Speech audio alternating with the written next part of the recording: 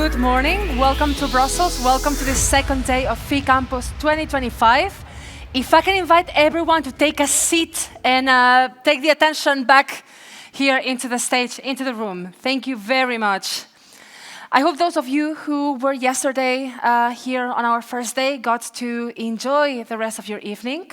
Those of you joining us here for the first time, well, very nice to meet you. My name is Anna, and I will be moderating and guiding you also in the next couple of days. Excited to get to know all of the faces I haven't met yet. So let's take a quick look into the program and what's in store for today. It's an intense program, as you can see.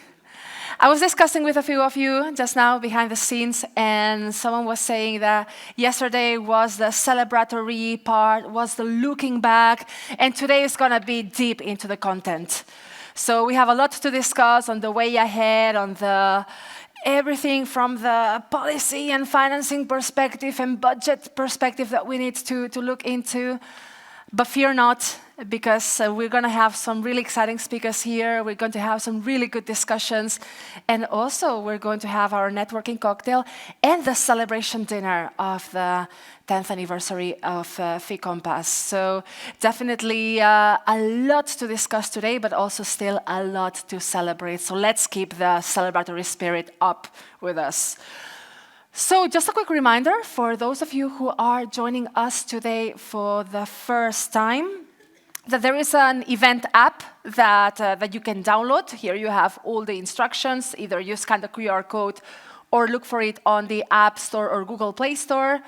You're going to be able to find there the program, the list of speakers. You will be able to connect among participants. And very important, you will be able to also vote for the Showcase Awards. Yesterday we had 13 pitches here of successful projects under 3 categories: growing impact, constructive collaboration, and innovation. And you have until lunchtime today to be voting for your favorites, so don't sleep on that. Also, remember that in a lot of the sessions, in most of them, you'll be able to ask questions to our panelists. For that, you can either raise your hand, and we will try to find you, even though the lights here are very low. Or you can also, in most of the sessions, you'll be able to use Slido, slido.com, and using the hashtag FICampus, and you'll be able to input your questions to our panelists. So let's get started, and we're going to be starting with some inspiration. How are we navigating to success in the 2035 landscape, so for the next 10 years? Our next speaker is the co-founder and CEO of Cocoly, which is supported by IBB Ventures, whom we saw yesterday on stage. It's Equity Financial Instrument, which is a pioneering Berlin-based startup that's redefining sustainable living through circular furniture. Under our speaker's leadership, Cocoly, which is short for Community for Conscious Living, has created a full-service marketplace for pre-loved designer furniture, showroom returns, and vintage pieces. Please, let's welcome on stage, and in fact, she will be welcomed by a video representing Cocoly, Gemma Comabella.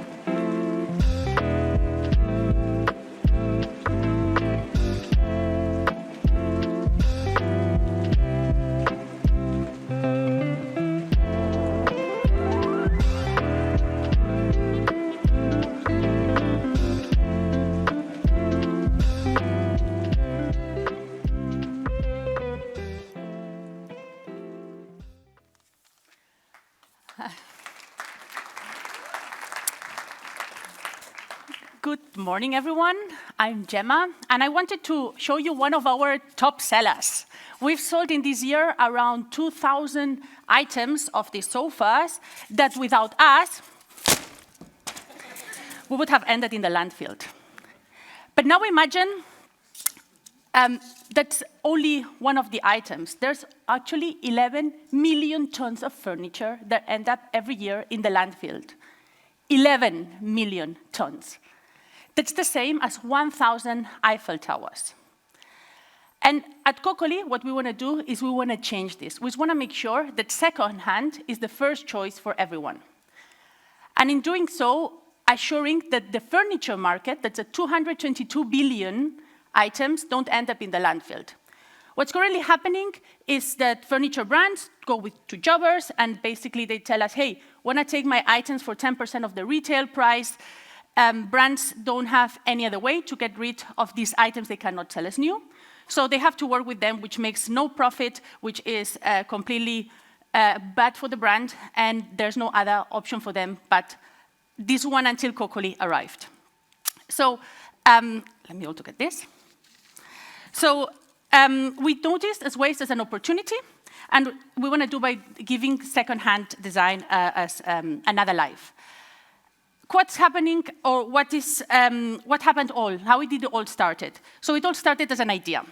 We went to furniture brands and we asked them, hey, what happens if we can take care of your items, your waste, the items you cannot sell as new? And they were all like, awesome, we're in.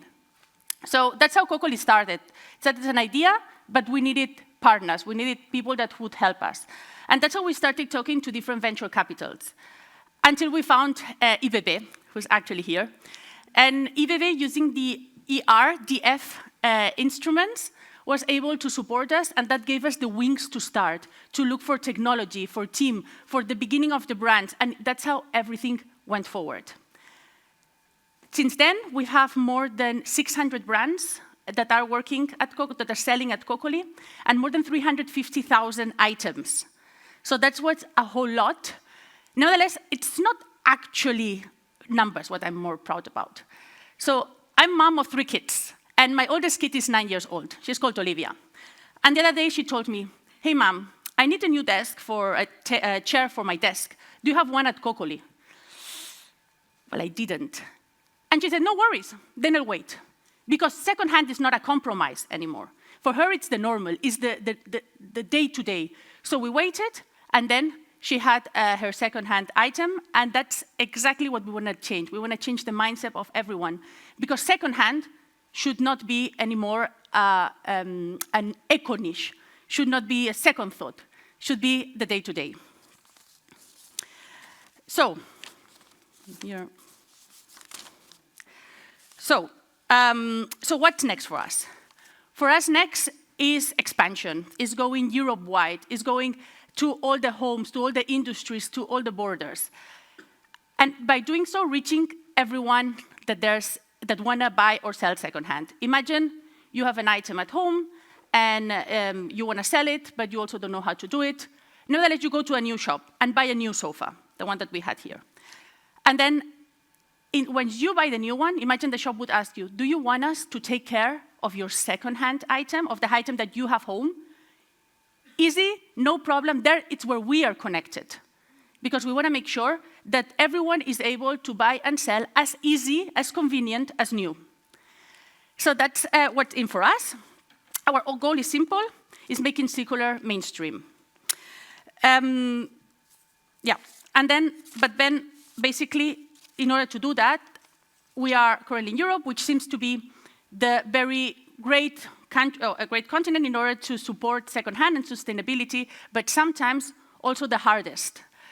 And I would like to talk about 3 areas that me as a startup are feeling needs to be some advance. On the first hand, we will talk about the European paradox. The second part, we will talk about gender bias. And the third one we will talk is going to be called the Valley of Death, leaving the theatrical part for the end. So when we talk about the European paradox, so you probably are aware, but when we sell secondhand, we actually need to check how much the item was bought for, how much we sold on, and we are taxed in the benefit. Not only us, actually the sellers. The sellers, when they sell X amount of items, they need to pay on the profits they've been making. While, if you buy something very cheap from Shein, there's not much tax that needs to be paid. At the end, we are making sustainability more complex, while on the other hand, we are actually taxing circularity and actually supporting waste. So based on that, there's some support or some need we need to help to make circularity our normal. While on the other hand, there's also the regime 28. You've probably all heard about it, right? It's the idea that let's have one Europe much easier in order to reach the different borders. Ideally, theoretically, is amazing. Practically, it seems there is 27 different opinions on that. Think about America, right? America, you can be the biggest American startup player because there is no rules. You're not going to be the local champion in Miami or in California. You're the US champion.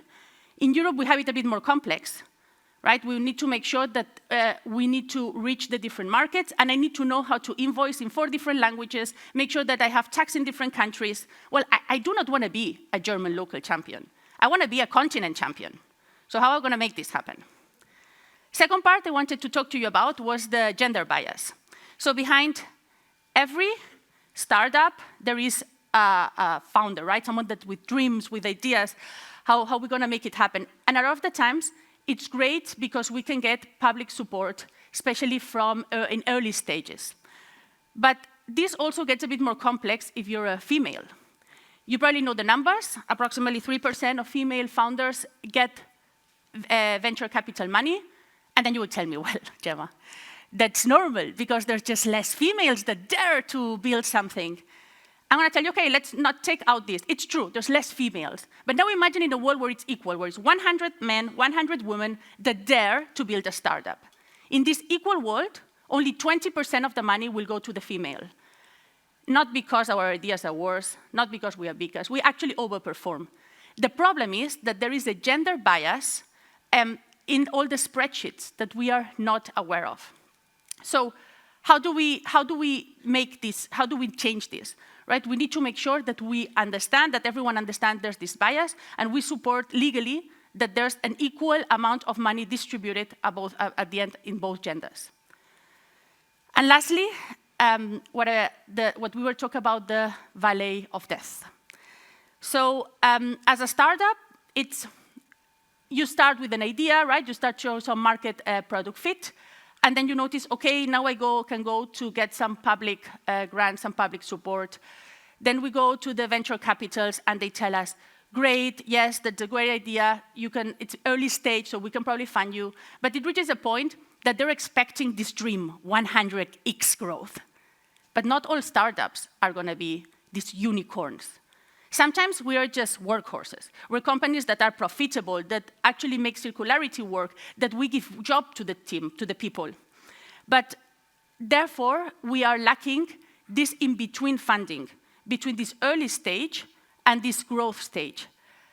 And this amount, that's where we need public support, public funds, not to grow, not to make this a 100 unicorn, but to bridge this between startup and scale up. So that's the three, I would say, the 3 parts, right, that wanted to mention, that was very important for me. The first one is, let's make sure that we tax not circularity, but waste. Let's make sure also that in order to support this funding, we do not stop, or we do not stop the agility that startups need. Let's make sure that there's the same funding between female and men. And lastly, let's try to have these companies support to become profitable and therefore to keep going and making the economy work. This, though, I have to say, has already happened for me, right? I've already got funding, we're already growing, we're going into the growth stage. So in order to start finishing, I wanted to first of all say, in beyond of all the Cocoli team, thank you. Thanks to the European Union that are giving also funds as LLP. Thank you to IBB, who actually helped us and have been there since the beginning. And also, let's make sure that we keep growing like this. Lastly, to finish my speech, I wanted to once more go to my daughter that I mentioned you all about it before. So the other day at school, they asked her, hey, what's the migrant, tell us about the migration story. And on top, I had it all. I was the female, I was migrant in Germany. So they said, okay, so that's, maybe we can put on the picture that she took. So as you can see, Kokoli is there. And it was very cool to see how secondhand and Kokoli is not only part of my story, it's the way how we are incentivizing the girls, the current days, the women of tomorrow, how to dare, how to build, how to do something unique. So thank you, and thank you also, I hope, Europe, for having our back. That's all.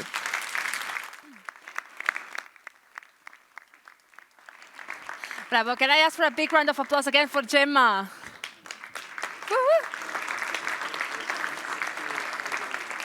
And thank you.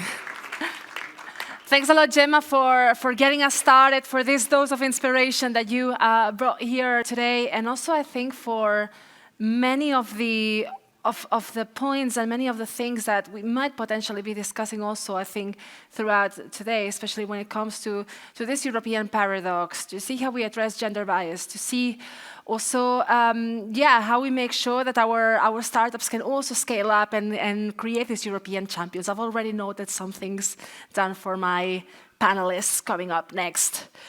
So with this scene setting, with this example of, I think, we can call it a European sustainability champion like Kokoli, and that has been supported by our partners here in the audience as well. It's a great moment to be moving also into the reflections of the achievements and on the way forward. So we're going to be moving on to the next session.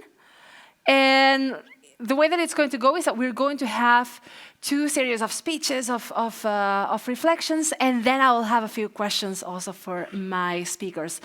So let's welcome them on stage. Let's start by welcoming Peter Verkovic, the director at DG Regio in the European Commission.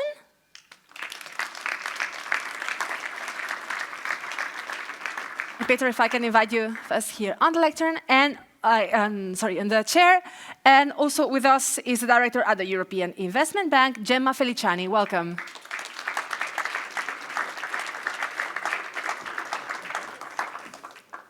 So Gemma, over here. Welcome to both of you. And Peter, I believe you're gonna get us started with some first reflections. So take it away. Please feel free to take the lectern for it.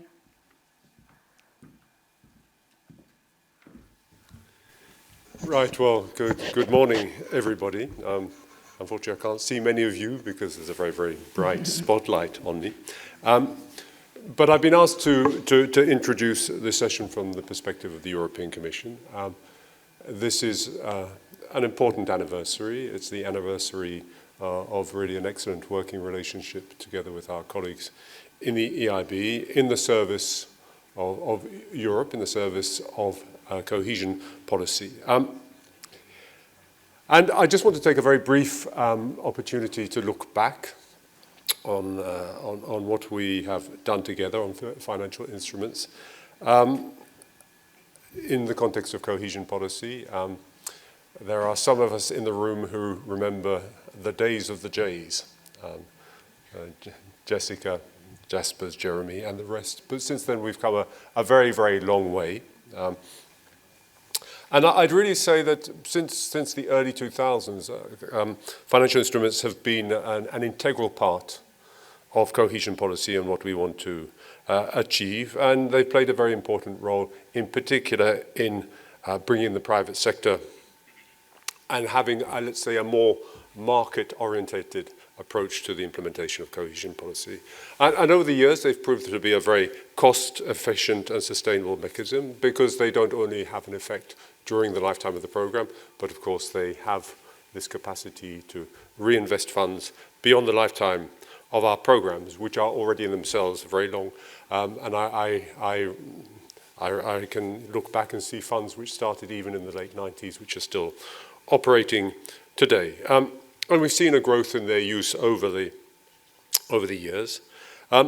And I think that one of the specific features of our instruments is that they fit within the broader philosophy of cohesion policy, that is to say, helping regions to catch up, a place-based approach, and of course the principle, which is very important to our policy, which is one of partnership. And as a result, our financial instruments now are embedded not only in banks, but in our programs, in the partnerships, in the households, in the firms, and the other types of organizations that play a part. And we've seen a significant increase in scope of the instruments that we have. We started out essentially focusing on small businesses, but we have moved into areas like renewable energy, energy efficiency, urban regeneration.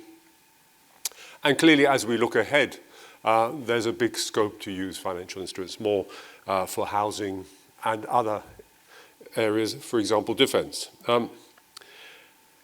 I think the lesson we draw from all of this is that financial instruments offer many advantages for us. They require work, they require upfront investment, but there is a clear payoff to them. Now, this takes me to FI Compass, because no one would pretend that financial instruments are simple. They require a lot of work, they require a lot of thinking, they require a lot of ex-ante design. And in this respect, the partnership we've had together with FI Compass has allowed us to go much further than we could have done on our own as the Commission services. And we have seen the success of this in the growing partnership we have had across the Commission. Initially, it was just DG Regio. But since 2014, we've been working together with Employment, with Agri and Mare. And we've also added, for the 21-27 period, our colleagues in DG Home. And clearly, this is a pointer for the future in terms of the appetite of both the Commission services and, I would say, the managing authorities and the financial actors in member states to broaden the governance system of the policy and to go into new areas of policy. Now, I think that we have created something with FI Compass, which is really a center of expertise, of knowledge in relation to the challenges of implementing financial instruments in places where they are needed, not necessarily where the market sees the best opportunities for returns. And this is something which is very, very valuable. And it's not just an institution, it is a lot of people involved in it, a lot of experts. And I'd just like to take the opportunity to thank everybody who has been involved in the implementation of FI Compass over the past years, because it is the people that make it work. But there are, of course, other stakeholders who've been involved in this. And I think that's the other value of it, is that we have an ecosystem which we see from today, which is here present, of connections and links between people and networks of different actors across member states, across Europe, and in sometimes cases outside Europe, engaged in this challenging task of delivering financial instruments. Now, we have on the table a proposal for the next MFF, and I'm aware that you're going to have the opportunity to have a further, more detailed discussion in a little bit with some very high-level speakers, so I won't say too much about that. But what I would like to say is that there are real opportunities for simplification. This is the first point in the new approach. Simplification never comes for free. My experience of this in many years in the Commission is that when you simply propose simplification, you end up at the end of the day with more complications. Simplification is something which you have to really build from the bottom up, and I think we have the opportunity to build a new system for financial instruments from the bottom up, which will be more streamlined but also more effective. And there we are in, let's say, big discussions with member states and with the European Parliament. But I just wanted to say I think we see three big payoffs in terms of the new framework. The first is to be able to do things more simply and in a more streamlined way, relying more on member state and regional structures, where the Commission has a more strategic role with greater focus on results as opposed to checking invoices. And I know this is an issue which is particularly close to the heart of many people implementing financial instruments, the reporting load associated with it. The second thing, and I think that is very important, and I think that's key to the missions both of the EIB and of course to the European Commission, is to deliver on EU objectives. We're facing very, very significant challenges ahead. We are absolutely convinced that financial instruments can provide us a great deal of help in meeting these challenges, particularly through the engagement of the private sector, but more generally in having a better use of public funds. A better use of public funds because they target more clearly the market gaps. And then finally, and this is, I think, a big challenge and require a collective reflection, is that there is also scope, and this is signalled in our new regulation, to support and build on reforms foreseen in the context of the Savings and Investment Union. And if the Savings and Investment Union moves forward successfully, then potentially there will be more resources available for investment, and we should be in a position to exploit those, particularly in relation to equity.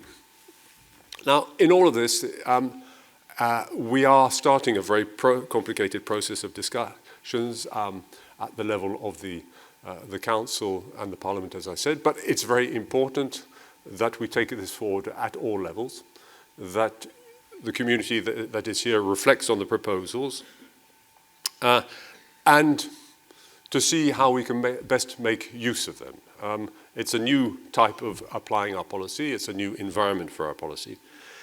And there's one issue that I would really like to highlight here, is that the next MFF will have an increasing focus on administrative capacity. This is something which we think is very, very important. It will also have an important focus on creating favourable environments, favourable regulatory environments with possibilities for reforms. We, in particular, are looking at subnational reforms. I know our colleagues in DG Employment are looking at a broad range of reforms as well, which could facilitate the implementation of their policy and their objectives. And this, I think, takes me to my last point, which is the role of FI Compass or its successor in the future. I think the first message that I would like to pass is that we see the support provided by FI Compass as an indispensable part of what the EU institutions offer to member states, to regions. There will be a need for support in the future. While we have seen that the capabilities of member states to implement financial instruments has improved over the past years, we should not be complacent. We are ambitious. We want to see more. We want to see more use of financial instruments in our programs. We want to see broader use of financial instruments in our programs in relation to these new challenges and objectives. And we want to see better financial instruments in the future. So we will need to reflect collectively together how we will achieve this. In the Commission, we are thinking about how to start this dialogue with member states, particularly in the context of the European semester exercise. But of course, there are many regional, local, sectoral bottlenecks that need to be addressed. And this we need to base on the knowledge that we have, the capacity that we have, and the expertise that we have, particularly in FI Compass. So just to finish on this, I'd just like to say a big thank you again to the colleagues who have been working on this in FI Compass, also the colleagues who work with us in the Commission in all the different services who have acted as an interface, and to say that this has been an invaluable part of the implementation of cohesion policy, and we look forward to cooperation in the future. Thank you.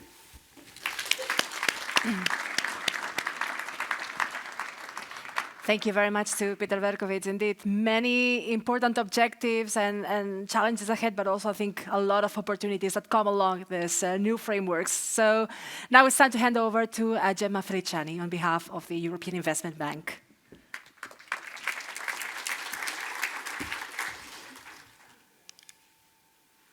Good morning, everyone. And well, it is a great pleasure to be here with you at this FI Campus 2025. It is my first time at FI Campus, but I can really feel the energy around, even if I don't see you, it's true, with the lights in my face, but also the sense of community, which is evident here. We heard of a very good start yesterday, a start of celebration, a start of looking at the past and the lessons learned, the impact that FICOMPAS has had, and how it has promoted the use of financial instruments particularly for the cohesion policies. So celebration is very good. But I think now we need to turn the page and look at the future, not just at the content, as Anna was mentioning earlier, but really at the future. And the future of the new generation of financial instruments, the future of the new chapter for the cohesion policies, and the future of innovation for the growth of Europe. So I'm very honored to be here with Peter Berkovic from DG Regio today, but also the colleagues from DG Employment. By way of introduction, I'm Gemma Feliciani. I work for I'm heading the Financial Institutions Department at the European Investment Bank. And earlier on this year, I've been taking up new responsibilities, particularly for the advisory services that the EIB provide in this platform. So FICOMPAS is something relatively new to me, but I have to say that being in the financial instruments and the financial institutions area, I've been following FICOMPAS from distance, but I've been observing how it can turn ideas into actions and actions into real impact. And we've seen how it has helped regions to unlock their potential. We've seen how it is supporting SMEs which are facing difficult times of uncertainties, and how it has transformed Europe with the green and digital transition. And we can think of these achievements as numbers in a report, but actually, I think Gemma earlier on, she showed how this is not just a number, it is a real impact on the citizens' life. It is the way we want to shape our future and the future generation, not just of the financial instruments, but of the people. But I come from the financial world, so numbers are important. And we couple at the EIB group, we couple advisory services with funding to the real economy. And just to give you a bit of the figures, last year we provided close to 40 billion of financing for cohesion regions across the European Union, and this represents 48% of all our funding across the EU. And in this way, we've surpassed our multi-annual budget and our multi-annual target precisely. Since 2021, over 140 billion has been channeled to support the efforts to reduce disparities amongst regions in Europe.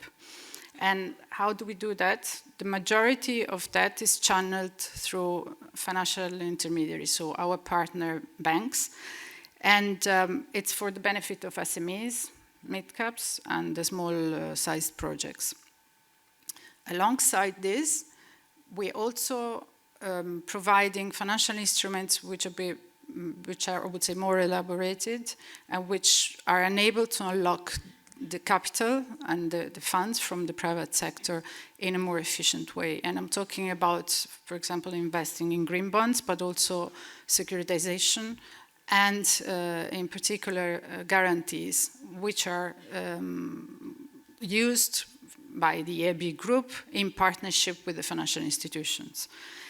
Let me give you an example. This year, earlier at the beginning of the year, we launched our contribution to the Clean Industrial Deal through two specific instruments.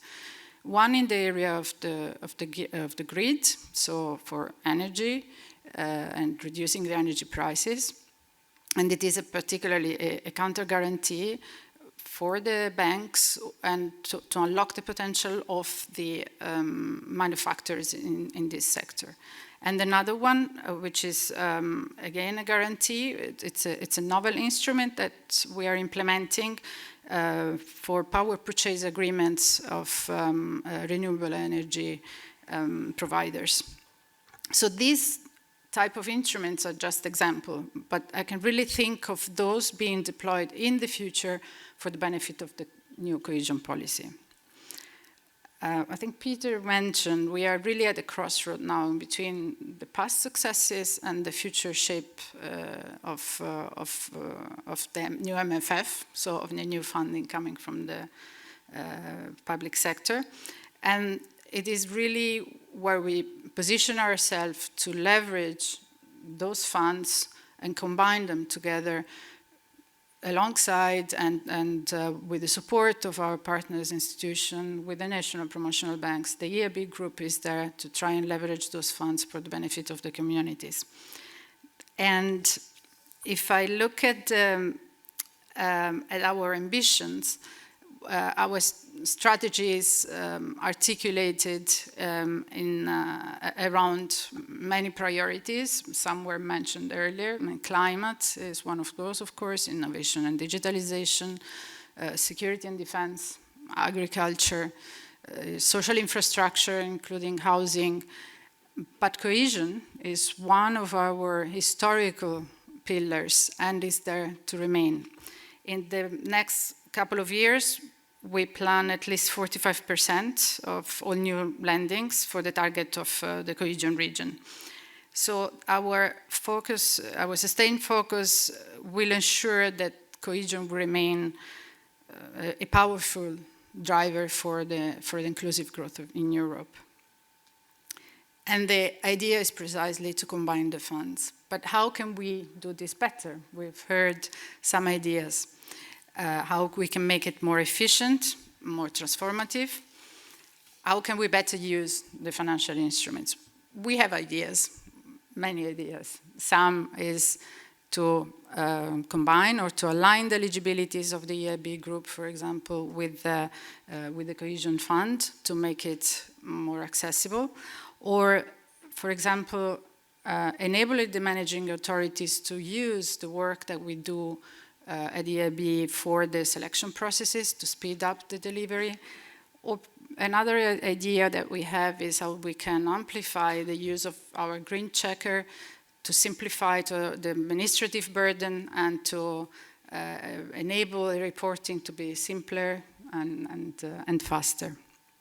So these are just our ideas, but I'm pretty sure that around this room there are many more ideas. So the encouragement here is to use the FI Campus as a platform to connect and to exchange those ideas that are going to shape the future.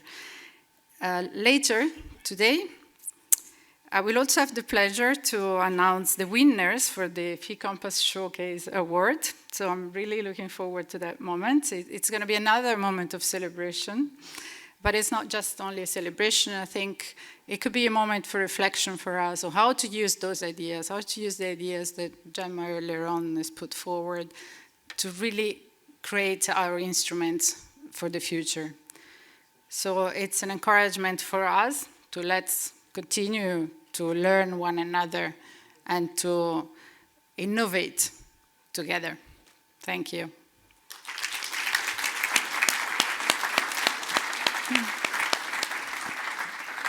Thank you very much to Gemma Feliciani for sharing these reflections with us. It's your first FI Campus, you said, but what a special one to to be joining with the anniversary edition and also the showcase awards that we're going to be sharing here on the stage afterwards. So I have a couple of follow-up questions for each one of you based on your presentation. So if I may start by bringing back Peter into the conversation and ask you, you've discussed, let's say, the wider European Commission goals also for the years ahead and in terms of the MFF. And I'm curious to hear from you how to ensure that those public policy goals, especially at subnational level, at regional level, are served by financial instruments. What are their role on this whole thing?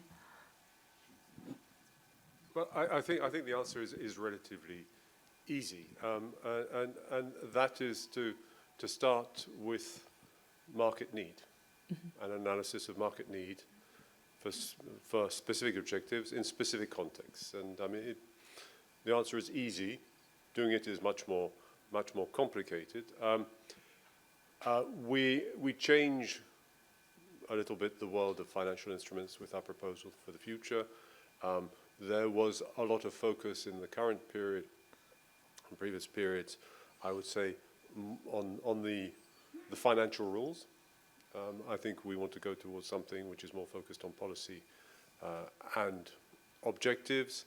And we will no longer have an ex-ante assessment, which was in some cases a bit of a formal exercise. But this doesn't mean that we should abandon the analysis which starts the process of designing financial instruments.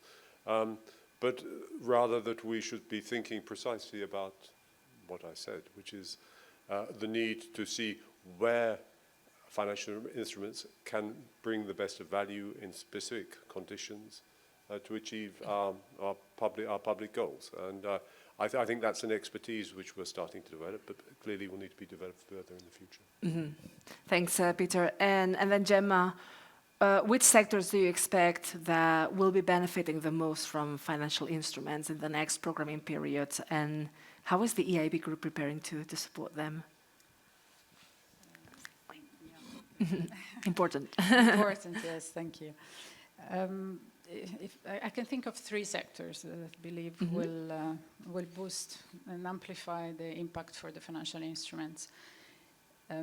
Innovation and digitalization, which we all know it's at the core, it's essential for the EU competitiveness.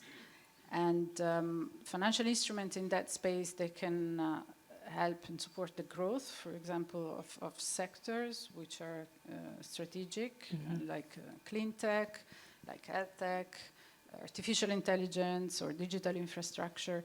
If I take as an example TechEU, to come to the second part of your questions and how the EIB group contributes. This is an initiative, probably the largest ever initiative that the EIB group has launched, of 70 billion of euro to be deployed by 2027. And that it will comprise both fundings and equity, and that aims at mobilize 250 billion of euro. The idea behind is really to turn ideas, like we've heard, from the conceptual stage into commercial success. So this is the first sector I can think of. A second one is the affordable and sustainable housing. What do we mean by that? We know that prices of houses across Europe are dramatically increasing, putting really a strain for families. And at the same time, energy efficiency is becoming a climate imperative in that area. So the financial instruments here can really help building a more inclusive urban development. And this is the way we're going to be using it. And we've been using this in the past. And another sector, last but not least important, is precisely the energy efficiency, which will remain probably at the heart of the next programming period, specifically with the focus on SMEs. And there, again, we've launched an initiative very recently for 17.5 billion of euro to the benefit of the SMEs.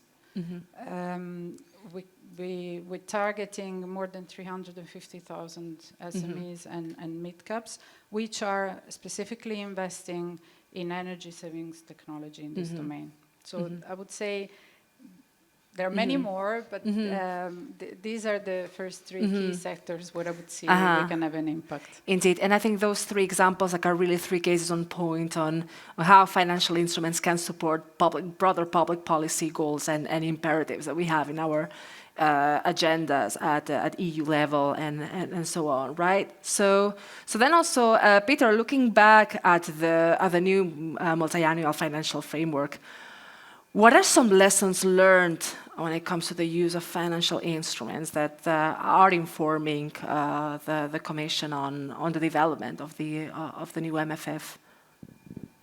Well, I mean, perhaps I answer immediately that question. I want to sort of just take a step back. And the step back I want to take is to say simply that we have over the last few years lived a very, very grant-rich environment. There has been a level of public expenditure, either through fiscal expansion at member states during the COVID crisis, but also from the Commission with the RRF, which has boosted the availability of essentially grants. And we will not live that in the future. I think we are absolutely at the high point of availability of public support from the EU, certainly, and also member states. And we will be in a situation where we have to mobilize other sorts of finance, and in particular private sector finance. And I think that for me is the main lesson that we can draw, which is the fact that we have a set of tools which help us to do precisely it. The lessons perhaps that we can draw as well is that perhaps in the past they have been too complicated, they have not been targeted in the right way, the balance between different types of instruments has not been the most appropriate to all of the objectives. But I think there's a very strong experience and knowledge that we have, which can help us navigate this new period to have better targeted and more streamlined instruments. Thank you. And then, so Gemma, looking ahead to the next 10 years, because also yesterday we happened to have in our panel discussions a question around, what's going to be the evolution, let's say, in the next 10 years. So looking ahead to 2035, how do you envision financial instruments evolving in terms of structure, in terms of accessibility, and also strategic relevance when it comes to these EU strategy frameworks? Yes, looking ahead, and I see more financial instruments. So the use of financial instruments will become potentially bigger, and we would like to see it more agile and also more efficient. Again, let me take an example. I mentioned earlier the Green Checker, which is the digital tool that we make available. It's freely available on our website to check the eligibilities and the energy alignment to our investments in climate, so the EIB Group investments in climate. If you really imagine in the future the potential that tool could have in amplify the use of financial instruments, let's imagine we could blend it, so align the instrument, the tool to expand beyond its current scope and cover other areas to simplify its use, but also to make sure that the digital innovation that are coming are embedded in our financial instruments and make their impact more efficient, more transparent, and more accessible. So there are many areas where we think that the financial instrument can be used, and in particularly when combined and coupled with the innovation and the digital technologies, which is upcoming. I like it because yesterday when we asked the same question, I think the same answer came. The more more financial instruments, more private capital unlocked, more actors, more non-financial instrument practitioners, more transparency. So let's hope for that for the next 10 years. I think in this way we can wrap up our session today. If I can ask for a big round of applause for Peter Verkovic and Gemma Feliciani.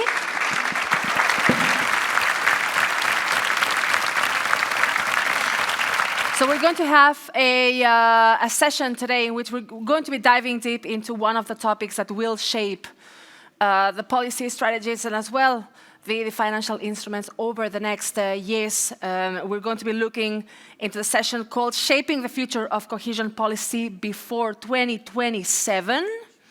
So very relevant topic if you already paid attention to our previous speakers, and now we're going to be going into the detail.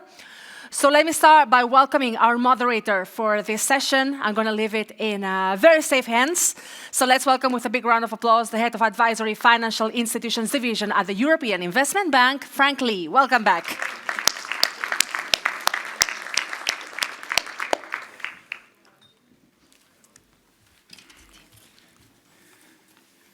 Okay. Problem number one, I don't have any light, so I can't see what I'm about to tell you. Anyway, hello again.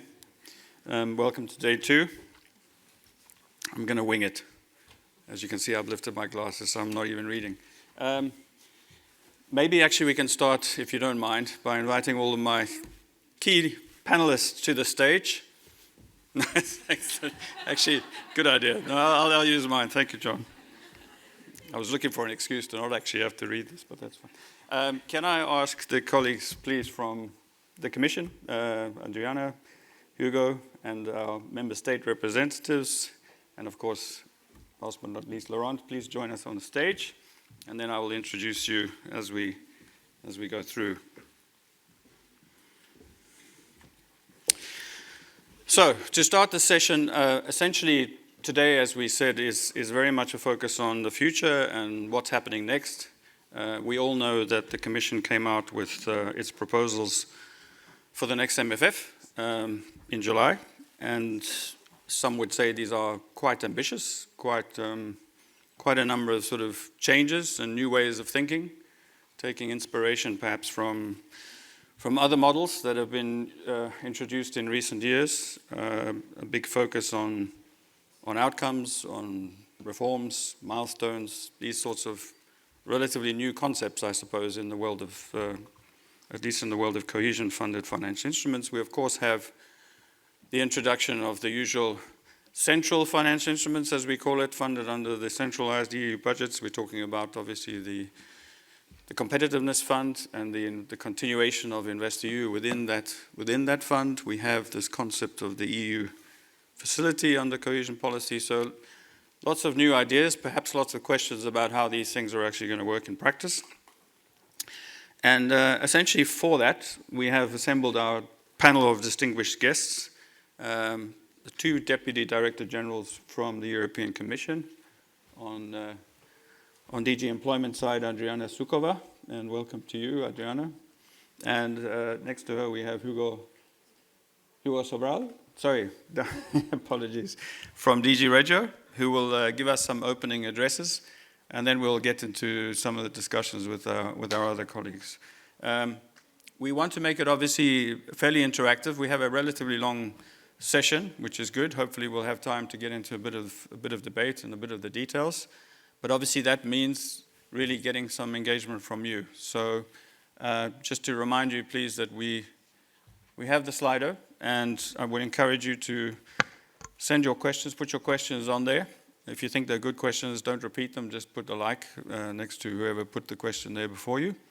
But more importantly, and I will obviously give the opportunity for those that are willing to speak today and put up their hand, you will have priority, if I can see you. And then we will, if don't have any questions, we'll move to Slido and cover it there. So please think of the questions as we now have the opening addresses. And without further ado, I'd like to call up Adriana Sukova, who is Deputy Director General for Funds, Fair Transition and Analysis in DG Employment. Adriana, please.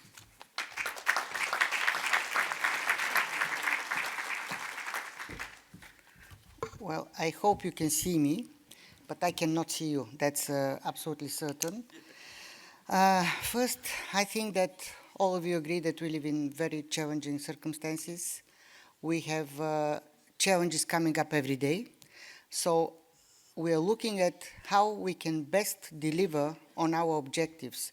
How can we best ensure that social objectives, especially in our daily work, are delivering to the benefit of everyone, be it helping people get employed, helping people get socially included or reducing their risk of social exclusion, be it children who have to ensure that we have to ensure that childhood is really promising and giving them the perspective of life, helping people with vulnerable situations or people of vulnerable background to advance in the process of their lives and also make sure that everyone feels well in our society. So I think that alongside with the EU high-level policy objectives, making sure that we create a Europe which is competitive, resilient, and also rapidly evolving, protecting its coherence, we have the clear task and ambition to make sure that people in Europe feel well. And they are the key factor for our competitiveness, for our growth, and for the resilience. I think that investing in people is the key that we are working on with European Social Fund, created already in 1957 with the Treaty of Rome. And we are providing assistance for people to get better jobs, to have stronger and better social protection, and everyone in Europe should have a social protection, that we have give the possibility of everyone to have access to education, to training, to upskilling and reskilling, but also to housing, and also target specifically, I believe, some of the target groups of your interventions, the intermediaries, financial intermediaries, like young people, women, and people with disabilities or from migrant background. Peter Berkowitz mentioned already, the budgets are under big pressure. And this is not only the EU budget, it's also the national budgets, which calls for using additional instruments, additional possibilities to pick up and encourage private investment to be engaged in the implementation of our policies, but also delivering on our objectives. And we know that through private capital, with different models and different means, we can really bring a win-win situation for the investors, but also for the beneficiaries. I think that we have to expand the use of financial instruments in this specific situation when we have less budgets and bigger and wider challenges. And we can already encourage the leverage of EU budget through financial guarantees and a number of additional financial products that serve best the needs. And this is very important to understand better what are we helping for and what we are not helping for. So we understand the gap and consider using additional instruments to close the gap of financial needs and investments. I think that building on previous experience, which was the previous session, is very important. We have accrued already 10 years of experience with the financial FI Compass and the advisory service, which I highly appreciate because it has been instrumental for making financial instruments better and widely used in the European Union. And especially in the area of social policy, I can say that in the 2014-2020 programming period, we had 11 member states who have committed close to €1 billion in program contributions. And these instruments are successfully supported, have successfully supported over 17,000 final recipients, including more than 9,000 micro-enterprises and 7,000 individuals, primarily through loans and microloans. In the current programming period, where the financial instruments are still one of the important means of implementation, we see continuity and also expansion. So we have Croatia, Greece, France, and Romania who have also designed financial instruments under the European Social Fund for the first time. So it means that confidence is growing that this can be a vital and so useful tool in delivering for people.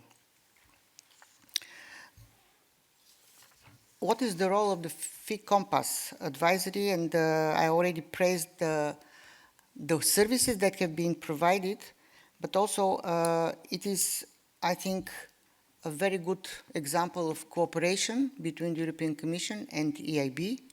It's also developed a number of useful instruments for the financial intermediaries that can be used off the shelf and help develop their own products, but also facilitate the work of the final recipients in applying and also receiving their support through different instruments and different measures. The FI Compass organizes regularly the FI Campus, where a lot of exchange of experience happens and a lot of best knowledge and capacity building is done, and this is really one of the objectives which will continue in the future to be an upfront priority, because using the advantages of the advisory service provided by EIB will increase and enlarge the use of financial instruments. There is a very close relation and synergy with the InvestEU, which is one of the 4 windows of InvestEU. Currently is the social and social investment and skills window, and there we have 2.8 billion assigned for social investments and skills, but the guarantees already amount to 1.7 billion. So we are close to full absorption of this availability. Of course, this is needed and very useful to be an important method for social inclusion throughout Europe, with microfinance products lifting thousands of vulnerable people out of poverty, giving them perspective, and also reaching around 60,000 recipients, supporting around 2,000 social enterprises. That's our final objective with these 2.8 billion, which have a very good leverage effect in calling up and crowding in additional funding. Financial instruments are not only cost-effective, but they are also efficient in delivering positive social and economic outcomes. And we have one example of a study done for the French microfinance products, which shows that €1 invested delivers €5 of financial and social returns via paid taxes, saved social support, and impact on local economic activities. And the fact that investments and financial instruments help local communities is really one of the biggest positive outcomes of supporting social investments with financial instruments. And financial instruments we are convinced are a useful tool for the implementation. That's why they are agreed to be part of the next MFF, and they will deliver on the huge investment needs, strengthening the resilience and cohesion of Europe. A large part of this support will be channeled through the new national and regional partnership plans, and I can assure you, some of the colleagues who are part of the negotiations in the Council are here, that the discussions in the Council are very, very active and tense, and the national, regional and partnership plans will be one of the main tools of spending the EU budget in a more efficient way, with a single rule book for all the funds that are under shared management, but also streamlining them along the lines of the priorities and specific objectives that have been identified in the proposed regulation.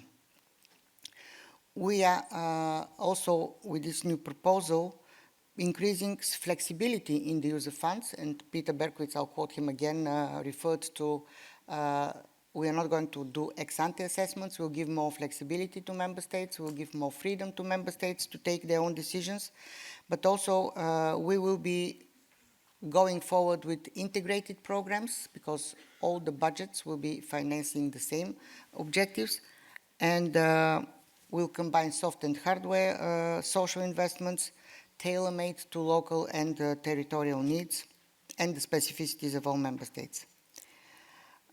It was already mentioned that the next programming will be even closely linked to the European semester, and currently I can announce that yesterday the autumn package of the European semester, which gives the more global assessment of our economic and social development, was adopted by the Commission, by the College. We have in the spring package the next level of country reports and country-specific recommendations, which will be the basis for the programming for post-28. I think that it's very important that in terms of implementation, financial instruments are considered at the beginning of the programming. And they can also benefit so much of the new process on the new, the novelty for the next MFF, which is result orientation of cohesion policy.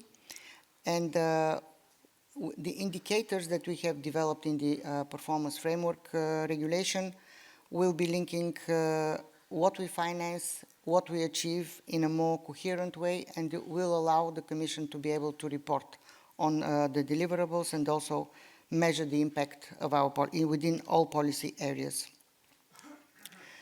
InvestEU will continue to exist within the European Competitiveness Fund, but within the national and regional partnership plans, we will have the EU facility, and we will keep there is the possibility of using part of the EU facility to also support the development of financial instruments within the remit of the InvestEU.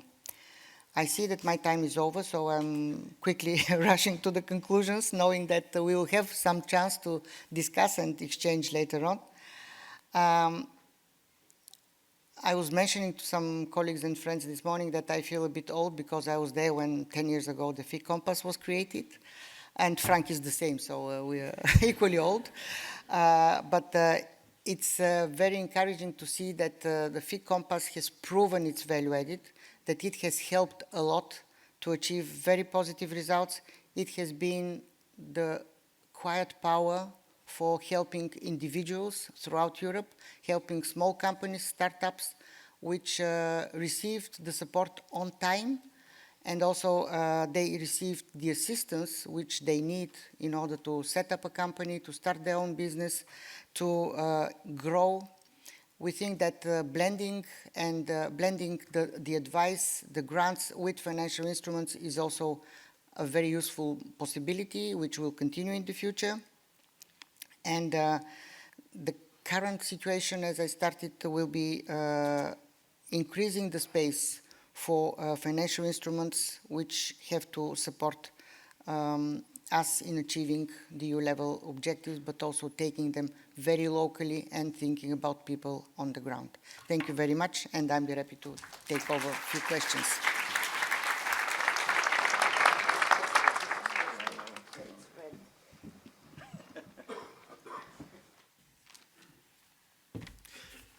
Thank you, Andrea, and apologies for the red flashing lights, but that's unfortunately how we have to manage people's time in this place.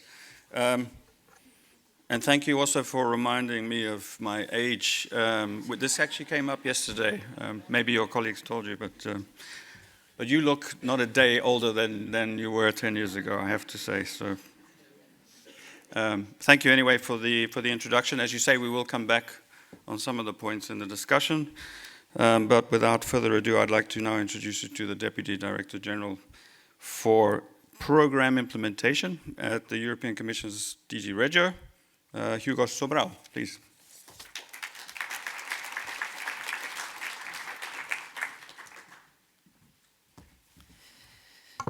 Thank you very much, and good morning to all. It's a pleasure to be here, and it's a pleasure to see so many of you. I'm sure someone has already joked about the national strike today, so It's good to see that this hasn't prevented you from coming and from filling the room.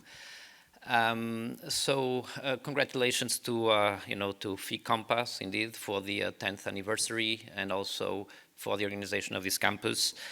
I think FIC Compass has proven its worth over these years in multiplying the effect of EU financing and increasing its impact on the many beneficiaries. So we should give you a broad picture of how the future will look like, which is always risky.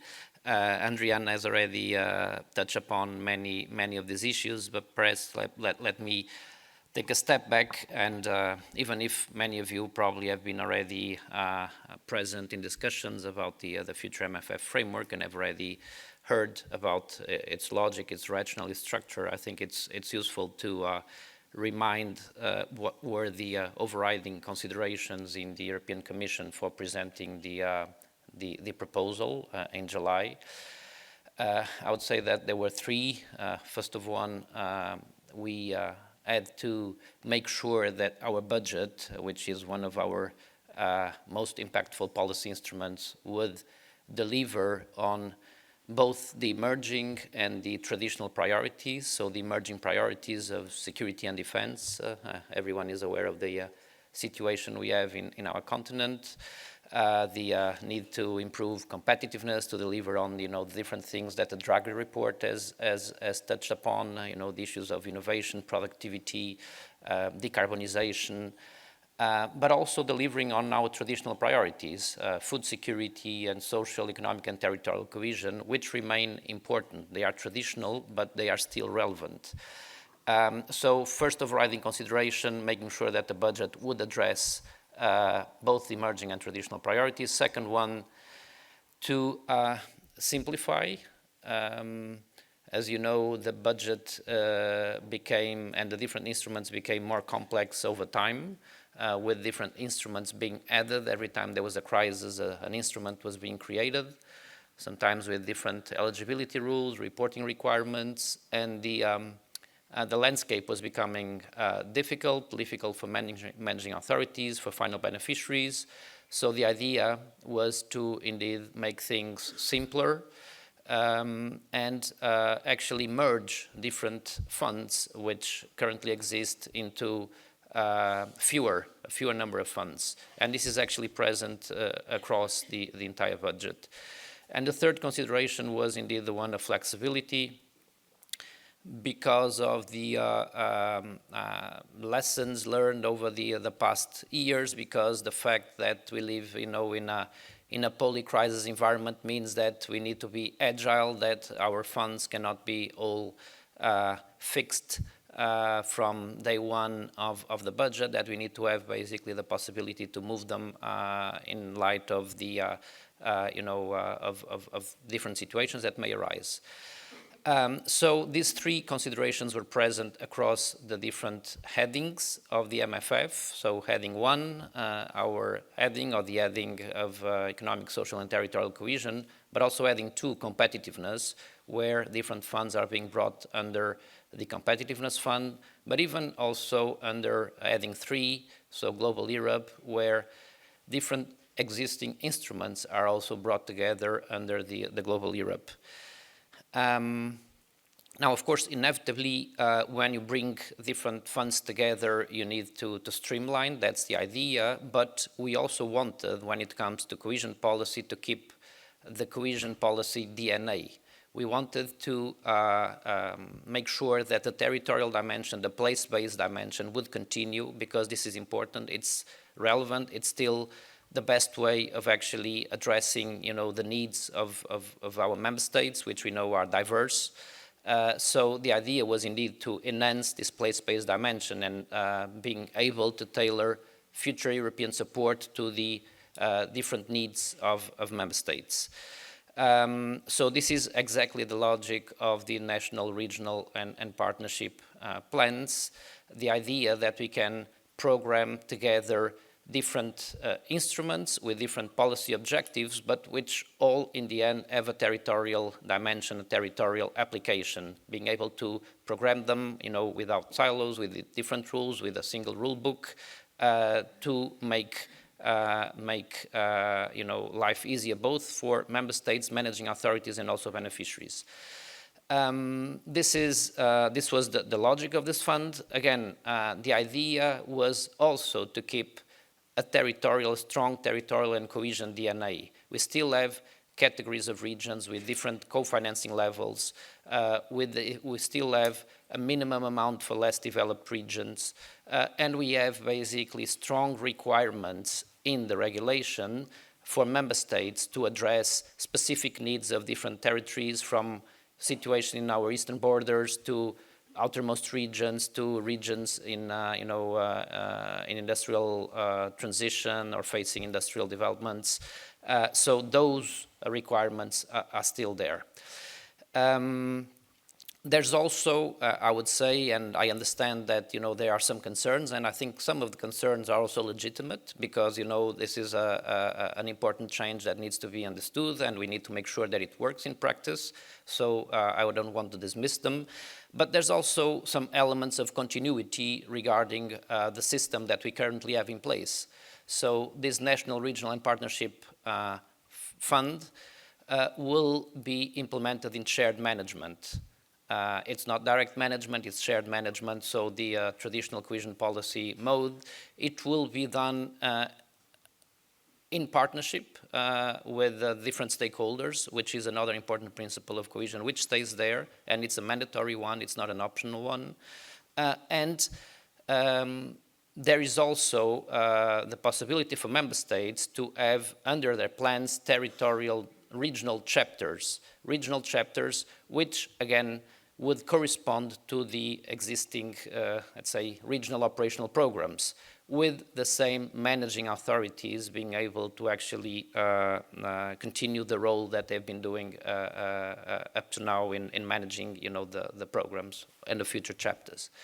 So there are strong elements of continuity as well in what the Commission has proposed. Now, of course, there's a heavy and lively discussion both in the Council and in the Parliament on how to calibrate this and how to make sure that indeed our objectives, are best delivered through this model.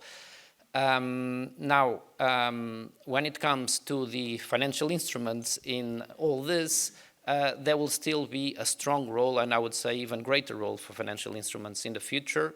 As you know, when it comes to cohesion policy, financial instruments have been introduced already in the programming period 2000-2006, and have evolved since then, have grown in importance. Currently, we have 22 member states in 2021-27 using financial instruments when it comes to ERDF funds, with 17.8 billion euros, both ERDF and Cohesion Fund, mobilized in financial instruments. And we all know, and I don't have to tell you this, the importance of this in order to, be able to reuse funds in order to create leverage, to crowd in private capital, the importance of these financial instruments. Also in a place-based dimension, because there are also financial instruments, the great vast majority has been on supporting SMEs, also on promoting energy efficiency, but there are also financial instruments with a place-based dimension, for instance, supporting urban development and urban development strategies. So I think this combination of having financial instruments with this place-based dimension has been the secret of success so far, and we would want this to continue in the future. As been mentioned, there is in the future, I think, also an attempt to simplify how these financial instruments can be used. Again, the exemption from this ex-ante assessment has been mentioned, but I would say that the simplification of the overall framework will help to actually develop more financial instruments, because one of the things, even though I'm relatively recent year in the job, one of the things that I've heard now in the context, for instance, of the midterm review, in the context of the implementation of 21-27, when we are trying to encourage member states to set up financial instruments, is that what we hear is that these are sometimes difficult to create, they take some time, there's a lot of bureaucracy involved. So what we want in the future with a single framework for the implementation of NRPPs, hopefully there will be more space, more bandwidth to actually concentrate in developing financial instruments. The financial instruments themselves will also be simplified. Of course, we will need to adapt them to this new model, so the performance-based model, so the milestones and targets. But I think, this is something that can be done. Decomposing financial instruments, and the moment we set up, the moment that it starts delivering, the moment that results are there as different milestones in the process of setting up these financial instruments. So to conclude, just to tell you that the work of Fee Compass, I think, will remain important, because the use of financial instruments will be greatly enhanced, not just the EU-wide financial instruments that will remain, but also financial instruments in the context of shared management, which again have this, are much more anchored to the ground, are much more anchored to the realities of the different territories, and that's how we want to continue work with them in the future. Thank you very much.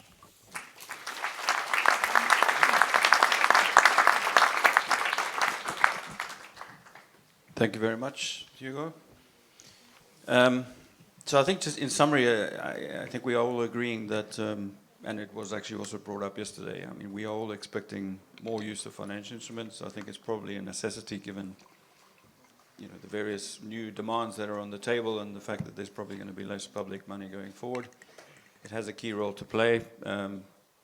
You've also mentioned the various possibilities under which these can be created. Adriana, you mentioned the EU facility and the link potentially with the Competitiveness Fund. I liked your quote, by the way, the quiet power.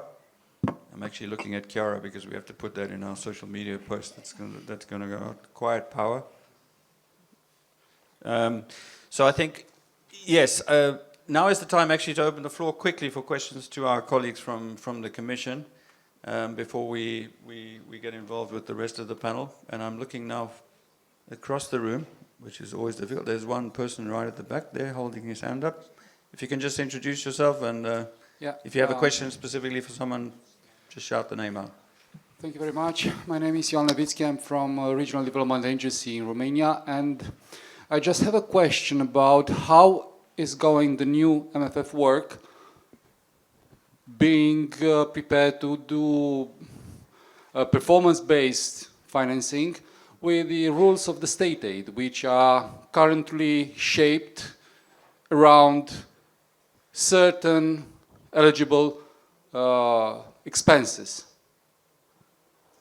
So, and the next question is, a follow-up question is, do you have in mind to modernize the state aid rules and the state aid frameworks in order to streamline the cooperation with the rules, the new rules for the financial instrument? Thank you. Yeah, thank you for the question.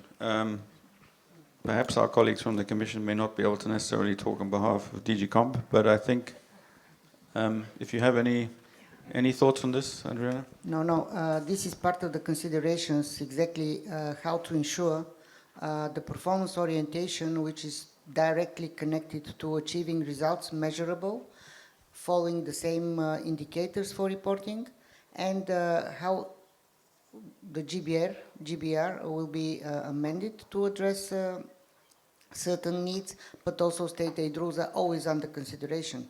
I can assure you that there is an internal discussion of, in general, level playing field ensured by all implementing partners and all beneficiaries of EU funding, but also making sure that some rules are not hampering achieving the objectives and delivering results. So I cannot give you the final decision, but this is under discussion, I can assure you. Thank you. Yeah, Hugo, do you want to? Nothing to add? No. Are there any other questions from the audience? Yes, fantastic. Martina here in the front. And there's one person back here on the right I can see. So, Martina first. If you can bring a mic to the lady there. Sorry, go ahead, Martina. Yes, Martina from Bulgaria. So my question, I'm reading a lot about this new potential MFF and there are analyses that actually this re-centralization of decision making will jeopardize the coherence in current structuring. I mean, there is too much power in the hands of member states this is what analyses are saying, and putting many programs in one big bucket, it's a little bit fear that member states will put more money in priority areas for them and will lose the EU coherence. And maybe, yes, after this keynote, I could say that from your side, it's different, but this is what the sector is fearing of, that re-centralization will jeopardize this coherent DNA in European negotiation. Hugo, yeah. I think you made the point already quite a few times that that's not something to fear, but please. No, this is indeed one of the questions that has been out there and has been, very intensely discussed. And as I've said, I mean, some of the concerns are, legitimate, and I think everyone needs to understand and actually, project itself under the future setup. What I would say is that, inevitably, as I was saying, when you bring together, when you merge different funds and different instruments, you try to simplify things, so you cannot just replicate all these different funds and instruments, their current rules. So you need to change something. But again, what we tried was to keep, as I've said, the cohesion DNA and the territorial dimension DNA in the future project. And one thing that is indeed that will be, I think, one of the advantages of the model is the possibility of having more synergies in the programming of different, instruments and policy areas. Instead of programming them separately, you can actually do it with a comprehensive approach. So there will also, because of this, there will need to be more coordination of, how you are going to implement. This doesn't mean that there will have to be a centralization. So coordination, yes, not necessarily centralization, because I would point you to the fact that currently, for instance, in cohesion policy, under the current CPR rules, there's no obligation for member states, for instance, to have regional programs. So each member state can decide to, have either a national program, a sectoral program, regional programs. I mean, there's a different mix. This is exactly the same thing in the future. So we are allowing member states to devise their national and regional partnership plans according to their constitutional requirements and administrative traditions. I would expect continuity there. I wouldn't expect a member state, that currently manages cohesion funds through different regional programs to actually have one single plan in the future, one single national plan. Because this wouldn't make sense, and the Commission would have a view on that. I think we would question, why would, this change be made? Why would the plan no longer have regional chapters? And in the regulation, we actually have very strong requirements on the need for member states to address the specific needs of different regions. So there will be much more, there is flexibility indeed, but there will be a lot of negotiation upfront on how the whole thing needs to be designed. And the Commission, of course, and Adrian has mentioned the European semester as the reference framework.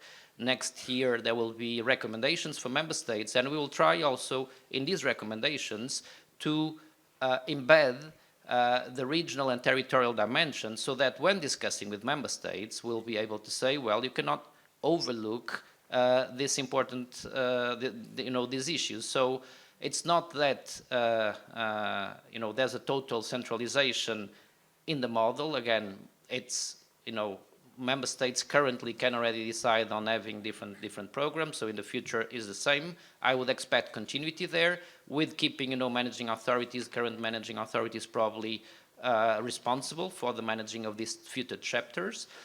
And the Commission will have a say on how member states also will organize themselves. I mean, and we'll try to see how the different specific objectives of the regulation are being fulfilled and what is the model that is being used to deliver them. So, but having said this, I mean, the discussion is still starting.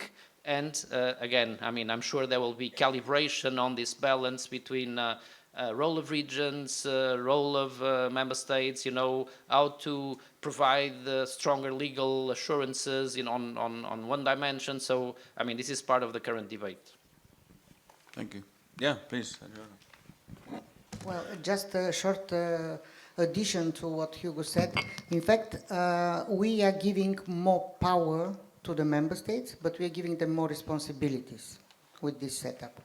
And I can tell you that in 21-27 programming period, the Commission proposal was that we don't want to have a coordinating body. Member states are free to decide how they coordinate among different programs and so on. And the coordinating body article was introduced upon the demand of member states.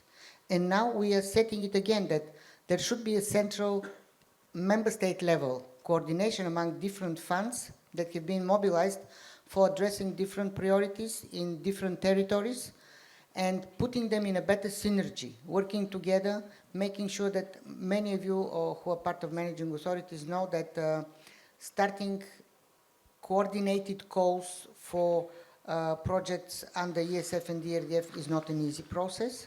So we'll be trying to put this in a more coherent way, in a more seamless way within one plan and one program. And the chapters of the program, of the plan, will allow also if there are, as Hugo mentioned, the management control systems and the financial responsibilities, if there are issues within one chapter, this is not blocking or suspending the entire plan. It's only relevant partially for the plan implementation, so it is only affecting the respective chapter.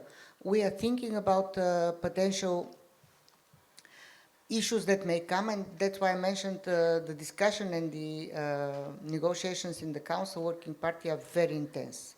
We're waiting now for, in the new months, to have the position of the European Parliament on the national plans, but the objective is to take away, to step away and step aside from all the details that everyone complained so far, being tedious, being complicated, and focus on what we are achieving and giving, under shared management, as usual, the responsibility to member states to decide. And also we have a predefined allocation for less developed regions, because that's the overall objective of cohesion policy, to reduce differences and among regions in European Union and member states. So this is already a guarantee, a safeguard for less developed regions there. Thank you. Thank you. I have red lights flashing in my face, but I think we do have another, and there was another question, and I want to give that opportunity even if we're running a bit late, but I would then hope that the answers can be short and crisp so we can move on, but please, last question. Thank you very much. My name is Katarzyna Peltz. I'm a PhD candidate at Aalborg University in Denmark. My PhD is based on my 10+ work experience at Interact, which is a cohesion policy program supporting Interreg, European Territorial Cooperation. Thank you very much for your outlook about the future of financial instruments. I would like to focus especially on territorial dimension. What are your views on transnational financial instruments? For example, operating in Interreg programs. Do you foresee this kind of development, or I would be very interested to hear your views on that. Thank you. Any views? Hugo? Thank you. Well, first of all, Interreg and the territorial dimension will remain an important feature of the future framework. It actually it's probably the part that is changing the least from the cohesion policy programs, precisely because I think there's also recognition that it's important in its different strands, both the cross-border, the interregional, the cross-regional, when it comes to the promotion of cross-border dimension in the future framework, again, Interreg will play an important role, but we'll also have the facility, which we haven't developed, here in this session, and the facility is also supposed to look. The facility, it's kind of the EU pillar of the National and Regional Partnership Fund. So there's a fund which will have a part that will be distributed to member states, and there's a part that will, let's say, will remain managed by the Commission, but can be actually also managed in shared management, in direct or indirect management. And the idea is to actually promote actions that cannot be done within the confines of the national plans. In particular, all this cross-border dimension as well.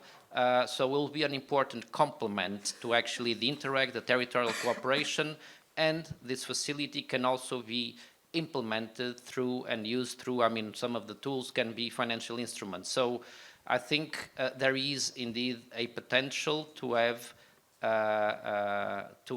more of this in the future, a transnational dimension for these financial instruments.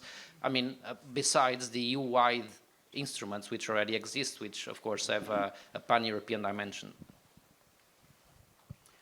Thank you. Can I add a quick comment from member state, actually?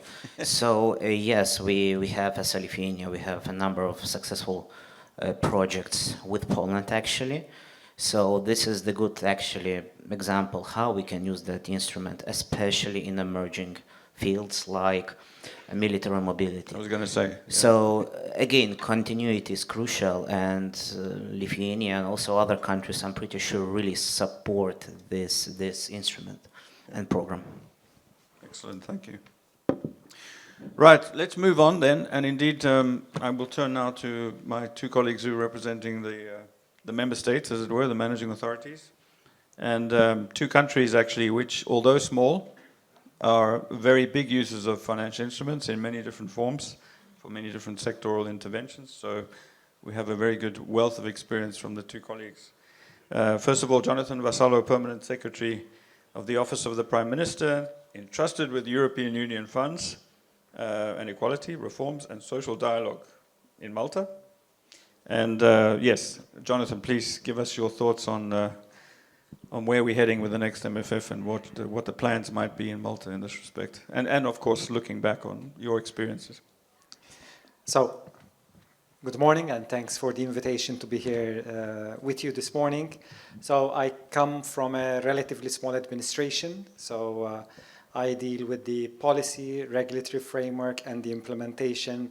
So unfortunately, I have no one to blame when it goes wrong. So that's the beauty of when you're in a small administration. And in fact, when I hear colleagues speaking about future plans, I start worrying, okay, who's going to do all this? Who's going to take the brunt of what we need to do? But although we are small in terms of as an administration, on the other hand, we've taken up the use of financial instrument quite early on. We were a little bit difficult to convince in the beginning, as one colleague here knows very well, because obviously there's no one to blame. So if it goes south, then you have to answer for the money that was not used for a road, for a hospital, but it was used for a financial instrument. So, but that on the other hand is one of our strengths. Our strength is that it is very personal. What we do is personal. And in fact, that's why I enjoy when people are speaking from a very personal experience, because it means they are engaged and involved in the decision-making process and want to make this work. And I think this is one of the key strengths. When it comes to financial instruments, I think if you look at the past, what have you to look forward? Because I think that's the key question here, is when we look at the past, financial instrument was one of the first instruments, if you reflect a little bit upon, that had an obligation to assess why you're doing what you're doing, the famous ex ante. So the principle was, why do you want to do it? It's like when we have kids and you ask them to do something and they ask you why, and you wrap your head, isn't it obvious? But effectively, it may not be that obvious. And I think, so I think one of the success was that we were pushed to assess and understand why we are doing what we are doing. And although in the future it might not be called an ex-ante assessment, that understanding what is the gap that we're trying to fill, it's critical. It's imperative. Without it, you're trying a leap of faith in the dark, which is never good when you're using public money. Because let's forget, this is EU taxpayers' money that we're using for something specific. So I think looking at the past and in the future, one of the successes was an understanding of why we are doing what we are doing. Because the reality in Malta is different from the reality in Italy, France, Bulgaria, Lithuania, Latvia, and the other 27 member states. So for some countries, equity instrument makes sense, but for Malta it does not. For Malta, a guarantee instrument makes more sense. And if I had to reflect on the past, is obviously there is a push, do more, use more financial instrument, specific targets, X% of your program has to be through financial instrument. But how? How will you change a grant culture to a repayable instrument kind of culture? Not easy. And coming from a small member state, where your next door neighbor might be a beneficiary of structural funds, of a grant, and suddenly you're telling them, no, now you need to take a loan, it's an important consideration. So looking forward, if we want more financial instrument, we need to learn from the experiences, the positive experience we've had of blending grants and financial instruments. And I think, as it was said yesterday by Emily, now, okay, there is shared management and then there are decentralized instruments. We've gone through this experience in this programming period. So we had a small allocation for an energy efficiency financial instrument. At the same time, we have the Malta Development Bank having an InvestEU strand. So how we can combine the two? I'll tell you, we explored it, very difficult and extremely complicated if you try to do. So in the future, I think this is all EU money.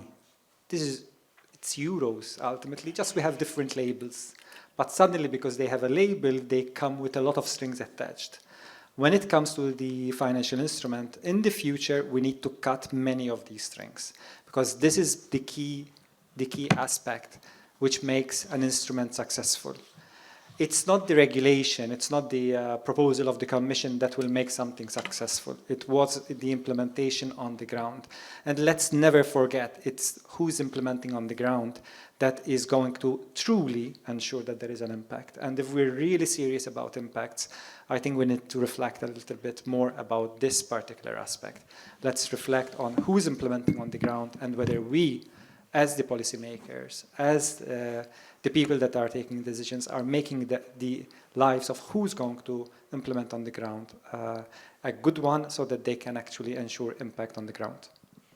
Super. So simplification.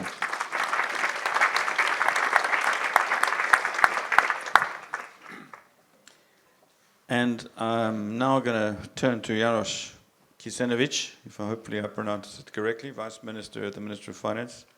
And Jarosz, I see you've been writing lots of things down, so I'm sure you have a few messages now to give us. And obviously in Lithuania, a long established track record in implementing financial instruments in many different areas. So please, we're looking forward to your thoughts. So first of all, thank you for the invitation. It's a great pleasure to be here. It's actually my very first time at FI campus, but I really enjoy these conversations, discussions with a group of like-minded professionals, leaders across Europe. This is a very important actually thing. And when I listen this comments, presentations, yes, it's important to identify real funding or financing gap, but moving above slightly from a helicopter point of view, it's really about long-term Europe investment strategy. So that's why we have to look a very holistic way what we would like to achieve in long-term plans. Of course, we have emerging risks. Of course, we are. Someone can tell that we have too many problems and too many challenges in Europe right now, but let's focus on very long-term strategy. And of course, financial instruments play a crucial role here. This is nothing new, this is not a surprise. That's why we can be proud of what's already been achieved. But again, let's focus what can else be achieved in a long-term plan. So, looking from real issue perspective, from funding gaps or financing gaps perspective, yes, it's very important that direction, that financial instrument should come to that place where it has been identified. But at the same time, financial instruments should be with a very tailor-made way and solution. So the response to that issue should be very clear. That's why we need, again, simplification and efficiency. Actually, what we can achieve only by simplifying actually existing models, we will be able to achieve our long-term goals. That's why I really welcome Director Berkovic from DJ Regio comment about simplification, because I think we already identified what can be streamlined and where our bureaucracy should be tackled. So this is one thing. Another thing is that to continue that journey with the financial instruments, we have to choose and understand real priorities, where our focus should go. And I really enjoyed listening Director Sukova in terms of how continuity is important and why we have to enhance this. And having the right focus, the right priorities, again, with financial instruments, we will be ready and capable to achieve our objectives. Now moving to these potential focus areas. First of all, it's expanding scope. Why we have to do this? As Director Sobran mentioned, geopolitical situation changed a lot, and without protecting our borders, we can speak about any successful implementation or long-term plans. That's why it's important to add strategic fields such as defense innovation, dual-use technologies, advanced industrial project, and strategic infrastructure. What last weeks showed what is happening on our eastern border. We now even better understand why strategic energy infrastructure is important. And unfortunately, Ukrainians can see it almost every night. So that's why resilience and security, this, I would say, top priority in terms of financial instrument development. Second thing is, again, it was mentioned before, how to attract private investments. Because only by combining public with private, we will be able to achieve maximum. And in Lithuania, we have good examples. We know how to multiply €1 having additional 4 or 5 euros. In venture capital, it's even a higher rate, from 1 to 11. So we know how to do this, and that's why it's important to attract private capital. Third thing is enhancing overall market ecosystem. We have in Europe, we have so many challenges with our capital market, and Lithuania or other Baltic states are not exemption. So financial instruments definitely can stimulate and develop capital market, but at the same time, intermediaries that offer alternative financing instruments and solutions. Last but not least, this is potential what we have on the ground. So on one hand side, European Investment Bank has this very clear strategy, mechanism, infrastructure, international experience, network. On another hand, we have local knowledge, we have local experience on the ground, and of course local needs. So I think the combination of these two dimensions are critical but possible. Again, I can agree that it's difficult to combine and find the best solution, but it's possible, and this should be our direction of travel. Thank you, Janos.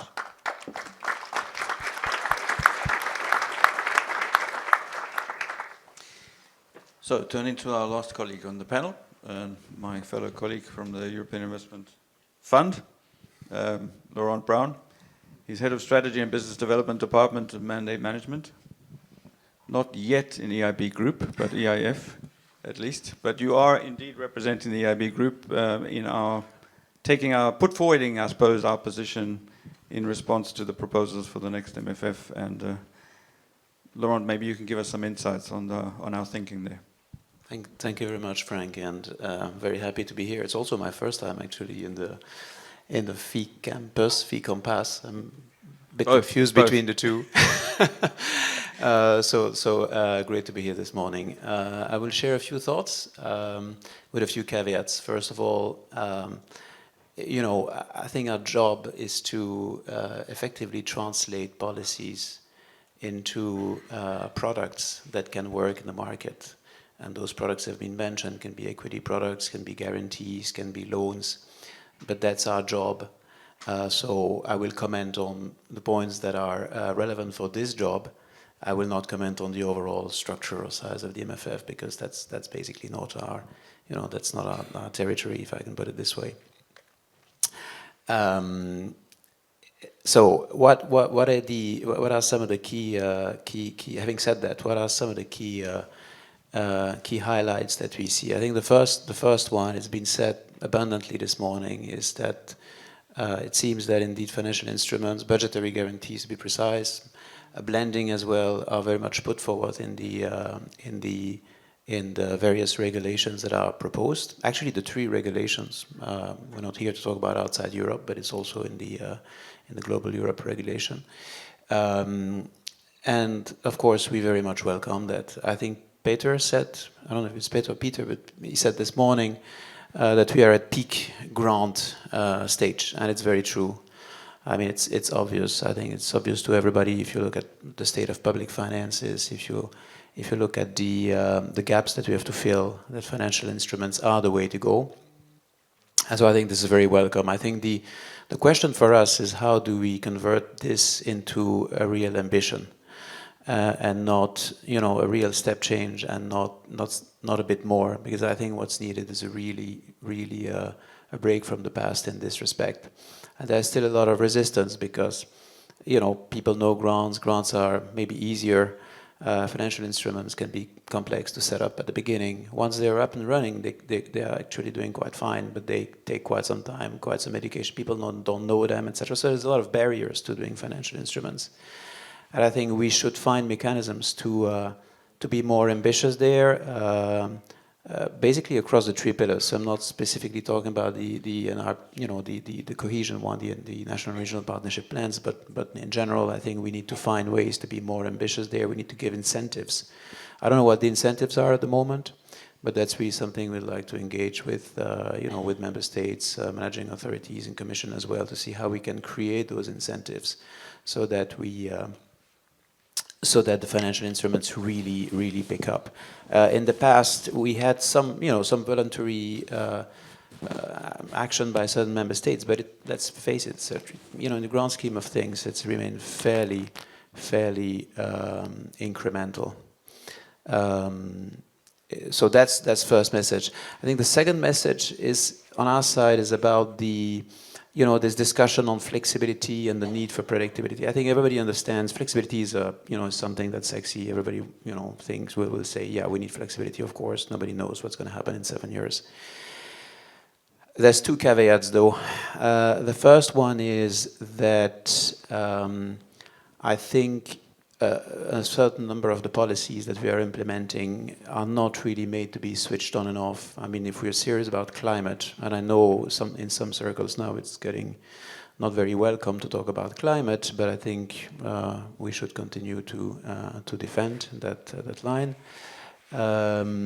You cannot switch that on and off and say, well, we're going to support climate for the first 2 years of the MFF, but then we're going to stop in the second half, right? Because we have other priorities.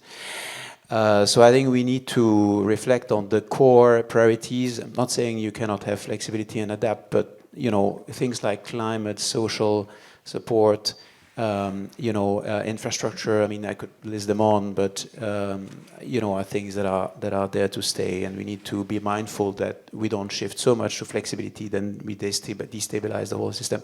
The other reason why we need predictability is, as people responsible for implementing union programs, is that the thing about financial instruments is that one of the key values is that they mobilize private investors, right?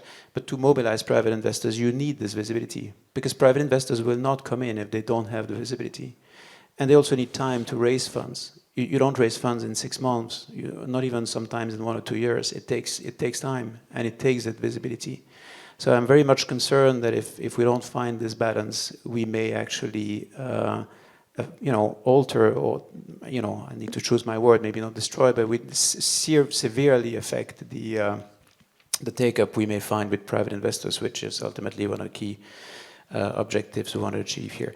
And then the third point, because I think I see the time is already running out, but the third point is about the points about simplification. And Jonathan made the point very well. I think ultimately a euro is a euro for the small business on the ground. Wherever they get the support from, really, they don't care. They want to have something which is aligned, simple, and so the rules should be fully aligned, and that's really something that we've been a bit struggling with now. Also, not only at the level of the SMEs on the ground, but also ourselves. Sometimes we're asked to see if we can combine instruments between, for example, InvestEU and some regional support, and it's sometimes difficult because there are different rules, and sometimes you cannot do. You can only do euro financing, so you cannot take zlotys, for example. Or the timing doesn't work because you want to do an equity instrument, but then in equity you will have several tranches, and then, you're beyond the time limit. So it works under InvestEU, but it doesn't work with the regional instrument. So, I think these are things we need to sort out so that we fully align the rules, basically, and have only effectively one set of rules. And that's maybe something just to end up with, is that indeed we have now those 3 pillars, and in each pillar there's this toolbox, and I think it's very good. But it's very important that those toolboxes talk to each other, and that they are kind of aligned. So in a nutshell, I think that's some of the thinking we have on the proposal that's on the table. Thanks very much. Thank you, Laurent.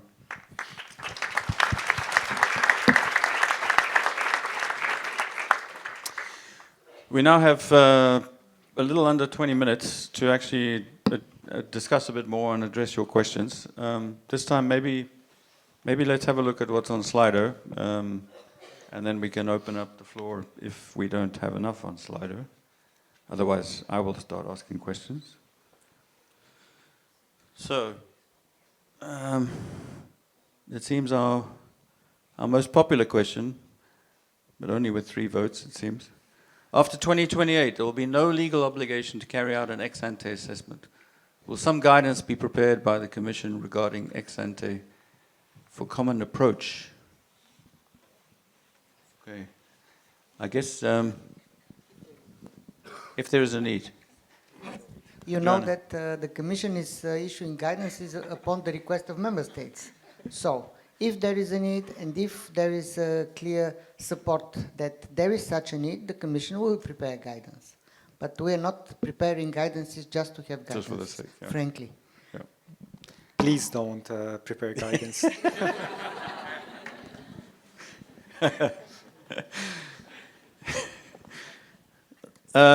Okay. Questions are moving around. Okay. Are auditors involved in the future? Are auditors involved in the future MFF design? How do they perceive MT approach? Milestones and okay, right. Is it assured that they will change the traditional style of auditing? I mean, I guess it's a little bit relating to one of the first questions, which are other parts of the Commission and playing along and coming along in the process. Clearly, I can assure you that the auditors were part of the discussion and the preparation of the regulations, the design for the next MFF. There will be a slight change. They'll have more ex-ante assessment of the management and control systems and the ability of the audit authorities to ensure compliance. So this is the change from the current traditional style of auditing, but there will be also ex-post audits done. And when milestones and targets are developed, currently for the social climate plan, they're always discussed with the auditors to be sure that they agree and understand why a member state has set up these milestones and targets and how they're going to measure and demonstrate that they have achieved it. So auditors are part of the preparation. Thank you. So, obviously, I am also responsible of the RRP, so milestones and targets obviously create a reaction or a reflection on the basis of our own experience. Laurent said financial instrument, it's very important to provide a stable framework for the private sector because we're dealing with financial institutions. The experience with the RRP is that stable framework was not in place, and that was the problem. The problem was not the design of milestones and targets, was that the framework kept changing depending on, and allow me to check, how many lawyers are in the room?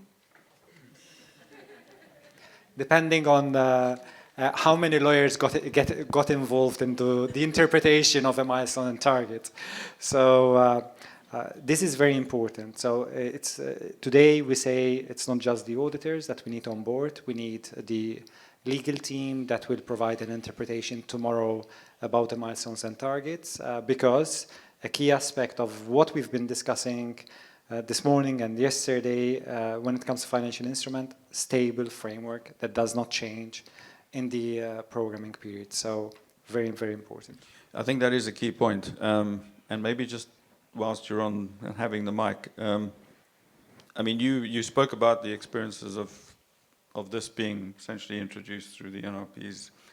Do you see that essentially that learning to be continued? Is your perception of what's going to happen in the next MFF pretty much going to be delivered in the same way? Or do you think as a managing authority you're going to have to again rethink the process and discuss, what do we mean by the performance framework and the outcomes based? Or can you now build on what you have already had to endure, let's say, in implementing the RF?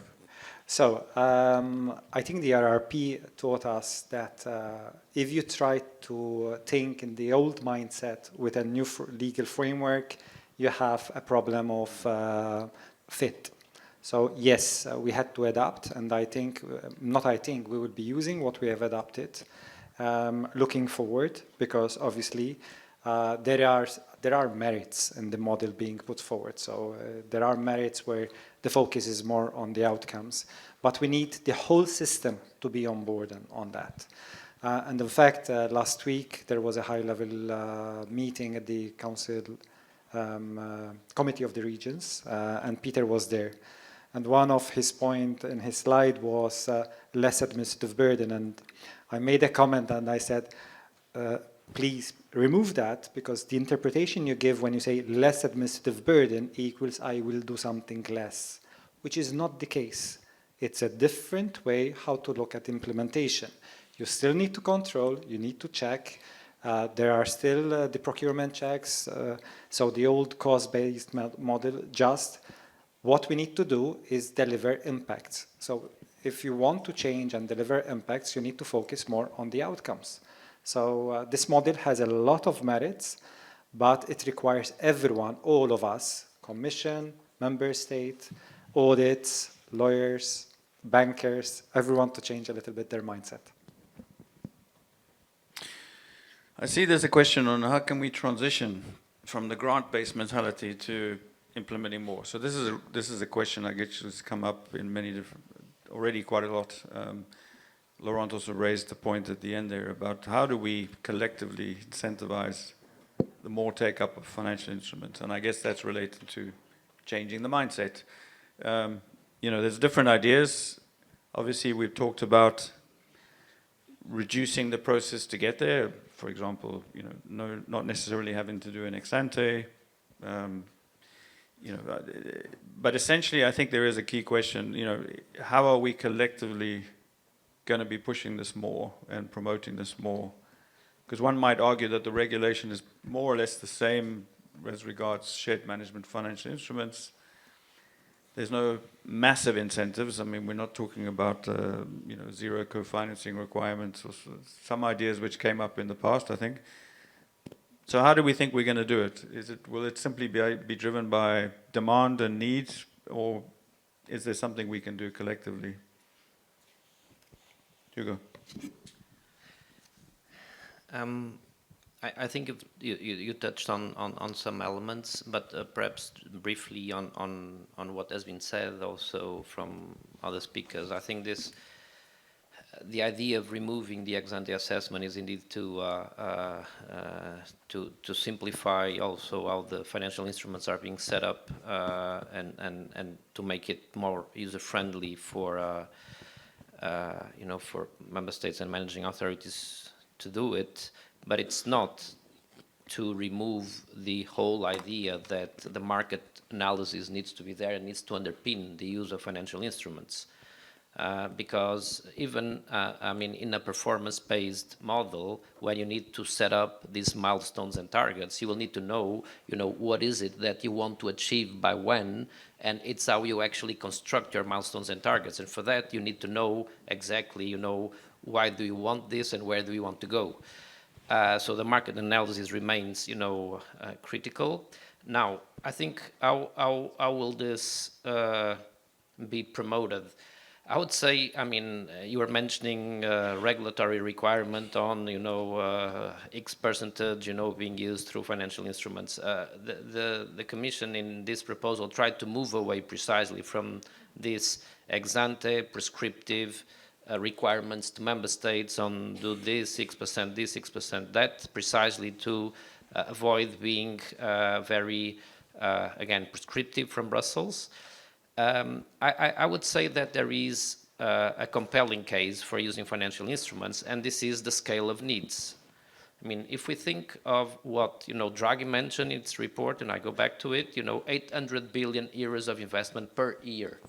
And most of it, of course, needs to come from the private side, but we need to use the public money cleverly to mobilize it, you know. So I think this is a clear case of why financial instruments will be important, because we'll not be able to mobilize 800 billion a year to finance our clean and digital transition to cater for our security and defense needs just through public financing and EU public financing. So I would say that's probably the most compelling case of why this will have to be used more often in the future, and probably also the nature of the things that we'll be investing. I mean, if we're speaking of support to companies, if we're speaking of energy-related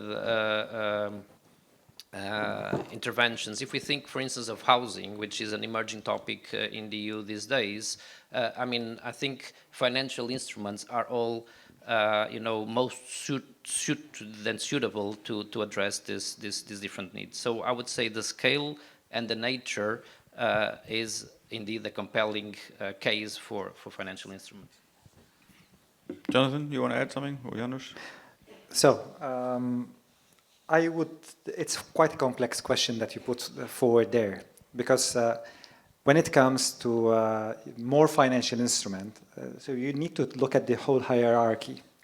So you have Brussels that prepared the regulations at less ex-ante analysis. So the idea there, it's let's push national and regional authorities to take decision because it's easier. But ultimately, the national and the regional will need then to eventually design instruments that will be taken up at the lower level. So you need to look at what are the problems, what are the barriers at each level, and what are we going to do collectively, because what you said is very good. It's collectively. What are we collectively going to do? So it's not just about, from a regulation point of view, what the Commission is going to do. Here, in this fora, in this discussion, we should be discussing at all levels, what are we going to do to reduce the burden and to increase the take-up. And here, this becomes an important part of the discussion. So you need multiple players. So the Commission has realized that it will need to look at the rule book, and let's create one set of rules that applies in order to ensure the long-term vision that you spoke about, because it's very important, the 800 billion a year investments required. So that's why we want to be there, but we need the private sector. But how can we entice the private sector? So the removal of labels becomes very important, the importance of blending. To move from a grant aspect to a financial instrument, it could be a transition is required. So blending grants and financial instrument together in an effective way. Something else it's important is, and this we've learned it through Ere Malta, you need to be agile and quick to change when it does not work. So keep on reflecting, checking, monitoring the implementation. If it doesn't work, change. In fact, Ere Malta was low take-up for the first 2.5 years. And then in 8 months, we created the portfolio, we had to double the allocation, and it was still built up. So those are a mix of things. Can I add just a few things? Yeah. So first of all, of course, it's a very broad question, and when you speak to the region's representative, to municipalities, of course, grant-based model is the best for them. And yes, we can agree, in short term, it can be very clear response to the issues and to the problems. But in long term, it's very important to educate that combination, blending of different sources, of different instruments, really creates bigger value added. This is the thing where we have to achieve, looking from member state perspective or European Union perspective. Another thing is, of course, if the problem is huge, we have to respond even stronger. We really talked a lot about private investments. Nowadays, in Eastern and Central Europe, investors' sentiments are extremely fragile, and we know why. In this situation, countries like Lithuania increase defense budget rapidly. So this is a huge growth from 2 in past or 3% now to 4 or even 5 or even above. So cohesion policy actually becomes even more important in this situation. So, and again, respecting our limited budget, we have to find solutions. How to support the most impacted regions or countries that have current existing problem. And unfortunately, even after war ends in Ukraine, many of these problems, issues will stay with us. That's why we have to really have very strong long-term plan, and this is the thing where we would like to achieve together. Yeah. Laurent, was it? No, just an additional thought or mentioning an example. I think it's indeed important to remove the barriers, and I agree it's removing the barriers at the various levels. I agree also it's important to have a forward-looking plan, as you just mentioned, and probably that goes beyond the single horizon of an MFF. I think we had the in the group we had the example quite successful of, and it's quite old. It's like 15 years ago of the Jeremy programs in a few member states. And that is at the other side, which is what is the plus, right? What is the carrot? What is the what's in it for the member states to do that? And I think that's an interesting case because it started around 2009, 2010. They started with the first products, and then they started to get the reflows. And the nice thing is that they could then use the reflows in order to launch new programs. And we had even last year. I think it was in Bulgaria, if I'm not mistaken, but we had it in Romania as well, in Greece, in a few countries, programs that we could launch on the back of the reflows from the previous programs across the MFFs. I think that's quite attractive because basically it costs nothing or not much, I suppose, to the member states, and it allows to have this longer term view. I don't know why it's limited to the Jeremys, to be honest. I don't know the reason. Some of the others as well, I think, that incentive. I see that we're actually getting to the end of our session. I deliberately did not want to ask the colleagues the second question on the screen, because I think to some extent it was already addressed. I'm not sure I want to put the Commission colleagues on the spot to actually, have this recorded and minuted. But I think also it relates maybe to your very last point, which is on the reflows, and I guess this is maybe some of the concern that, will the money be reflowing within the context of a regional dimension or a national dimension or something else? Again, I suspect that the answer is this is really up to the member states and within the context of their national, the way they're going to deploy the national programs and working with the regions, etc. This will be part of the discussion. What else do we have? Will the implication be, there was one question about, will we be required to revolve the funds more than once? I don't know where it's gone. Again, I don't think we want to answer that. It's a bit like what you were saying, Jonathan. Don't impose more obligations on us than we already have to deal with. So I will not put anyone on the spot with that one. Exactly, we do need to wrap up. Thank you for reminding me, Anna. Very good moderation. And with that, I would like to thank the speakers. Thank you very much for a stimulating debate and for all your knowledge, sharing your knowledge and experience. Please, audience, give them a round of applause.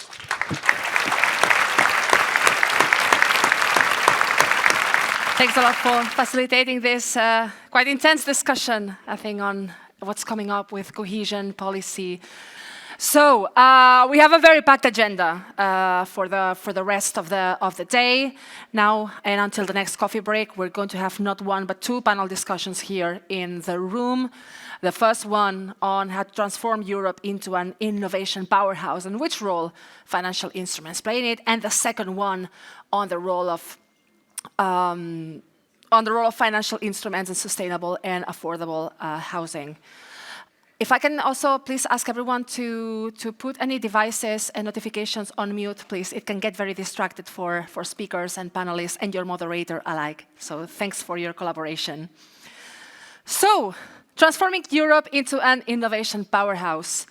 We've already been hearing the questions and the priorities around competitiveness, around innovation. We even had one of the categories at the showcase, which I hope you voted for, focusing on innovation specifically, because this session will explore the opportunities and the challenges for more innovation and competitiveness in Europe, and what role can financial instruments play in this transformation.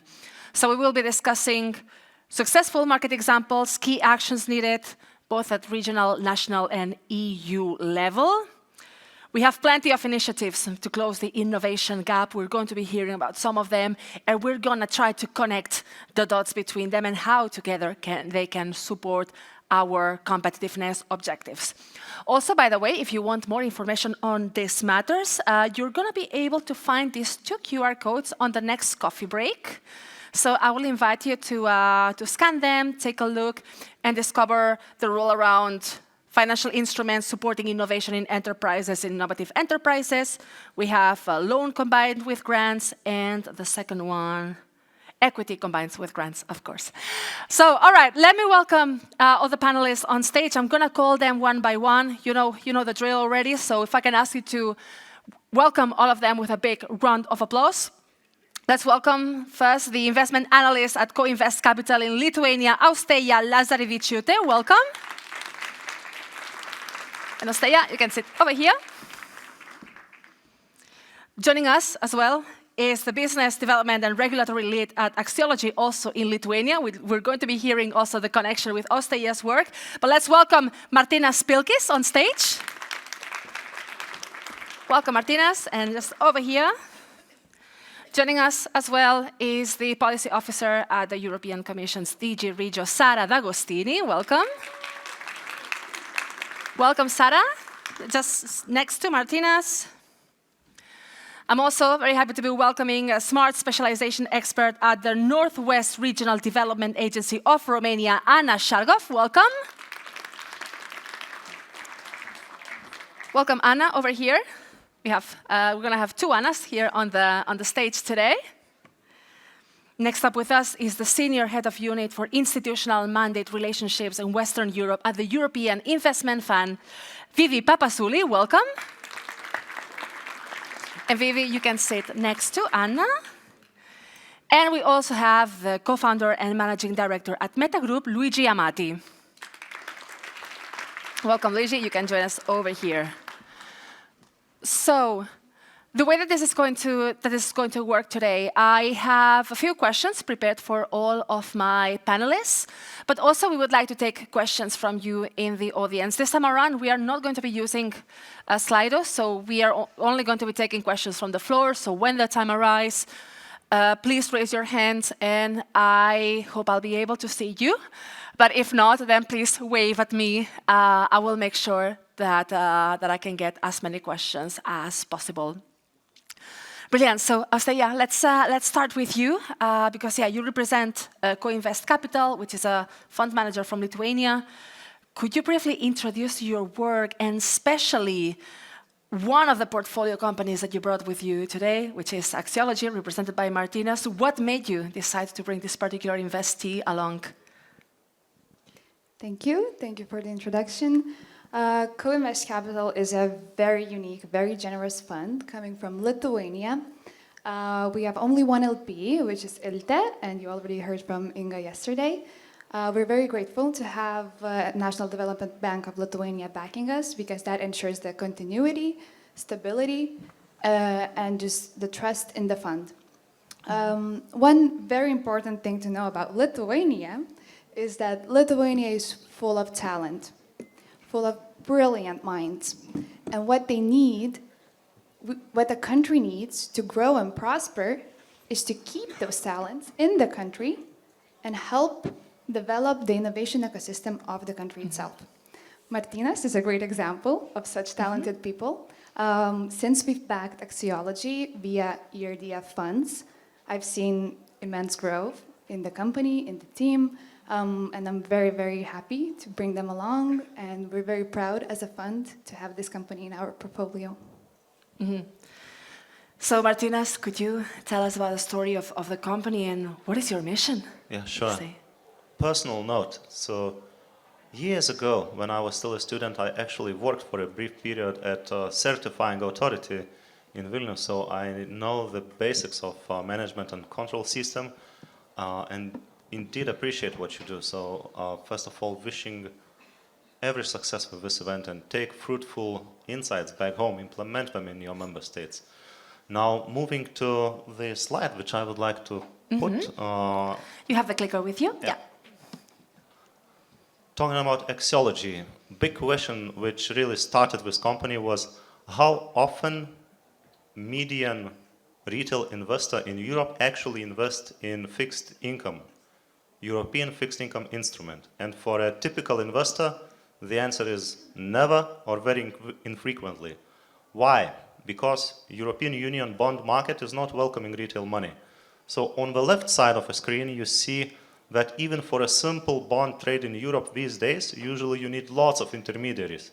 And each intermediary is adding cost and complexity, adding risks.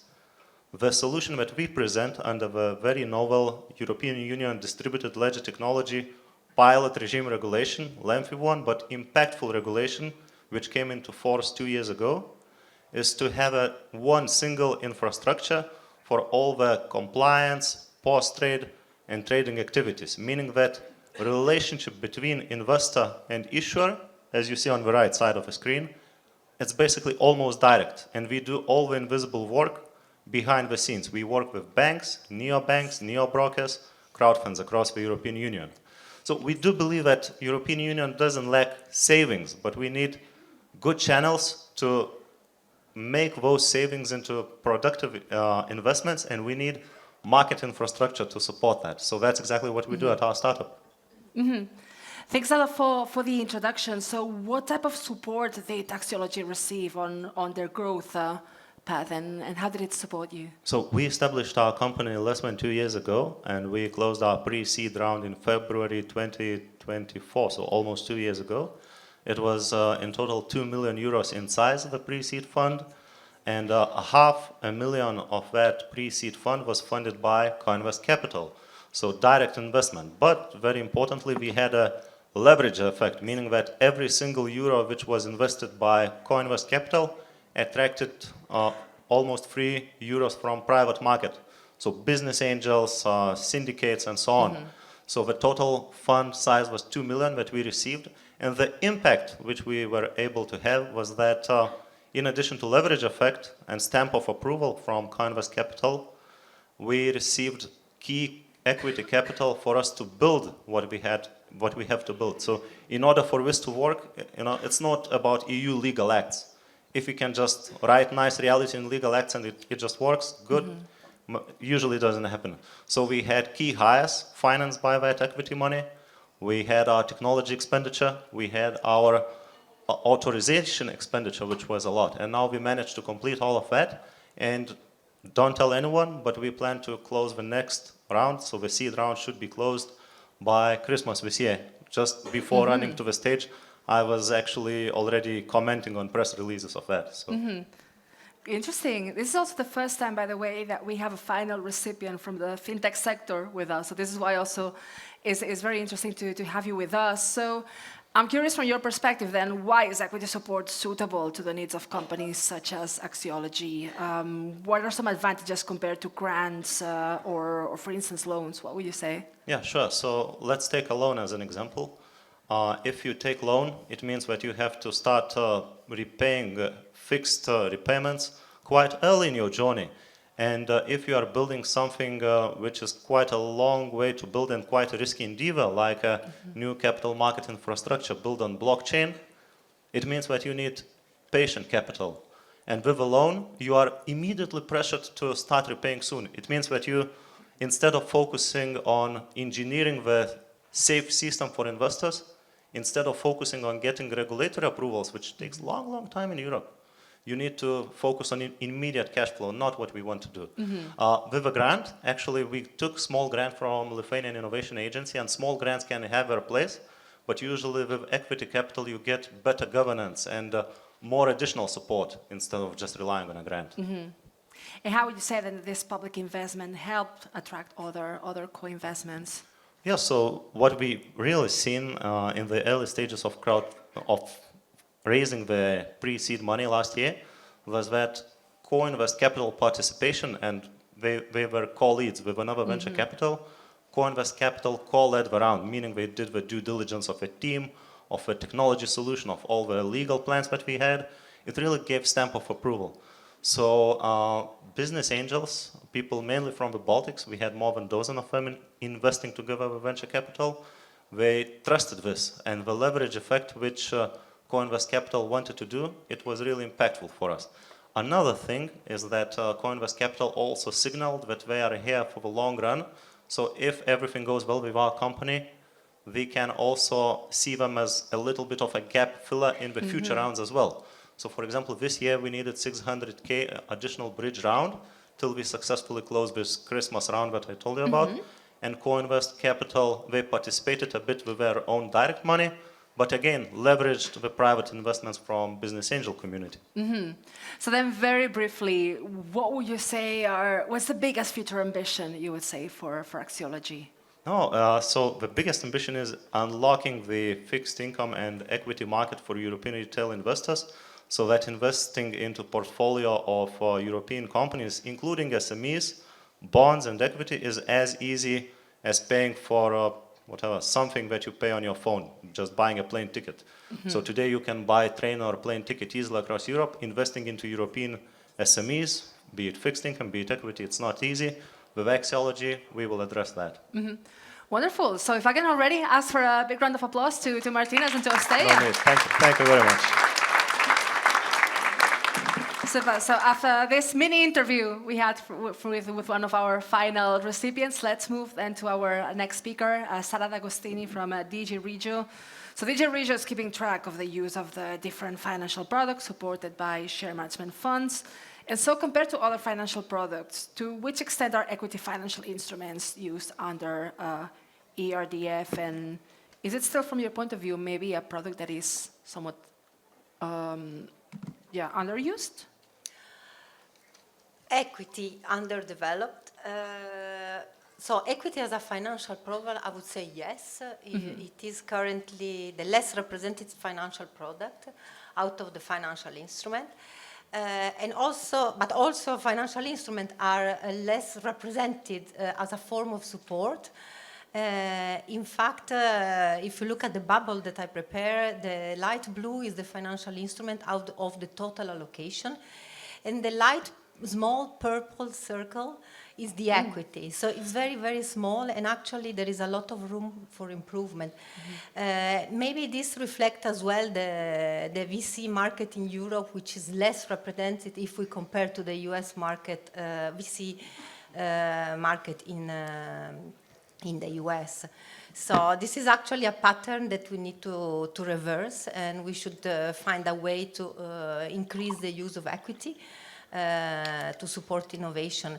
But in the bubble also you see I wanted to add a positive note as well in this gloomy small relevance of equity is the pink leverage. So out of this small light blue financial instrument contribution, the finances that reach the market has been very, very big. We reach 3.8 of leverage. So there is still some, let's say, a positive note within this picture of the equity instrument. Now, why did I put the leverage? Because leverage come back all over again. If we go back to Draghi report, for example, 1 year ago, the message was clear to close the innovation gap, as was always mentioned, but also to attract private resources, and this is exactly what our financial instruments have been doing. There is a need to create leverage, but also there is a need as well to, as we have huge investment needs, with Draghi report 1 year later, they are not under 800 anymore, but they are 1.2 thousand billion, so they are actually increasing in 1 year a lot. So there is also the need to develop the VC equity market. And then if we link it a bit with the LETA report as well, which was a bit more on the single market as well, and was more, it was focusing more on the paradigm of funding and to find a European approach to fund. There was also the need to have a combination between public resources and private resources as well. So again, leverage. So we come back here and again. And also, if we link a bit to the EU political agenda, this has been translated into innovation, into competitiveness, big focus on competitiveness. And it has been translated also in several initiatives. For example, the Savings and Investment Union, where again, that there is a need to promote and develop the equity market. So all of these messages all convey in promoting equity, creating leverage. So what would you say are in practice the key challenges when promoting equity? You said that we need to find a way to do it. What is stopping us from The getting key there? challenges, the first and foremost challenge, which is very, very well known, is that some ecosystems are underdeveloped. So there is a need to, especially to encourage the industry to have creating networking with the academia, with the business, and also to encourage the managing authorities and the governments to offer capital supply, creating or exploiting the existing financial instrument equity. I had a look earlier, and almost all member states, they have a small equity instrument with our funds. There are just 3 or 4 that do not have. So you have to do and try to do more, because I mean, once the structure is in place, this I would say is really the key, because we show, I mean, that several countries that started with the financial instrument actually contributed to develop the equities ecosystem, and that the quantity really on the market of capital supply and also on competitiveness has grown. We see Sweden, we see Berlin, IBB that we had yesterday, we see Lithuania as well. They are already the 3rd, 4th generation of funds. Greece. So this has been proven. Now it's just the moment to take action, to transform this political agenda into real concrete objective on the ground. And which actions is the Commission and DG Regio specifically taking in practice to do that? So we of course, in collaboration with the Compass, we try to promote EU financial literacy, if you want. We try to support the authority, obviously, in designing and implementing, and with all the questions they might have. We have also been actually, since the beginning of the programming period, we have developed some model financial instrument, also kind of a blueprint to support them in the different phases of design and setup and implementation. And we have developed a quasi-equity very early in the programming period. We have promoted in the meantime several dedicated workshops on equity. And also we have recently published 2 financial models that we can see here. It's a big, We have, recently they promoted and launched in Berlin. And this is sorry. Also 2 blueprints where actually they talk about combination, loans and grant, and equity and grant. And I was very, very happy actually to hear yesterday Inga, where she said that grant and financial instruments should be combined, that they start this very early in the few programming periods ago. So this is the way forward. And also Martina actually mentioned that grants are needed at the very beginning for very specific. So it is really the way to go. But as a final recipient also said, when we have invited him on an event, he said the grant is for the research, but the equity is for the company to grow. So if we want this company to grow, we really have to support them offering this capital supply that they have. So there are some copies as well. They are all in the models downloadable from the FI Compass website. So if you download, you will also fall into the statistics for the next 10 years, FI Compass event.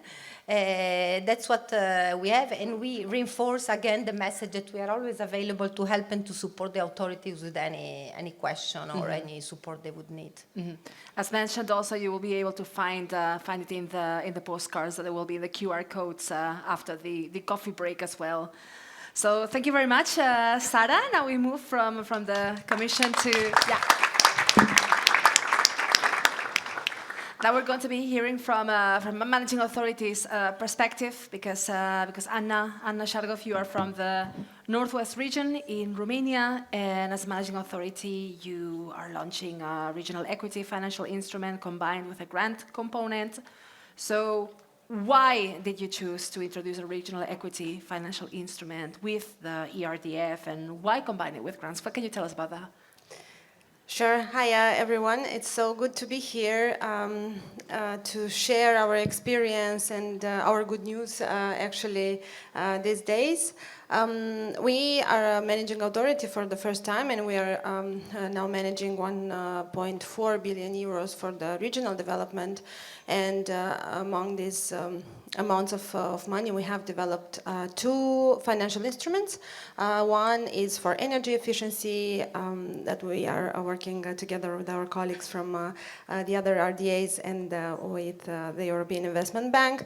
And the other that I will be speaking about today is the equity fund for SMEs in the region. And it is the first time that we are developing an investment fund for the SMEs in the region. And after realizing that we have a great brain drain in the region, we decided that it is time now to create more opportunities for companies to stay in the region, to invest, to innovate in the region, and to create jobs. This is one of the main reasons that we have developed this investment fund, and we had the opportunity to propose in our framework the combination of the financial instrument with grant. And as Sarah was mentioning before, these are the main arguments here. The SMEs, the early stage companies really need some support at the beginning in form of a grant, maybe for MVPs, maybe for validating their ideas, after they can be able to create revenue. So depending on the situation, depending on the growth needs of the company, we are offering the opportunity of a combination of the financial instrument with grant. So now the Northwest region is covering about 6 counties and 2.8 million people and more than 100,000 companies. So we really think that this is the time to create a pipeline of investment-ready companies. Because maybe at some point we have to cover the financing gap, but also we have to create the pipeline for companies to be ready to receive this investment and to create innovation in the region. Mm-hmm. So how would you assess the current status of the implementation as a follow-up question? Actually, I am happy to inform that we have signed the contract today. Before this discussion, I received a message from my colleagues back in Cluj that the contract has been signed, and we now have a fund manager. So thank you so much. We are really happy and really proud. It was a big team working on this for almost 3 years. So we are really happy and looking forward to what might come. The entire amount coming from the RDF is about 20 million euros, and the private investment would be of around 10 to 12 million euros. So the full amount of the investment fund would be of around 30 million euros. What is important for us is that we started from the strategy, from the smart specialization strategy. So they would only be able to invest in companies that work in the smart specialization domains, which for us is it's a great opportunity for the region to work not only on services but to develop products in the region and to keep the innovation in the region. We are targeting 45 SMEs. And the financial instrument would be combined with grant if needed in one operation, and we are actually looking forward to this to see how this would work and to create more trust and confidence in financial instruments around the region, and to maybe to be able to not give only grants to companies, but also to activate them into financial instruments. Amazing. Well, then, congrats on the news, and thank you, Anna. So based on the positive news, let's also bring in the fund managers then. And I'd like to start with you, Vivi. because yeah, both you, Vivian and Osteia, you both represent fund managers involved in equity financial instruments. So I would like to hear from both of you how you see the importance of public funding, such as the ERDF, but not only, in developing the VC ecosystem in Europe. If I could start with you, Vivi. Yes, thank you very much, and a big thank you for the invitation as well. I would just like to start by saying it's a big privilege to be here on the 10th year anniversary of the FI campus. I think I've been participating for the 8th out of the 10th years of the FI campus.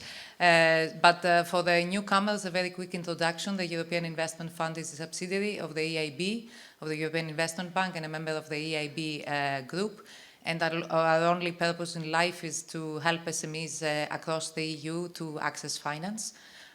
We do that by providing equity and debt instruments throughout the EU through financial intermediaries. So we do not provide the money ourselves, we just work through financial intermediaries. Now, on the equity side, we partner with managing authorities across the EU to help what was mentioned earlier, underdeveloped regions develop their VC ecosystems. To provide a concrete example from my previous role in the EIF, in my home country, in Greece, and starting from the Jeremy times that was mentioned also from my colleague Laurent in the previous panel, we started as early as 2010, then at the time with only 50 million of ERDF financing. We supported 4 funds focusing on the ICT sector. Even on those times in 2010, we managed to leverage 22 million from the private investors and support 63 companies. In 2016, a big initiative called Equifund was launched with the support of 200 million at the time from the Hellenic Republic. This was unique in terms of breadth and depth. We covered all sectors of the economy, all stages of the investments. And we managed to support through 9 funds, 139 companies.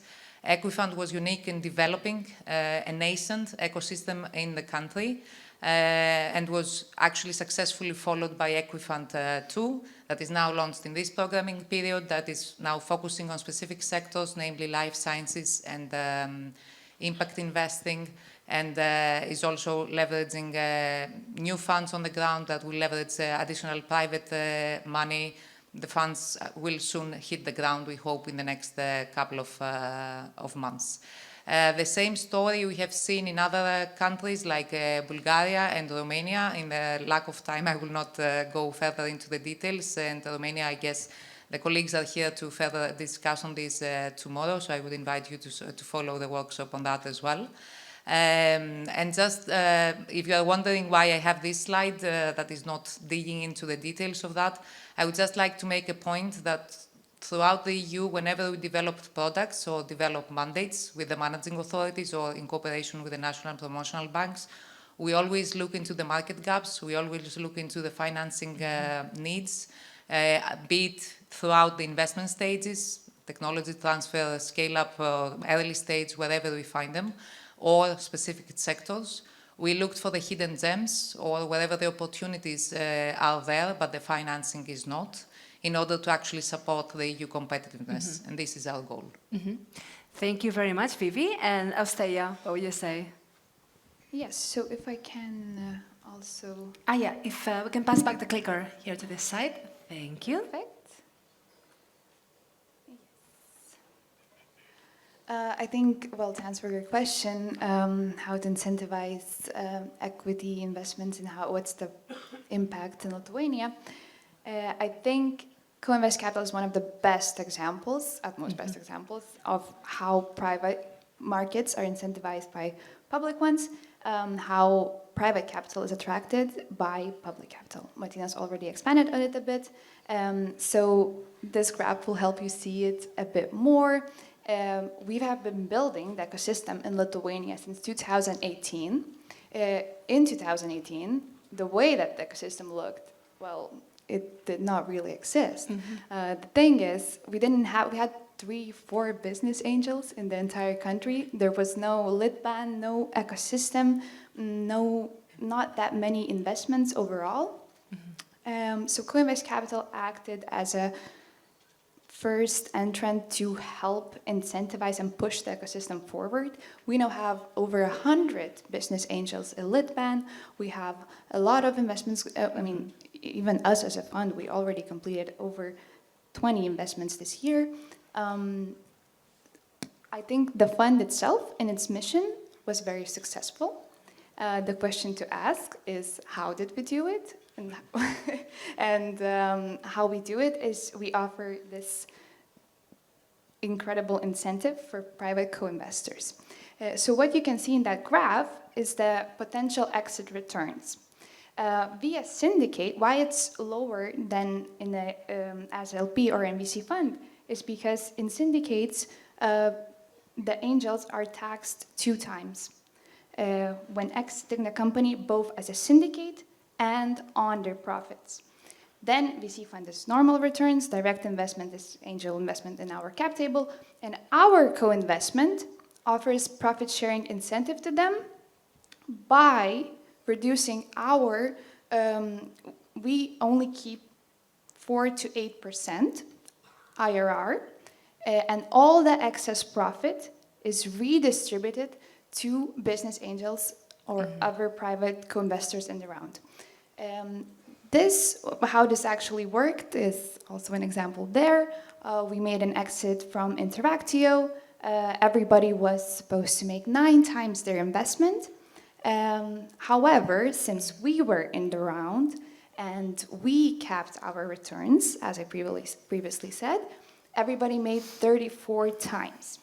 So I think this exit was also one of the success cases because many incentives that come from basically public offices, when there's no example, no real numbers, people don't trust them that as much. Here we had an actual example in the market where business angels, very soon after the inception of the fund, made quite a big return. I mean, think of a sum you would invest and multiply it by 34 times. So quite big returns. And how it worked even better for Lithuania is that we keep seeing the same business angels, the same names and surnames that made their profits in that exit, reinvesting in other companies that we invest in. So that's just the brilliant thing that we keep seeing.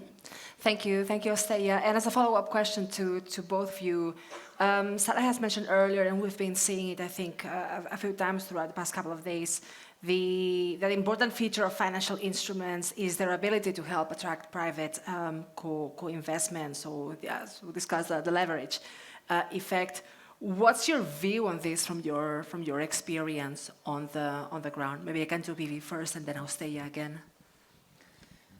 I think it's clear from the discussions from yesterday, today, and what Osteia was just saying that leverage is super important. First of all, it's a prerequisite. Let's not hide. It's a prerequisite to have private investors onboarding the funds, otherwise the funds cannot operate. It's an easy discussion to say that this is also a state aid prerequisite, but it's not only that. As the EIF, we never invest in a fund where the private investors do not always come in as well. And this is because we want the funds actually to be in market conditions, basically. It is super important to have the private investors on board. As mentioned, it will be even more important to leverage more private investors in the EU market. And just to give a few numbers just for food of thought, the institutional investors of the EU really need to step up.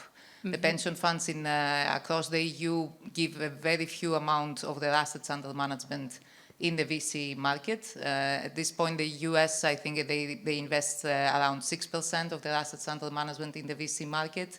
In the EU, it's less than 1%, and it goes basically from north to south. It actually reduces a lot. So the Nordics are around 400 million. I think in South and Central Europe, it's less than 30 million at this point. This is obviously it's relevant also to the regulatory constraints that the pension funds face. Even if you manage to change a bit the regulatory constraints, there is a huge cultural change that needs to come around that. So it's super important for the whole of the EU to create both a culture and an environment that allows the institutional investors to come into play, because they have assets under management, especially pension funds that are approximately 3 trillion You unleash 1% of that, we are talking about trillions of investments that can actually support Thank you, the VC Vivi. ecosystem. Thank you. And Osteia? Yes, to build on Vivi's point, I think if the private market in Lithuania, for example, was operating the way it should, if we had enough investments, we wouldn't need to exist.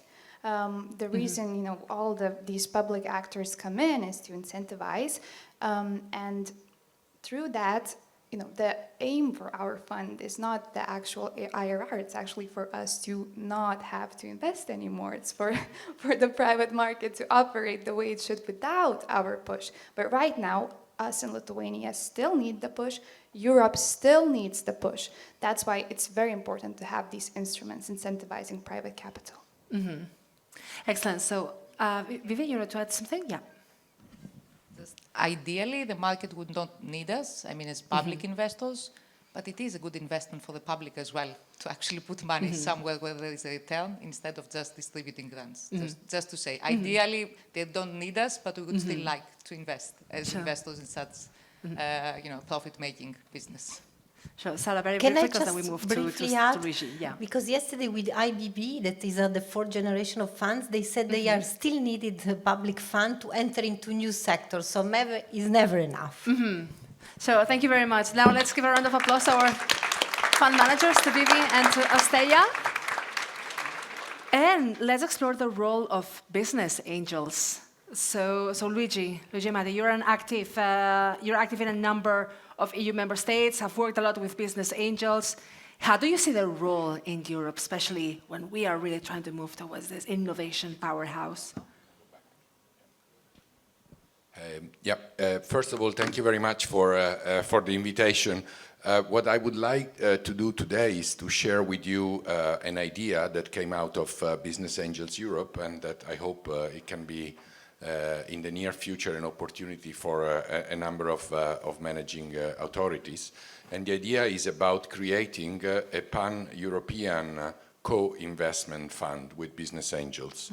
We have heard about a number of national initiatives, and we think that the opportunity is there and the market is ready to create a similar tool, but at pan-European level, to allow the startup companies that have been funded, such as the one we have seen just now in Lithuania, when they are at their early stage of growth outside of their own country, to choose Europe. I know now this is a brand name, but to choose Europe instead of going to the US, which is what they still mostly do as soon as when they receive a larger amount of funding.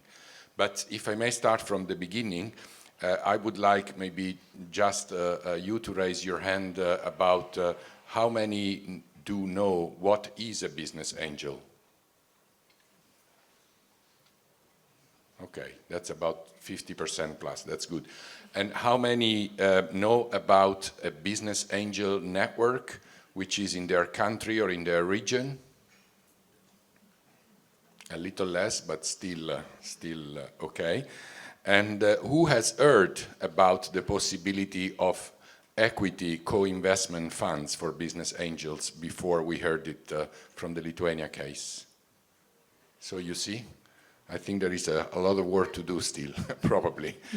I just wanted to share with you that I know quite well the Lithuania case. I think it's an exceptional case, how it is accelerating the equity financing and the co-investment with business angels in the country. But I also would like you to know that there are some regions and some countries, I will take the example of Scotland, which has developed the Scottish co-investment fund already almost 30 years ago using ERDF financing, and has built a whole ecosystem around Scotland made of a very strong angel community. I could mention the Angel Co-Fund in the UK from the British Business Bank that grew from £20 million to over €150 million today. So there are a number of these type of funds.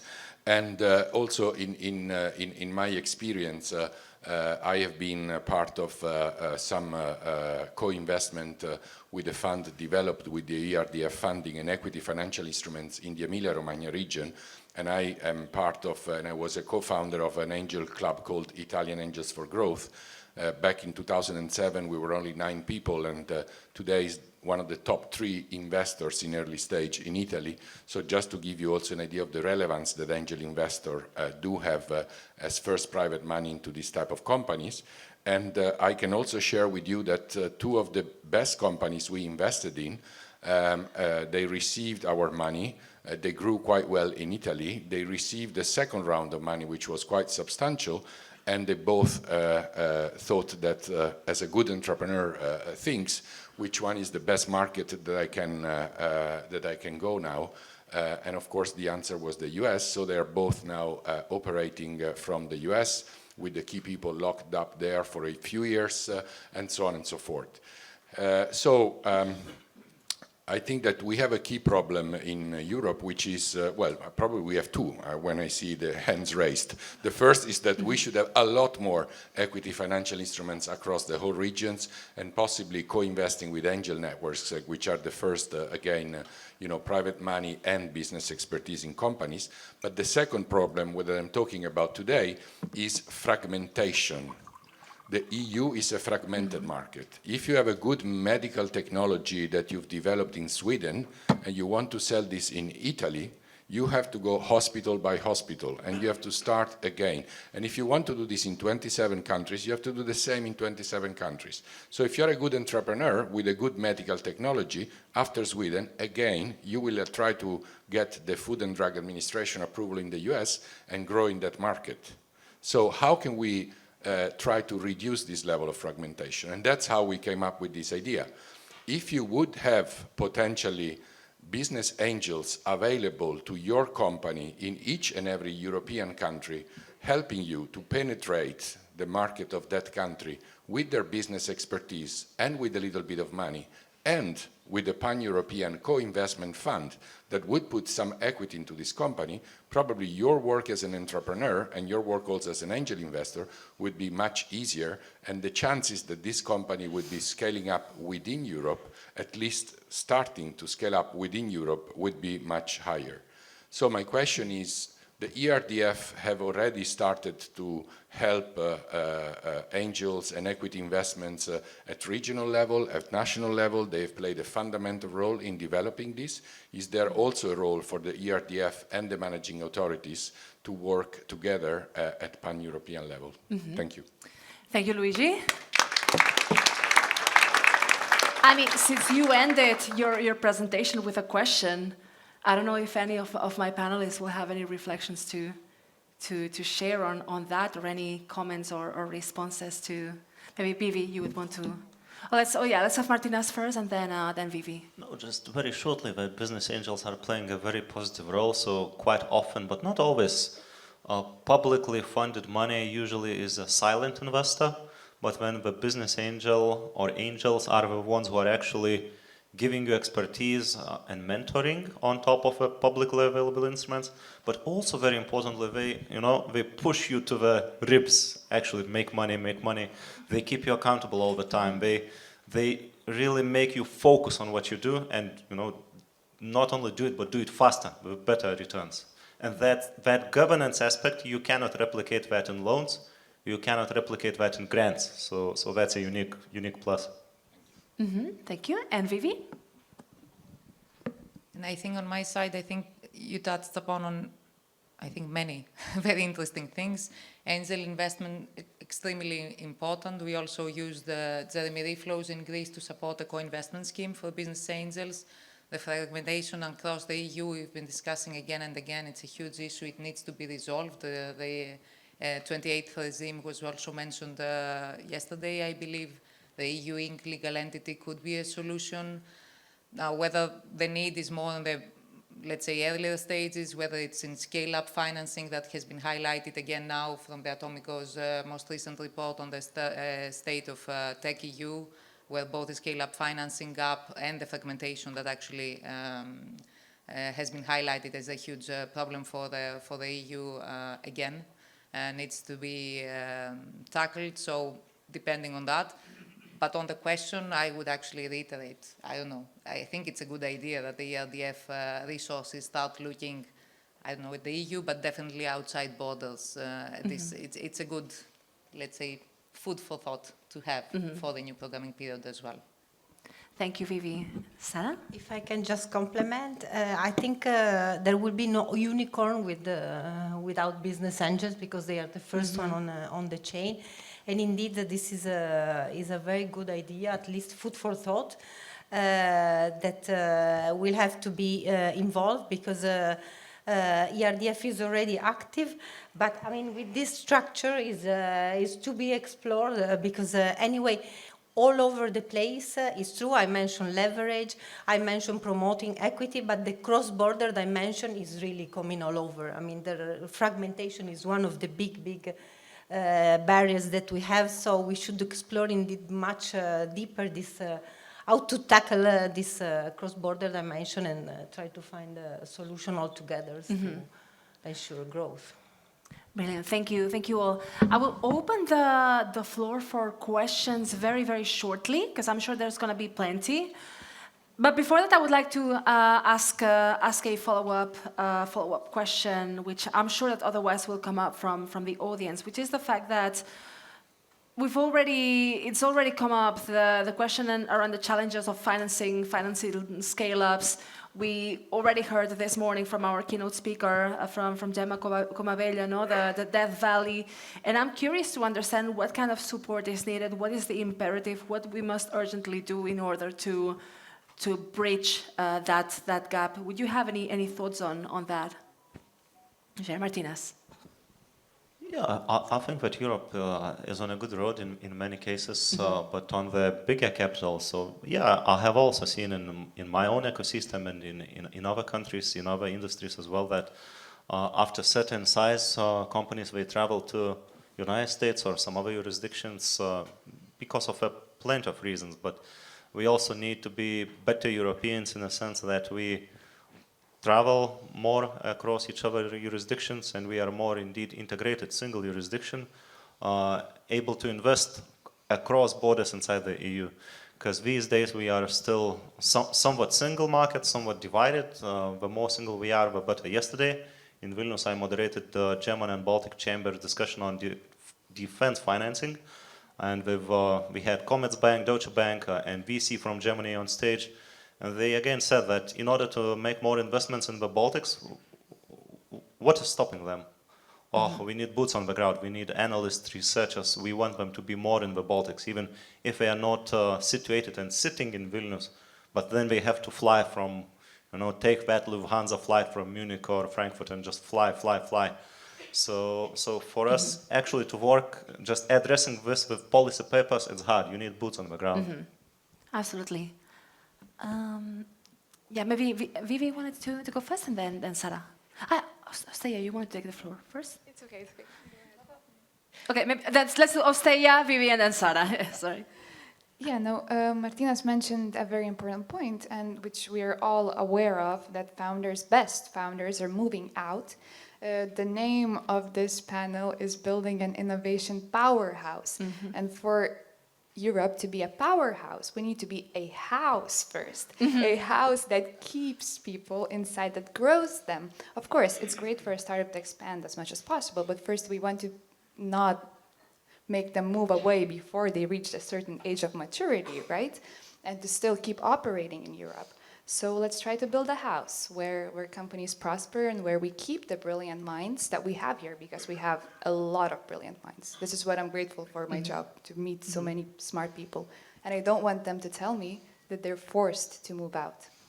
Thank you. And I love that my next session is about housing, because with the whole house, I can make the perfect transition. Thank you.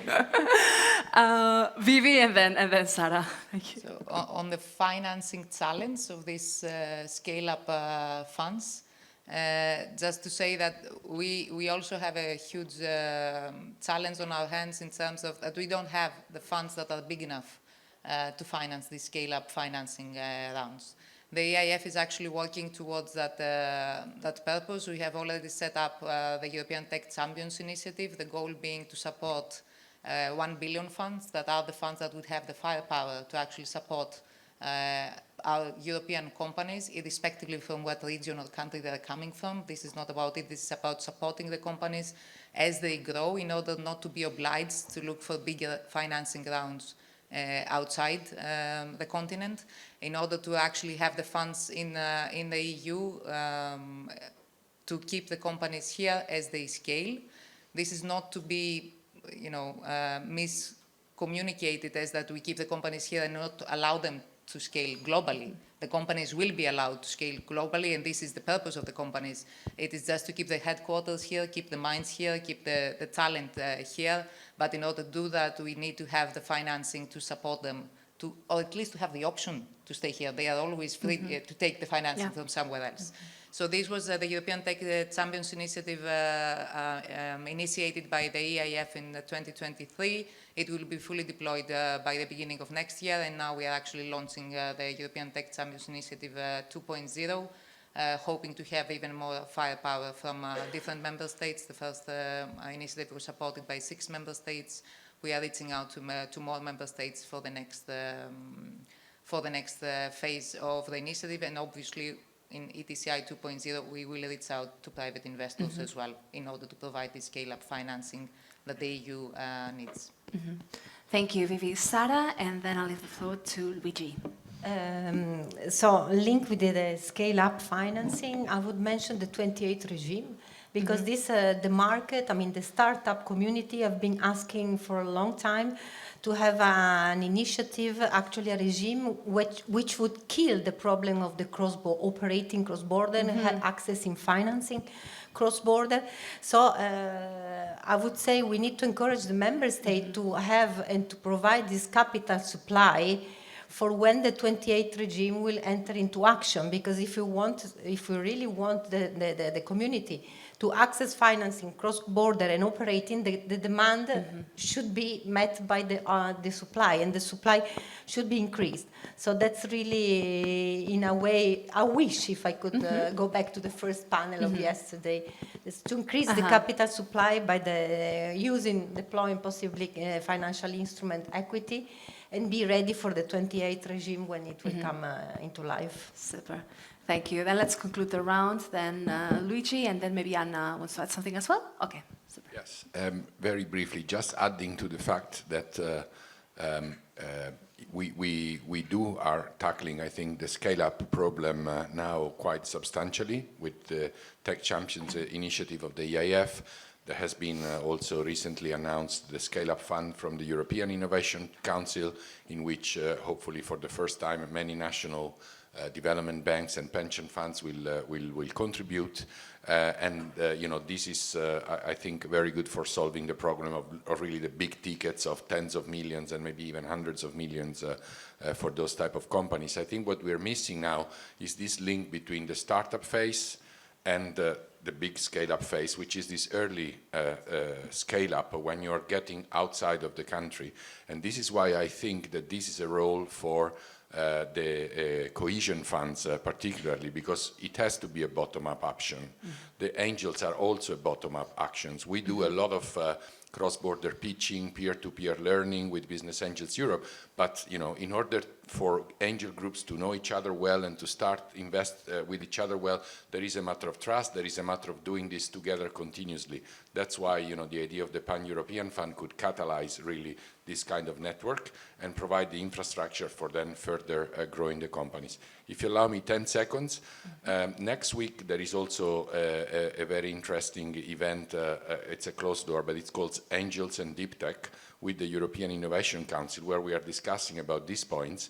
And if you want to know more about angels and angel groups, I would invite you to have a look at a website called europeanasil.eu, where you have all this information about angels and scaling up. And in a few weeks there will be also 20 hours free course for all of those that really want to develop skills to become good deep tech, but also generalist type of angel investors. Thanks, Luigi. And Anna, Very and then we'll move to Q&A. Yes, yes. Just from the point of view of the managing authority, I think this is where our role comes in, because we are creating, while using the RDF funds, we are creating a pipeline at the regional level, and then we are creating these companies that are ready to receive investments and then to grow and to become scale-ups that can go to the European level. So I think we have to find balance. It's a bit of a challenge here for us as a managing authority because we're working on a regional level, but at the same time we're one big family and we are trying to build a house. Thank you. Absolutely. Thank you, Anna. All right, so now let's move to questions from the audience. I see a question at the very end, and then we have a couple more here in the front. But let's start here at the very end. Yes, please. If you can introduce yourself. Yeah. Hello, my name is Daniel. I'm from Poland. I'm representing Managing Authority, and I have one question to the investors' side of this table, so to business angels or venture capital managers. We all know that we have generally two types of venture instruments with state aid and more market-oriented pari passu instruments. In case of pari passu, public and private investors are treated equally.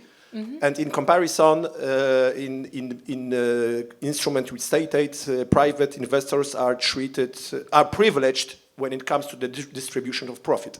My question is, do you consider this possible asymmetry as a real game changer to contribute to these financial instruments, or it's not so important? Thank you. Thank you. So who would like to begin? Yeah, okay. Luigi and then Staya. Yeah, I can take it from the point of view of, let's say, an angel investors, but also knowing quite well the equity financial instruments myself. I think that it's the simplest answer, if you like, it's a matter of market maturity. So, if the market is well developed, then definitely go for pari passu. If you have to develop the market, you have to introduce some form of asymmetry in order, to favor and to attract private investors. I do believe that the current GBR regulations are quite generous, if I may say. Both Article 21 and 22 allow for quite a lot of substantial advantages for the private investors. So I think for once, the problem is not the regulation. So I think that, it's really up to each and every managing authority to assess what is the level of market maturity, how many private investors do you have, how familiar they are with venture capital and so on and so forth. And I know that in the case of Poland, for instance, there has been and there are many activities and the market is growing, is maturing now with PFR Ventures. So the more the market will mature, the less type of asymmetric incentives you will have. Thanks, Luigi. Osteia. Exactly. It's all about the market maturity. Completely agree. At Co-Invest Capital, we can do both. We can do both pari passu and profit sharing. So we're not bound by, we can assess what's going on. We can see how the company, at which stage the company is, at which stage the market is, and then we choose the way that we do the investment. One very important thing is that our fund aims to incentivize the investments, and throughout the years we've seen our tickets diminishing. So that's the thing. Still in deep tech, in heavy R&D, we're still usually the lead investor, but our tickets have been diminishing and we've been doing more pari passu investments. Thank you. And Vivi, you wanted to add something briefly? Just very briefly, it's all about market maturity. It's also about investment stage. So in Greece, we had the innovation, what we call the innovation, so targeting pre-seed and early stage windows under ZBER, and then the growth stage, which was private equity. We considered that the risk was actually much lower for the private investors. So there we said, there we go under pari passu. So it's actually about how you also evaluate the market, how you evaluate the risk that the private investors are also undertaking. If you're tapping, as Sarah mentioned, if you're tapping into new sectors and you need to incentivize the private investors, you also might want to provide better incentives for them as well. So yeah, it's good to have both options, I would say. Thank you. Now, we had another question over here, and then here in the middle of the room. Okay, so let's take maybe the two questions. So there was one here, and then here in the middle. Thank you very much. Katarzyna Wołc, again, PhD researcher. It was very interesting discussion, and it's not really a question, it's maybe a comment, and food for thought. There have been efforts to establish transnational or cross-border funds, and my PhD exactly is analyzing this. So there were 3 such efforts to establish Northwest Europe Innovation Fund, covering 8 countries in Northwest Europe. And at 3 occasions, these efforts failed, and my PhD analyzes why it's so difficult to establish it. So I'll be happy to share my findings if it's of interest. Thank you. Thank you. Thank you, Katarzyna. And we had a question just over here. Yes, here in the middle. Thank you. Good afternoon, everyone. I'm Bolanle from Spain. My question goes to this case of business angels. It's quite interesting hearing from you, sir. And first of all, I want you to help us to put on the link that you said that we can come across you. It's very important so we can write it down. And secondly, my question goes to the fact that you said that you are helping companies. Are you helping companies with a huge amount or the little entrepreneurs? Okay, thank you. As for the website, I'm sorry, I don't know if we can put it on, but if someone can type it, it's European, like European, and then ESIL, which stands for Early Stage Investors Launchpad. ESIL then? ESIL.eu. And you will find there many information, as I said, soon to come, a massive open online course on angel investing. On the second question, angel investors start from individual angels, and typically they would invest small tickets. The average, let's say, angel would invest ticket from 20 to 50,000 euros. There are a lot of, let's say, possibilities nowadays, which tend a little bit to the democratization, if you like, of angel investing. So you have platforms for which you can also start with 1,000 euro or even less that will gather money from various investors. But at least our definition of business angel is that you should put money and business expertise. So if you're just investing 1,000 euro on a platform, you are not technically a business angel, if that answers your question. And then as groups, for instance, with Italian Angels for Growth, we are about 300 such angels, and whenever we invest, we will form syndicates. So when you form a syndicate, if you count 10, 15, 20 people, each investing tickets of 20, 30,000 euro, you can go up to 500,000, and occasionally the highest rounds we participated to, we went close to €1 million, and that would be typical for an angel club. Thank you.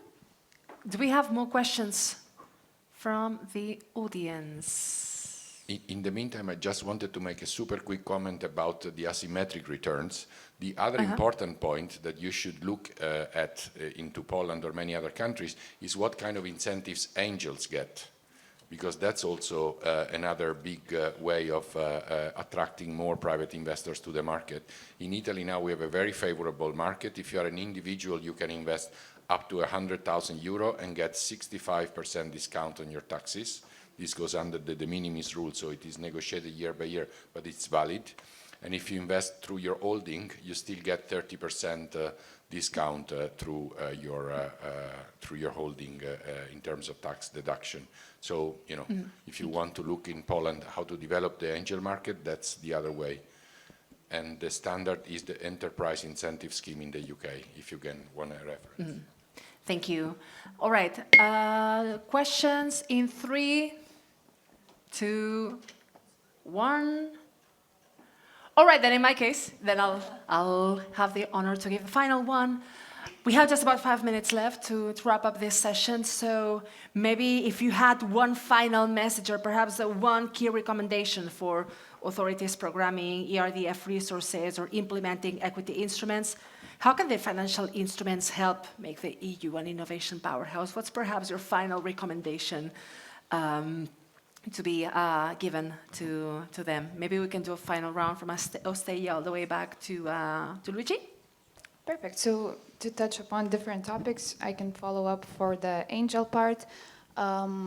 We need to incentivize people risking their own money into this risky asset class, because we as funds, we're managing authorities of the capital, right? We're not putting in our own funds.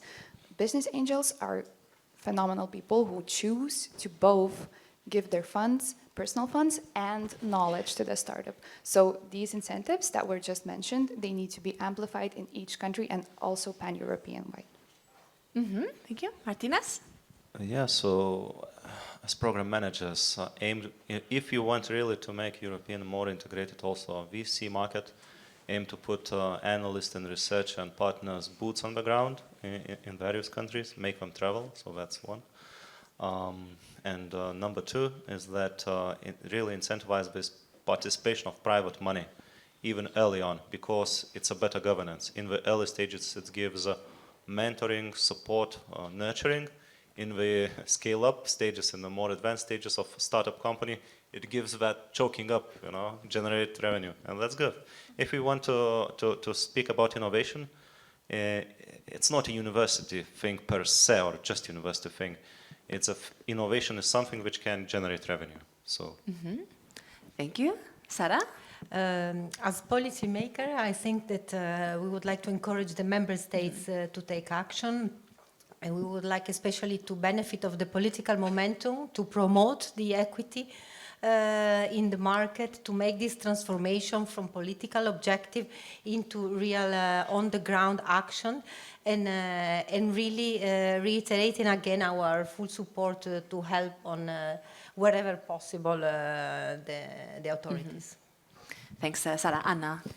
I would say, as a managing authority, that it is very important to contribute to the building of the ecosystem and to take into account the R&D communities, the business angels, and the startup ecosystem, because they have really great lessons, and the needs that they have must be taken into account when creating the framework for the financial instrument.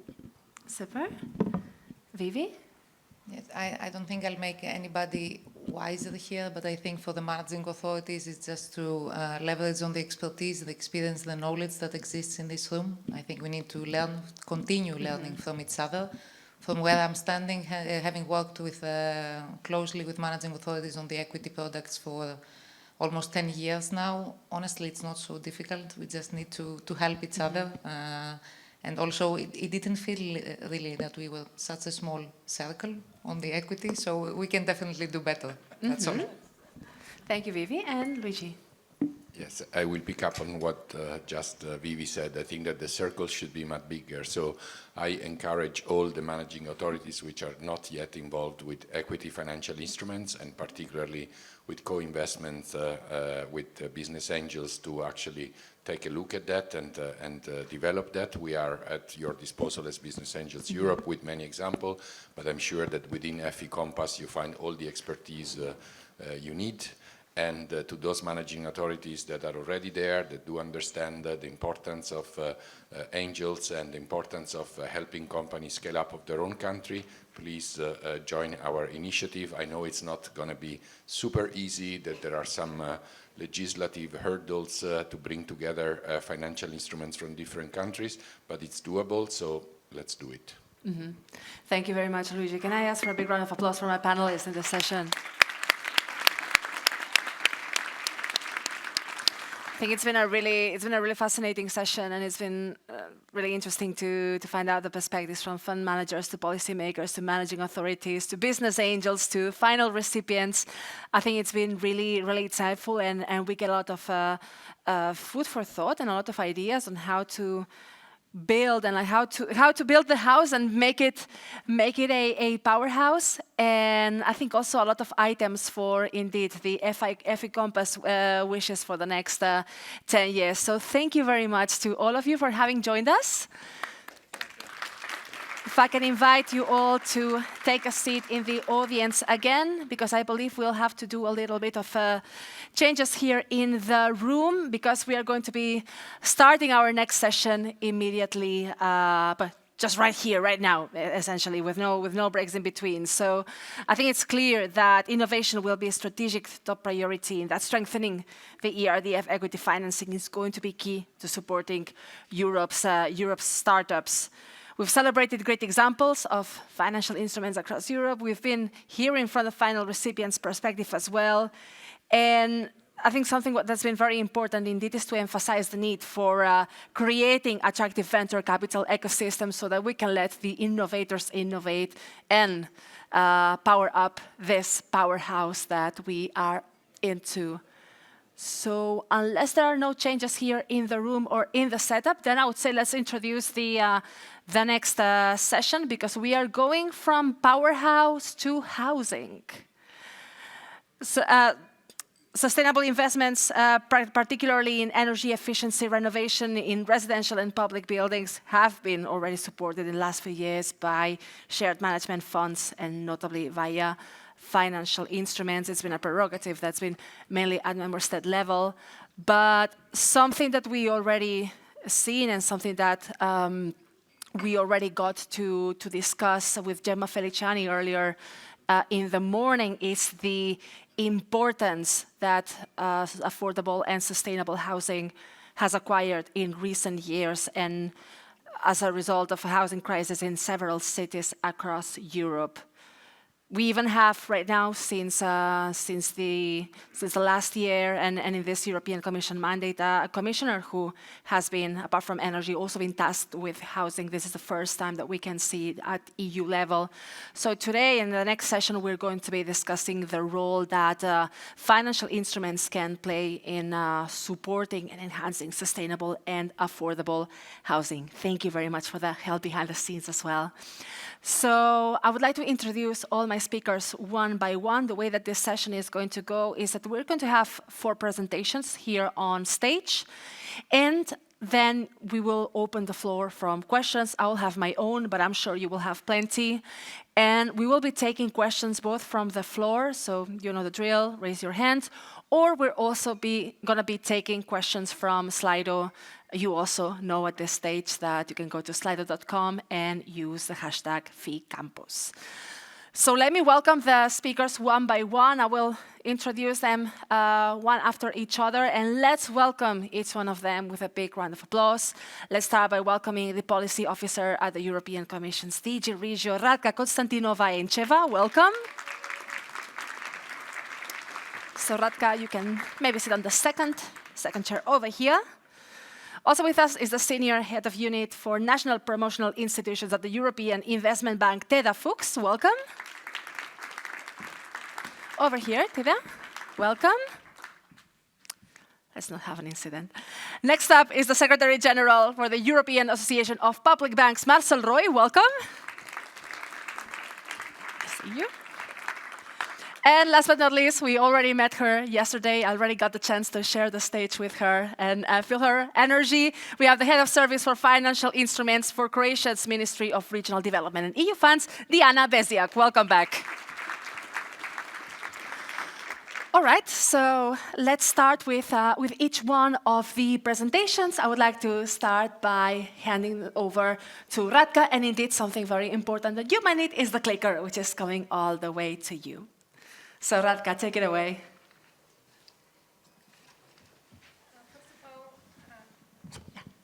Good afternoon to everyone, and I'm happy to be here and to see so many participants. So housing, what a timely discussion. We will soon have the first ever European Affordable Housing Plan. And since last time, housing has become a big political priority. Where have we been in Regio in housing, providing housing investments? Since it has been said by Anna, we have been active in energy efficiency and social housing. In the midterm review of the Cohesion Policy, the legislative package has been approved end of September, and the regulation has been also modified. There are a few openings where member states are encouraged to take the opportunity to actually make housing investments and to reprogram their current programs, accommodating for the needs for investing more in housing. and tackling the housing crisis. And this is through energy efficiency, traditional energy efficiency, social housing, and also fostering the integrated territorial development. So where are the financial instruments in all this? So it's clearly mentioned in the communication on the midterm review that the member states are invited to leverage the funding through financial instruments. So we clearly see the preference, also it has been mentioned by Hugo Sobrao earlier, to tackle the housing crisis in a smarter way, rather than just pouring grants, pure grants, to actually support through financial instruments and combinations with financial instruments and non-repayable assistance. Within that midterm review package in Regio, with the help of the fee compass in EIB, thanks to all the colleagues who worked on this, we have published earlier this year with the midterm review package a model financial instrument which combines financial products and various types of grants and incentivize member states to mobilize further public and private investments. This model, the idea is that we tackle the supply of housing, as this has been also brought by the reports. We have seen LETTER report last year, also the research and analytical work that although it's not only about supply, the biggest challenge at the moment in our cities is to have enough homes for those who need them the most. In the model, which we have published, and the link is available on the bottom of the slide, we have opened 5 financial options, which are combining debt financial products, loans and guarantees, and also equity, with various types of grants, which can be interest rate, subsidies, capital rebates, technical support, preparation grants, or also investment grants. And one very important thing is to say is that this model has no definition of what is affordable housing, as this is super local issue. And it's not possible to say it's a member state competence, so we rely on the member state to define what is affordable, what are their needs for affordable housing and what they understand in that. What type of housing the model will be aiming to address? Mainly new built housing units, refurbishments, traditional energy efficiency. We're hoping to scale up the energy efficiency efforts across the EU. Also, co-ownership schemes. As we know, there are partial ownerships and co-living communities existing and very developed already in member states like Austria, Denmark. We have also the repurposing efforts, and there we have empty offices, hotels, especially after the COVID crisis, which are now being also repurposed for living spaces, and we see it even in Brussels where we live, this is happening. And the model relies on a very strong potential of additional funds and the advisory through the EIB, of course, but also international financial institutions, which have been active in providing funds and also advisory for housing, such as World Bank, EBRD, and a very strong emphasis on the capacity and the potential of generating additional funds through the national promotional banks and institutions, who play a crucial role because they are actually close to the ground. They know and they provide the finance which is reaching the final recipients. The idea, as we said earlier, that, and it has been then said since yesterday, that we are tackling the combination, not only financial instruments, but also combinations with grants, because the sheer volume is so, of needs of financing is big, and the cost of borrowing is high. So the grants can have a different purposes, But for us, they have to have a purpose. We cannot accept just pure grants, and we are all here believers in financial instruments, but we really have to further encourage member states and managing authorities to think in financial instruments terms and what the grants can contribute, and not the other way around. Grants can reduce the project costs and can de-risk in a way the investments. They can be used for technical preparation. For us, the grants can be also very good component with advisory support. And this model has a very strong also component and preference for using advisory support.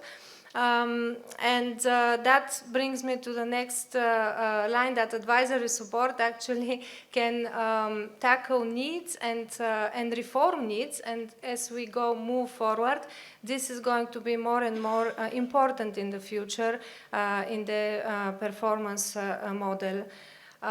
So the 5 options of combining grants and financial products are in the model. They described in a very detailed way, but I will just sketch them briefly, where we have the financial instruments and products in one operation through body implementing the financial instruments, which is quite a new possibility under the current CPR. We have also kept the possibility to provide it both products in 2 operations, as it was in 1420, for instance, energy efficiency. We have the possibility to have guarantee product and grant in 2 operations at the level of final recipient to enable financing and de-risking investments and larger portfolio of housing investments. And we have also equity possibility, and we have also, for the first model, since we have been publishing models, we open a little bit the possibility to accommodate a locally provided financial instruments without our funds, with grants from managing authority from our funds. So it's kind of notion without going beyond the CPR notion of what is financial instruments, but globally speaking, it will be financial instrument because the grant will be used for a specific component and only for recipients of final recipients of the financial product. So when the model caters a lot about different specific target groups of population, because we have the traditional social housing target groups, but we have now with affordable housing, we have new key groups, which are key essential workers, new emerging target groups, also student accommodation, very strong focus on that. And we also would like to stress that through new housing investments, there should not be a situation where the segregation existing already in providing housing perpetuates through new housing investments, and also that the principle of the new European Bauhaus is always kept, so we have less of the buildings we don't want to see from the past emerging.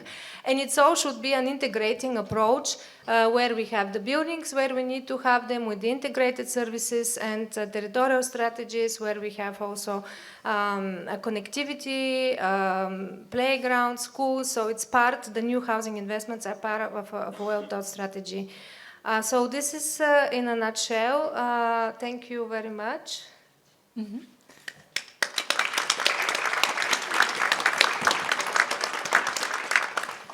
Thank you very much, Zlatka. Now we move to Teda on behalf of the European Investment Bank. By the way, please feel free to correct me if I've completely butchered your name, by the way.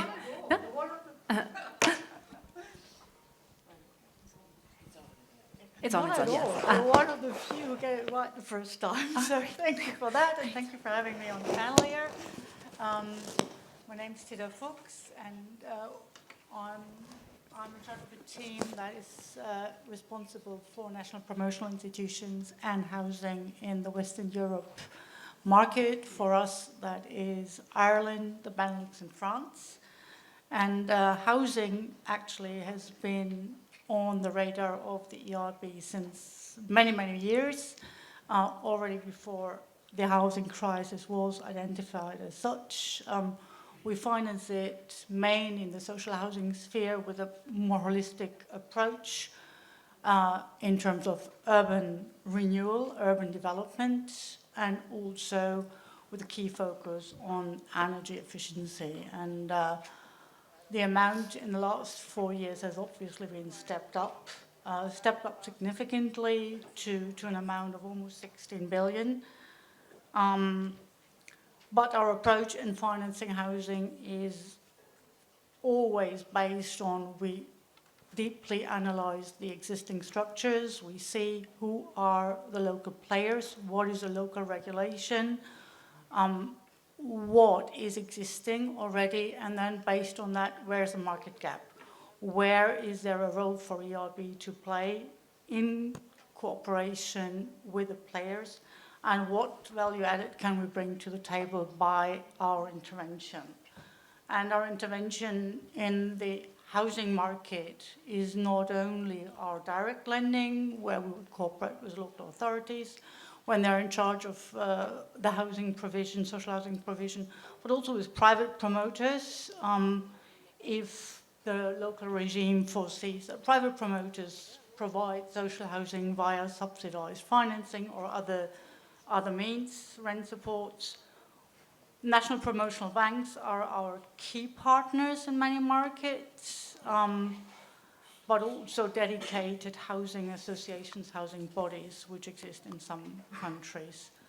And those are then for indirect lending our partners. Risk sharing, whereby we take a certain part of the risk in the financing by providing guarantees to our intermediaries, is the appropriate tool where commercial banks wouldn't finance, for instance, energy efficiency investments, but also capital markets, equity, and obviously advisory services are our means of intervention. In the key markets we are working in, we have utilized all these tools. So Western Europe probably is the most active market for the European Investment Bank here. So now we've got our EIB Group Action Plan for Affordable and Sustainable Housing. We have increased the financing last year by 40%. We aim to expand our lending and our financing products into new countries where the regulation probably is not yet so developed. We need our colleagues from the advisory services to make sure that the regulation and the policy framework is conducive to such financial intervention. Sorry to interrupt. If you could get a bit closer. Oh, I'm sorry. Thank you very much. And more importantly, and that shouldn't be missed, is the one-stop shop we've set up together with the advisory services, where investors and interested stakeholders can get all the advice and all the information what EIB can bring to the table. Where are we intervening? The housing continuum starts with emergency shelter and transitional housing. So we've been financing and supporting member states in providing housing to refugees. We also look at student accommodation. We're looking at care homes. We're looking at transforming existing housing into suitable homes for elderly people. That is on the social and affordable housing scale. If we go to the more market-driven segment, there energy efficiency is the key player. In markets where private ownership is the key percentage of housing, energy efficiency investment is often lacking behind. The readiness of the commercial banks to finance energy efficiency on top of existing high mortgages is not there, is often very reluctant. So there we come in with risk sharing, there we come in with our guarantee products. And as said, we always rely on partners on the ground. Our key partner in France is the Banque des Territoires, which is actually a filiale and affiliate, thank you very much, no worries, thank you so much, of Caisse des Dépôts, And the market in France is very well developed. The funding goes through a state-administered savings account, the so-called livret A, which only provides floating rate funding. So where's the market gap? The market gap is for social housing providers to have at least a significant share of their investment financed through long-term fixed rate funding, which CDC cannot offer. Who can offer that? National promotional banks or international promotional banks. So we've teamed up with the Council of Europe Bank, and we're working together with the Caisse des Dépôts, its affiliate Banque des Territoires, to support social and affordable housing in France, which is the biggest market for ERB, and that is working very well, and we're making sure that we bring additionality to the table, that we use the existing schemes and leverage on them smartly. Another example where we've worked together with our colleagues and friends from EIF, I was very happy to see Vivi also on the panel earlier, is Ireland. Ireland has a very high ownership in housing, and my Irish colleague actually corrected me once and said, we talk about homes, because housing is and housing units is a very neutral term. It's much more about that people feel at home and that people can feel that their home is safe and that their home is not too costly. An energy crisis and energy prices being on the rise is a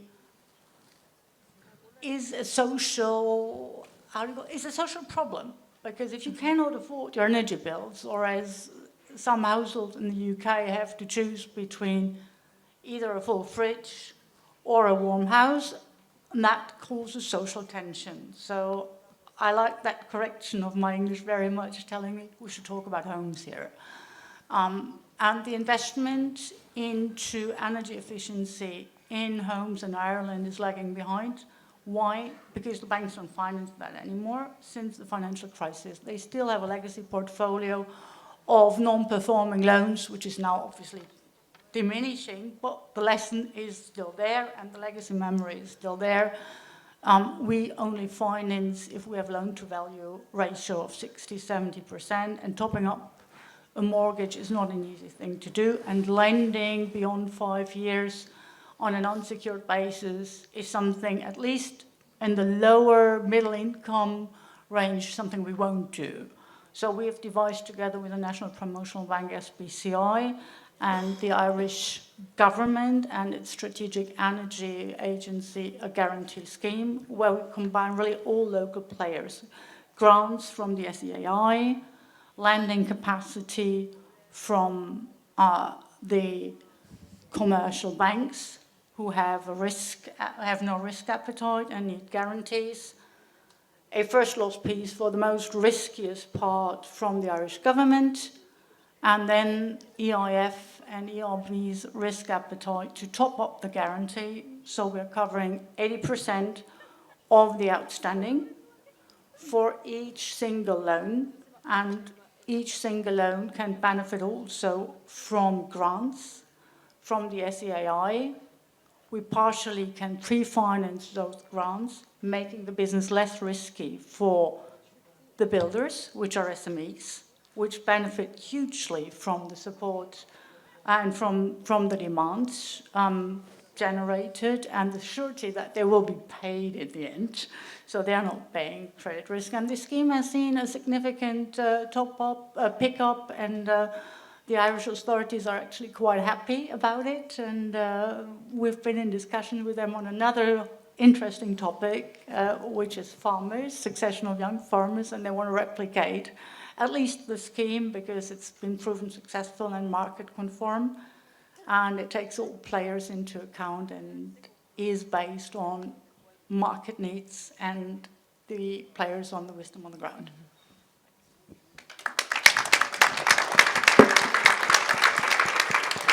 Thank you very much, Tada. I love the way you put it. At the end of the day, we're talking about homes. Housing is too neutral, but here, like, we're really touching to the core of something that really matters to us. Yeah, and what we also sometimes forget is that accessibility of homes has a driving factor for economic growth.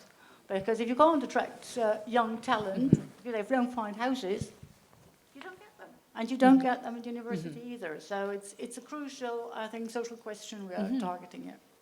Thank you very much. Now, I'd like to move to Marcel Roy, representing the European Association of Public Banks. So, take it away. Yes, thank you, Anna.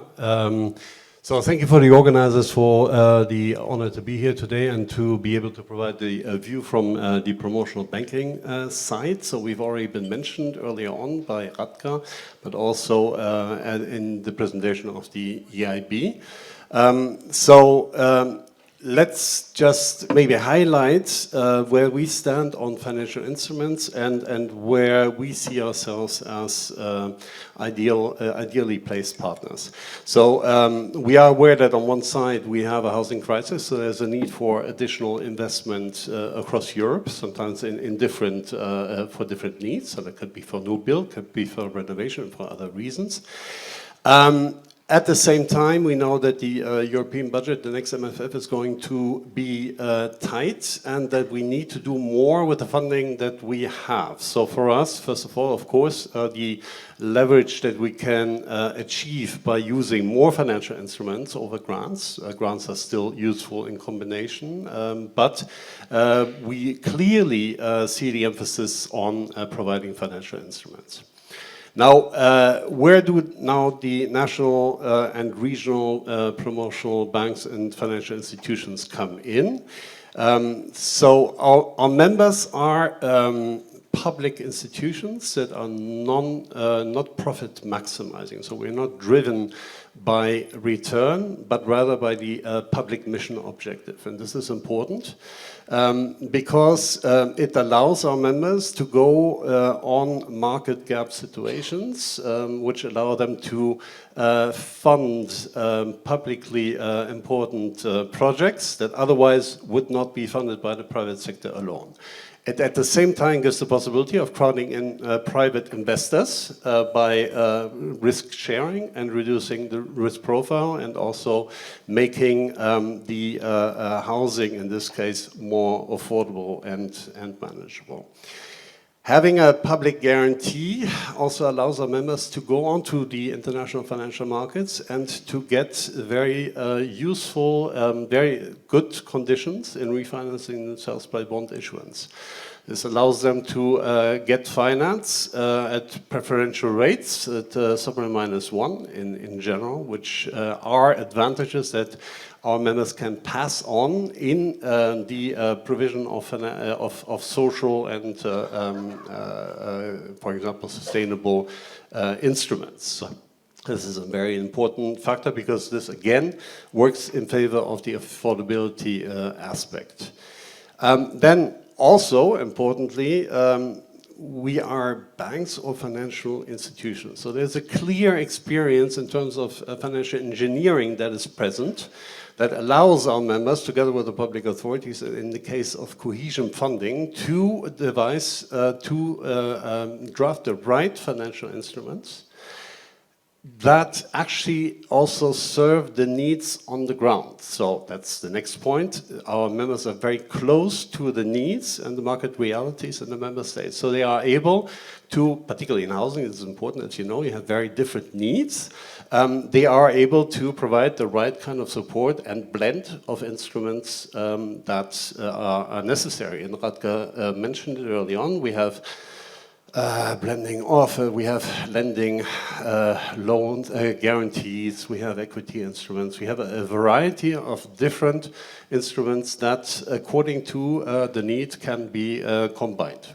This takes financial engineering expertise, and that's what our members bring. And then in the end, our members are also, as recognized financial institutions, have very strong relationships and networks on the one side with the IFIs and the EIB and EIF, but also with the local and regional and national funding partners, be it banks, be it investors and others. So there comes the capacity of crowding in the private investment, and this is what we want to see with the next budget. We want to mobilize more private funding. So I would say that this is, in a nutshell, these are the clear advantages where our members can act as, let's say, as go-between, as coordinators, and as support to all actors to provide the best affordable housing possible. Now, we have a variety of different member organizations, different typologies of business models. So, you know BGK, that's a very classical national promotional bank. Just as an example, BGK runs the SBC program, which is one of the largest financial instruments for housing. Everybody, I think most people know that. Here, the clear advantage is the long term. So the capacity of providing a long-term funding intervention, 30 years now. They are looking at having 50-year loans, so this is really very long horizon. This is in coordination with, so there is no margin on the interrate bank, so it also is affordable. So it works on affordability and the stability in the long term. This is in cooperation with the EIB and this in Council of Europe Bank. I will go to NRW Bank in the interest of time. NRW Bank in Germany, so that's the regional promotional development bank for the region of North Rhine-Westphalia. They have a very interesting instrument where you have long-term interest subsidized long-term loans, and there's a repayment grant element. So that means that if you reach a certain energy performance and a good performance, then basically your repayments can be turned into grants. Third example, and I said we have very different business models, so this is very far away from cohesion policy, but bear with me, it's also interesting to see. It's Munifin in Finland. Munifin is a central institution that refinances municipalities in Finland. So the ownership are the municipalities, and Munifin issues bonds on international markets to refinance investments by municipalities. Now, 1/3 of investments in the housing sector were done with public money in Finland, and about nearly half, so 49% of the balance sheet of Munifin is our housing investments. So you can see to what extent Munifin really is strongly invested here.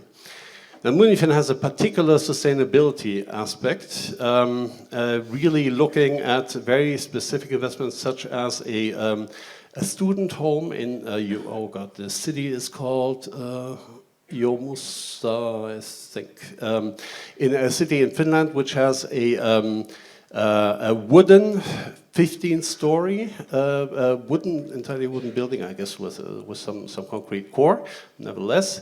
But very sustainable in the build, and that is provides 117 apartments for students. Just and here we see the very clear focus on the green sustainability aspect.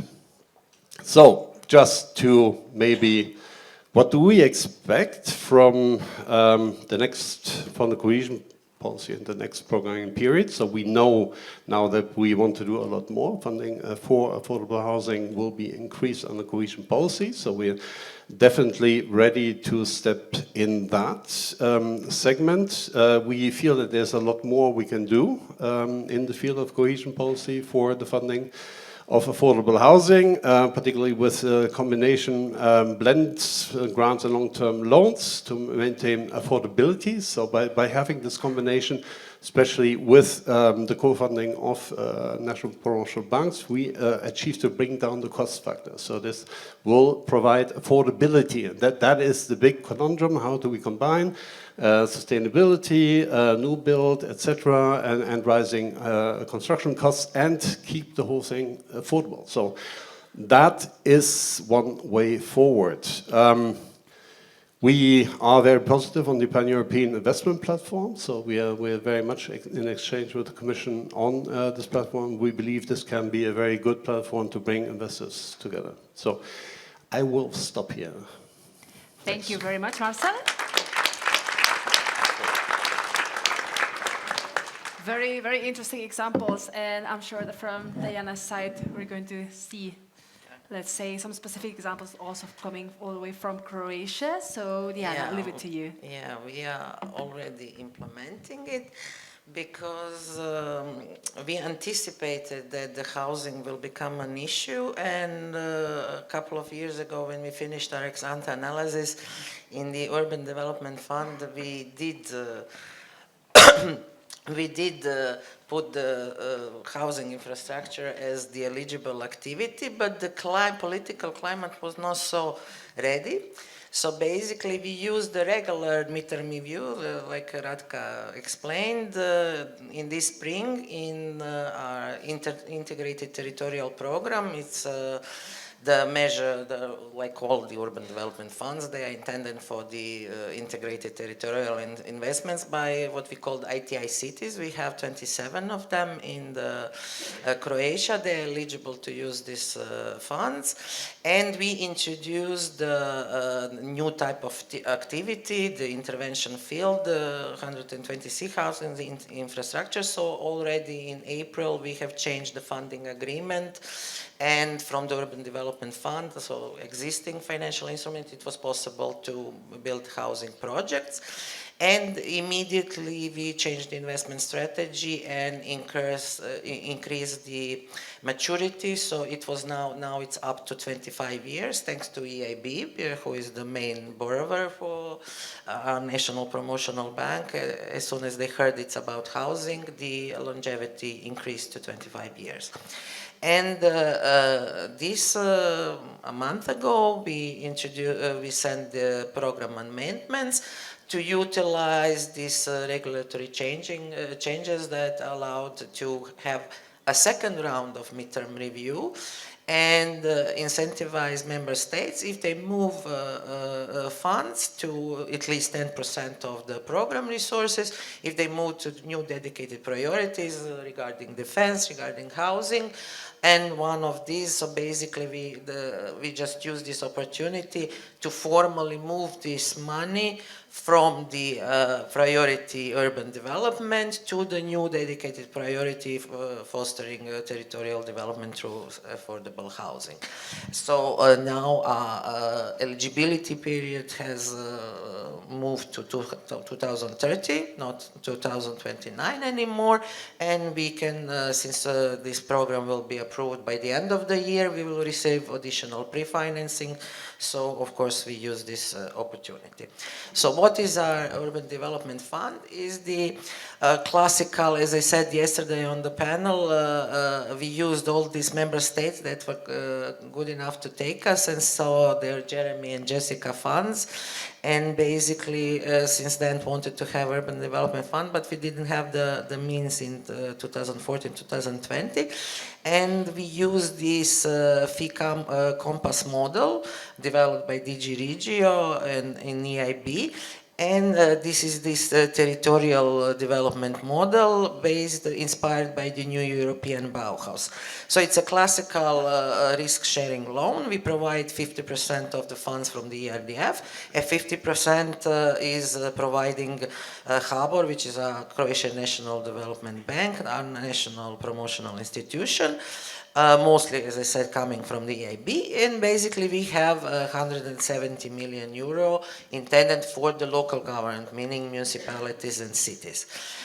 We provide, from the ERDF part, we are giving a capital rebate, so it's financial instruments combined in one, with grants in one operation, administered by the HBOR, and we are saying as a state, you don't have to repay half of the loan, provided what you are building has these new Bauhaus inspired conditions, meaning that you were planning to do it inclusively. You ask your stakeholders, your citizens, your local NGOs, your local businesses, what kind of facilities, what are these buildings that they need, for what that they need, that these houses, these buildings have to be beautiful, they have to fill in into the local landscape, made from the natural materials, the local materials, not some glass skyscrapers in the middle of the very old part of the town, and of course they have to be sustainable.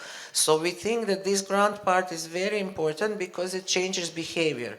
It's like a carrot for the municipalities that are not really financially rich. onto more expensive investments, which they wouldn't do without this grant component.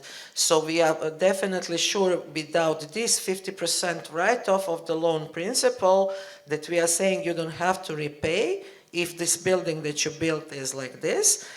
They would not do it. They would go for the cheapest solution, the quickest, the more easiest. Because, for example, this architectural design competition is like a 6 months long process, and nobody would do it if, from the policy level, when we as a managing authority say this is important to us, this is what we want to incentivize, they would do it. So basically your building has to be green, it has to be lower than the near zero. If you are refurbishing existing building, you have to have a certain percentage of the energy saving. We give you incentive to use as much as renewable energy sources, and of course I should have put them in the order that inclusivity is first, because this is the first step to at least to have the inputs for this architectural design competition. Then the second step would be to have this competition and to select the best possible solution. And then these are the inputs for the engineers when they do the design, to have all the sustainability factors. So this instrument is very popular in Croatia. It's a kind of revolution, and that's why I put the stress on my last slide on financial viability. So as I said yesterday, we have 14,000 SMEs that are now happy with financial instruments. They want to use it. And we had, at the beginning of the programming period, some 500 municipalities not so happy to use financial instruments, because they have 20 years of experience using grants, with RRF not helping at all, because they received 100% grants, not 85-15 like from the Cohesion Policy.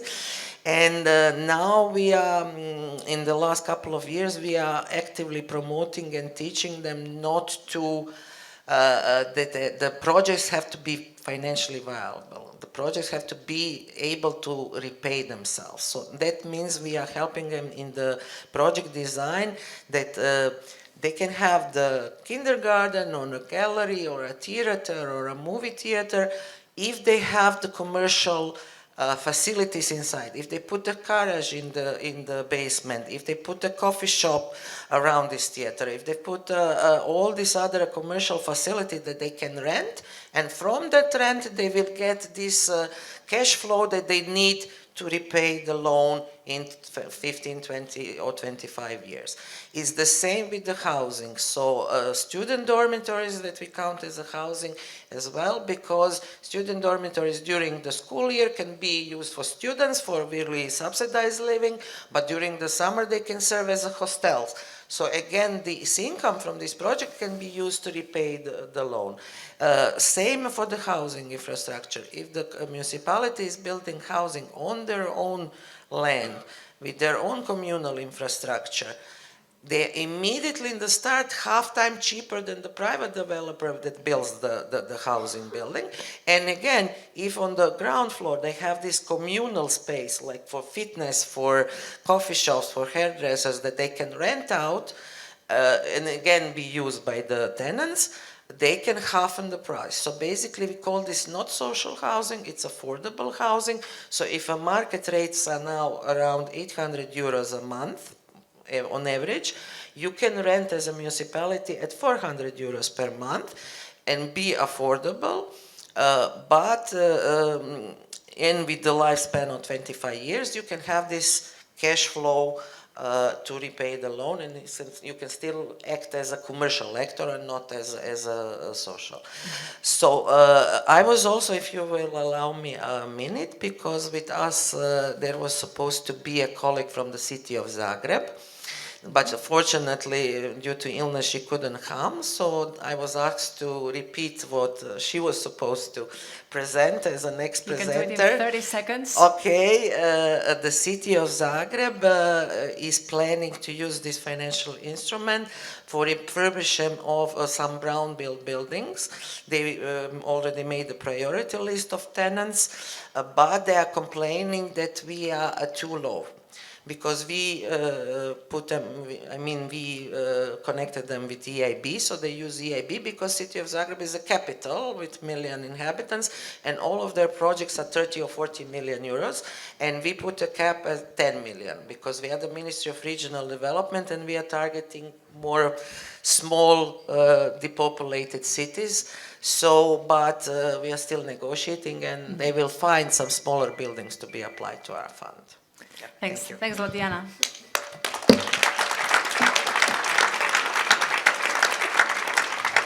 All right, so as I mentioned already, we will have time for your questions. We can already open the turn of questions from the audience. We will both be taking questions from here in the stage or online. So you can choose whether you raise your hand or if you're feeling shy, you can of course send your questions via Slido. So who has a question for now? All right, we have a question just in the middle. Chesmir, right? Hi. Hi, thank you. Jasmir Hadinka from the State Investment Promotion Fund, and we are dealing with the affordable housing. And I just have a question regarding the energy efficiency because that's my field. And we know that after 2028 for public buildings and after 2030 for all buildings, there needs to be standard zero emission buildings, not near zero emission buildings. So have you considered in preparing the program to go for the zero emission buildings, or if not, because maybe it was before, how would you consider it? Mm-hmm. Because it might be quite difficult to achieve, or it's somehow it's linked with the costs and so on. Thank you. If the question is for me, how we develop this is because now to get a construction permit, you have to have NZEB building. So we said to incentivize you to go NZEB -10, we will give you, I forgot, 15% of the capital rebate. For the energy efficiency, this is the priority policy objective 2. To be considered as energy efficient building, you have to be NZEB -20%. So this is a different type of, the Commission consider energy efficiency also housing. We don't really, because we do have the financial instrument for energy efficiency of multi-apartment buildings, but these are the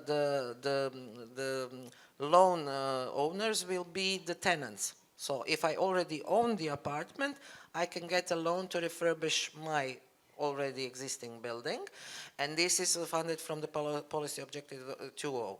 But it's not the housing because I already have a house. I'm the owner of the flat, so it's not to us as a priority. So for us, the priority is those young talents wanting to work in the cities but cannot afford to live in this city, because we are a very touristically developed country. And market rents are huge, according to average salary that is now €1,000. Median is maybe 1,500, and the rents are around €800. So if I'm a single professional coming to work, I cannot afford. I have to travel 2 hours to work in a city because I cannot afford to live in the place where I work. So this is kind of to us, the affordable housing is more worrying about the key workers, like Ratka said, and not so much on the people already owning a house. Mm-hmm. Thank you, Diana. I don't know if anyone else, or the question was addressed to anyone else. Yeah, right. Excellent. So then I will take a couple of questions that we received from the online platform. The first one, I think it's an interesting one. What is the difference between social housing versus affordable housing? Maybe can I get someone else to react first? Maybe Ratka, you wanted to? Yes, maybe I start and yeah, someone wants to complete. So the social housing is the socially vulnerable groups, final recipients, which have been subject to investments also in the previous programming period, and they continue in this programming period. What is the new category? This affordable housing concept is all these target groups, like Diana said, key workers, for example, all the teacher, police officers, which are working for the communities, who despite their earnings, they cannot afford the decent houses and decent homes, or they live too far from where they work. For instance, also students, they emerged, and this, the first notion emerging affordable housing was in the Enrico Letta report, where this crisis, the whole crisis priority and crisis emerged, and this is most acute in cities, actually. Thank you. Teda? Thanks for the question. It's a good one, but it's related to regulation and it's related to ownership rate. So the ERB's activity is focused on social housing. Social housing has been our key activity in the past years. We have only moved into the affordable housing financing with the emergence of what we all call and perceive as the housing crisis, where we see other groups that usually could access the housing ladder and the housing market being excluded from it. So that's why over the 15, 20 years we are do financing social housing, we are focused on countries where there is regulation and where the ownership rate of housing is comparatively low. And that is Western Europe. You will see in Poland a much higher ownership rate of housing than you would see, for instance, in Germany. You have a city like Vienna, where 30% of the households live in a Wiener Wohnen home provided by the municipal housing company. And the same applies for one of the most wealthiest cities in Germany, which is Hamburg, where a third of the households live in a home provided by the social housing company, Zaga.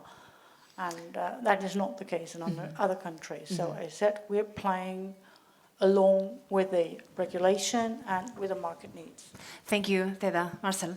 Maybe on the definition of social versus affordable housing, but much rather the question that just popped up very shortly, and what's the main challenges? So yes, of course, the definitional challenge is one. But there's also another one, which is for public institutions, promotional banks, to be able to become active. So we're using funds that are guaranteed by public guarantees. So this is relevant to state aid legislation. So therefore, you need to have a very clear definition as what you can do for affordable housing.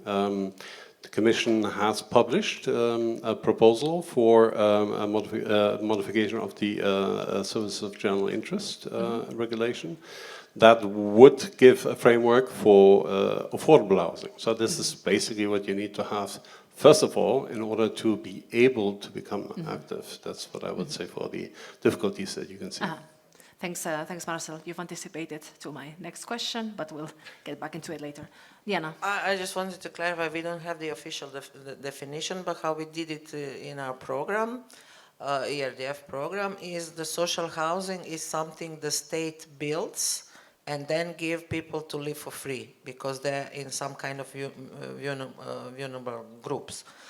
Affordable housing we define as, with this urban development fund, we will do the public housing stock that cannot be bought. It has to be rented for the repayment of the loan. So if the maturity is 20 years, for 20 years you cannot, it has to be still owned by the municipality, similar to Vienna model. So people can rent, and we define the affordability, I think, in the law on affordable housing, that it's 40% of your income. So if the rent is more than 40% of your salary, it's not affordable. Thank you. Diana, do we have any questions from the floor? One here in the middle. Who is in charge of Slido?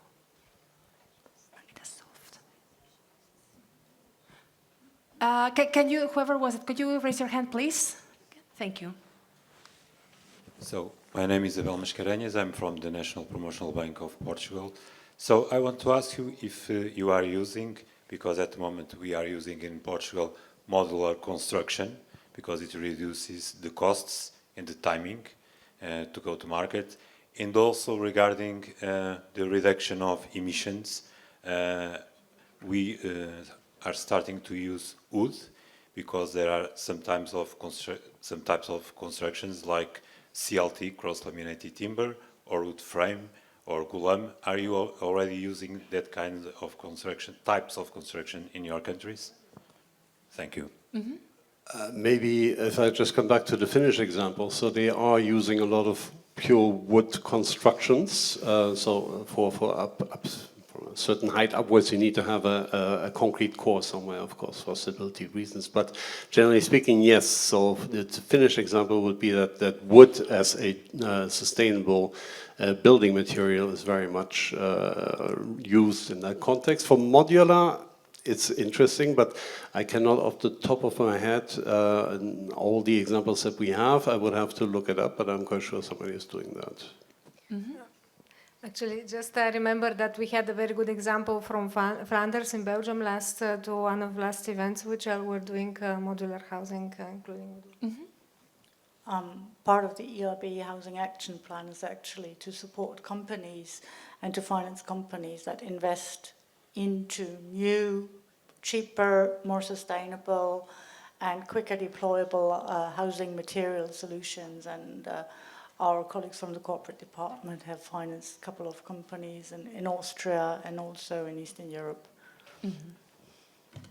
We don't prescribe, it's up to the municipality, but with this capital rebate, we encourage them to use local material, recycled materials.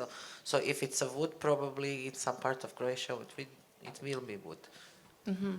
But it's interesting because it addresses the question of innovation, which is also part of the Commission's idea with the Pan-European platform to also push for innovation and funding of innovation in the building sector. And so this would be, I think, a perfect example as to what the Commission intends to do with that. Mm-hmm. There is, I'm going to take maybe two questions coming from online. The first one saying, although it's up to member states to use their own definition of social housing, what conditionalities does the Commission put forward to avoid financialization or speculation? I guess that's one for Radka. Yes, we know that in some environments in member states, the notion of affordable housing is non-existent or even nascent. So at the same time that this is the competence of the member state and they would have a definition, it's very important to have a strong advisory support when they set up financial instruments, to have a good ex-ante assessment as well, which would define the financial instrument and the market gaps and how to prevent. And also it's important, I think, also from the discussions in the preparation of the model, we had also the non-financial partners and stakeholders in housing, which are very active and they are on the ground and they know what is needed and where it's the biggest problem and what target groups have to be addressed. So it's important to involve everyone in the process, to be collaborative and from bottom up, and to avoid speculation, and with a clear definition. The actually division between what is social and affordable housing, which will also come with the revision of the state aid, that will be facilitating also framework for this to this enabling condition. And maybe just already, since I'm already with you, just a follow-up question, because I think there's some need for clarification, whereas to purchase or rental of housing from the market in order to cover the social affordable housing gap falls under state aid rules or not. Probably you're also going to be better positioned to answer to it. Are you aware of that?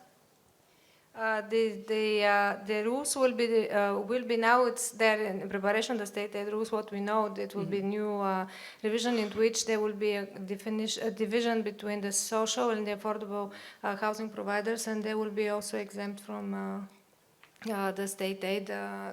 So there will be this situation normally would fall. Mm-hmm. Thank you. And you wanted to... On the question of avoiding speculation, this is a key concern also in any EIB financing of the social and affordable sector, and we ensure and we require in our agreements that the assets we finance remain on the balance sheet throughout the life of the loan, and that can go up to 40 years. So actually that avoids that the funds are, or the housing assets we finance are then sold in the market for speculation. Another item we are very cognizant about is that the purchase of land is not part of what EIB would naturally finance in order to avoid land speculation. So we are aware of the problem and we have our safeguards to avoid that in both social and affordable housing. So maybe just to add, the proposal from the Commission on the SGEI regulation has a 20-year investment horizon holding period. So the question if that's most adequate, because for some member states that may be shorter, others may be longer, so maybe it would be advisable to have a more modular approach, but there should be a clearly defined investment holding, as you said, for the EIB. And there should be a clear definition as how long you have to hold it, of course. Can I add also that it's how long you hold, also that if there is a change of ownership, the purpose of the housing is affordable and the initial purposes. Thank you. I can maybe take one more question from the floor. Anyone? Question in 3, 2, 1. All right, then in that case, I'll take another one from Slido. There's one that popped up just now that says, how do you see the potential for synergies of using different EU resources to support financial instruments for housing, like the ESF Plus or AMIF? What would you say? Marcel? Well, I mean, the synergies that we see, first of all, is that our members are, as I mentioned before, maybe just highlighted, our members are specialized not only in intermediation of cohesion funding, half of our members are doing that, but we also have members who are working with the EIB EIF, as earlier mentioned, but we also have members who are direct access on the InvestEU. We would like to see also some funding set aside for this and possibly increased volume for InvestEU in the next programming period to address housing also under InvestEU. So we think that different sources of funding bring different aspects to the project, and the idea is also to leverage as much as possible, so working together with IFIs, working together with banking intermediaries, but also crowding in as much as possible private investment. This is the logic of the Pan-European investment platform for housing for affordable housing that the Commission has in mind. So the main idea is to bring in private sector investors, very much along the Draghi report's idea. So how do we leverage existing public funding, EU funding, national funding, and how do we bring in as much as possible also private investors? And I think that has to be the goal, and ideally as much as you can have mixity in the funding sources, the better it is. Thank you, Marcel. Diana. Yeah, we already combine ESF, but not AMIF, because ERDF, has to build the infrastructure. ESF funds the people who will live in it, so it's more like a social housing. We already have one financial instrument with colleagues from the ESF. We build social services loans for the institutionalization, so we give them loans to build the house, and ESF is funding programs. It's assisted living, so these vulnerable groups are living there, and they are funded. The programs that help them live inside are from the ESF. So I have big hopes for what we heard in the morning panel for next financial perspective. It will be more possible to combine under one roof, under one set of rules, so we will see how it will go. But it's possible, but now it's really difficult because it's not at the same time as different managing authorities. I can only agree, simplification of the instruments and combinability, definitely key factor. And also, as much as possible, involve the key partners at the very beginning of the programming period and the definition of the operational programs. When you define the market gap and what instruments you want to have, the earlier you bring in the partners, better it is. Thanks, Marcel. Radka. Yes, just to complement that, for sure they have to be synergies. We are only beginning now with the housing. It's not finished with the midterm review. It's not finished with the end of programming period. So it's going to be a crucial priority in the future as well. So this is only inviting for synergies between the fund. Thank you. And Teda, I don't know if there's something you wanted to add. There was a question around the map from the EIB on Western European countries. I don't know if there's something that you wanted to clarify from this front. I think I addressed it already when... Yes, indeed, yes. Sorry, it just stayed, Okay. Stayed there, so I wondered. It's still there, Indeed, yes. yes, thank you. It's still All right, popular. so I think then this way we can wrap up the discussion. Seems that indeed it highlights the importance of the issue and the many actions that are going to be taken from the policy and from the financing front, and there's so many financial instruments that can support that, and we've seen several examples on the matter. So it's been a very insightful conversation. If I can ask for a big round of applause for my panelists, please. Thank you very much to all of you. Yes, indeed. So we're not just talking about housing, we're talking about homes at the end of the day, so something that touches to our core of our identities and our livelihoods. So I think this is where the fun part really comes, because I've already discussed with a few of you just before coming here on stage, and how for so many of you this is really the highlight of FICampus. This is the moment where we get to share the stories, we get to share the joy, we get to share the excitement. There might be a little bit of disappointment, maybe, but this is at the end of the day, this is a collective victory, and the fact that we are seeing so many projects succeed, that's already a huge win for each one of you. And I got really inspired from hearing all of the pitches that we heard yesterday here on stage. So let's get our showcase ceremony started. Frank, do you want to do me the honors with the applause?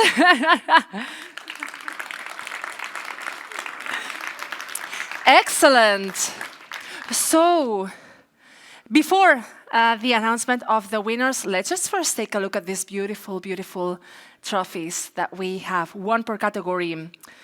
This comes, in fact, from a company from the Umbria region in Italy, Ceramiche Noi, which is an organization that I already got to meet at a FICompass event on microfinance and workers' buyouts, with a fascinating story.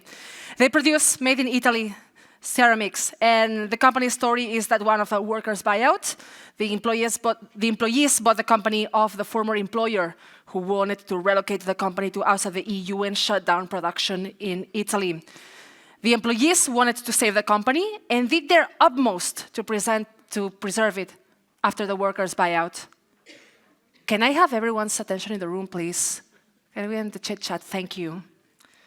They were even mentioned, in fact, by President Ursula von der Leyen in a speech she gave during the energy crisis, as they were working the night shifts to keep production going and limit energy costs. So they provided us with these beautiful trophies, and I'm a bit cautious because I hope they will all make it back to their, recipient countries in one piece. But worry not, because they're also very well secured and very safe. So to start with the award ceremony, let me welcome the person who will be announcing the award winners. Let's welcome back on stage the Director for the Financial Institutions Department at the European Investment Bank, Gemma Feliciani. Welcome. First of all, Gemma, so how are you feeling? Well, excited, right? That's the highlight of the day. So I could already see some of the nominees looking very nervous on stage. They were trying to get hold of my envelopes, but nobody did, because they were very well secured, very well guarded. So, as we all know, since I'm sure all of you have voted, we have 3 awards, one per category. The first one on growth impact, the second one on constructive collaborations, and third one on innovations. Tough choice, I'm sure, But let's find out the winners. I'm trying to keep the suspense for as much as possible. But it's my honor to hold the envelope for the growth impact category. So let's find out who the winner is. Gemma, Okay, up thank to you.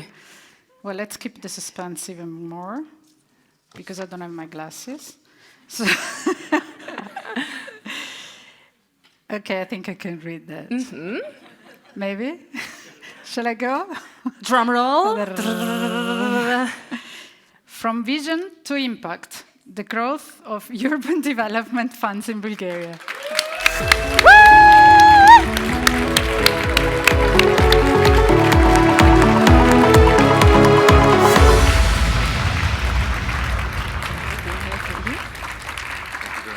Congratulations.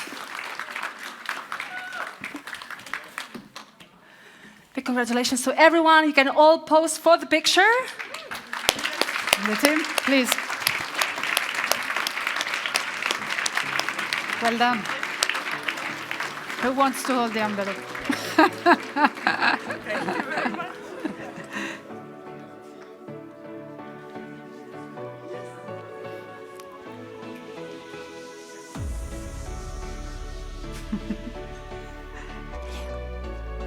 Yeah, it is. It is. Well done. Congratulations. If I can invite someone from the winning team to say a few words. Anthony, over to you. Hello. Thank you very much. It is a truly beautiful award. I'll keep my acceptance words short, as I don't want them to be longer than my pitch. So I think I can say that the Sustainable Cities Fund's story follows that of financial instruments themselves. It's been one of adaptation and flexibility, and we've certainly had our patience and temper tested in the pursuit of our goals. But communities like this one have certainly made that road much easier.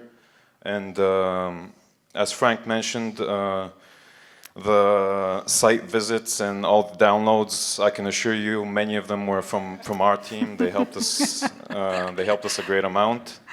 The recognition and guidance we receive here every year is truly humbling, especially for a country like ours. So thank you to Phi Compass, and thank you to everyone who voted for us. We'll try and live up to this award. Thank you. Well done. Well done.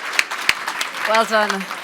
Big congratulations to the whole Bulgarian team. Urban Development Funds. Amazing. So we have the first one of our winners revealed, and for Growth Impact we had as many, I think, as 6 nominees, I think. Good. So now it's time to move to the next one of our categories, which is constructive collaboration. I get the feeling that everything around Phi Compass is one big constructive collaboration, isn't it, Gemma? It is, I think. So let's see who takes the winner this time around. Let's get the drum roll once again. Can we all do a bit like... It's the other way around. Okay. So constructive collaboration with social impact funds in the Netherlands. A case study from Rotterdam. Congratulations!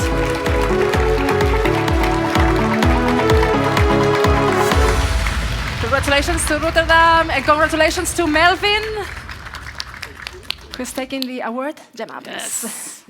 Thank you very much. Over to you. Pose for the picture. A bright smile. Well done. Excellent. Melvin, would you like to say a few words? Yeah, well, I'm actually totally surprised because yesterday we had the pitches and the competition was fierce. We also had people flying in all the way from the Indian Ocean to get here to do, and I was actually thinking that they would win. But we're really, we were really grateful to have won this award, and I think it's an award for Rotterdam and for the people that got to their jobs, and the social impact fund that made it possible. So a very warm congratulations to them. And if anyone wants to visit us or have more information, please visit the website and invite yourself, and we're happy to show you around. Thank you very much. Thank you. Well done. So congratulations, Melvin, and all the team behind the project, and congratulations to Rotterdam. The Constructive Collaboration Award is heading to Rotterdam. And now it's time to find out who is going to be the last one of our awardees. This time in the, I thought I had missed it for a second, but it's here.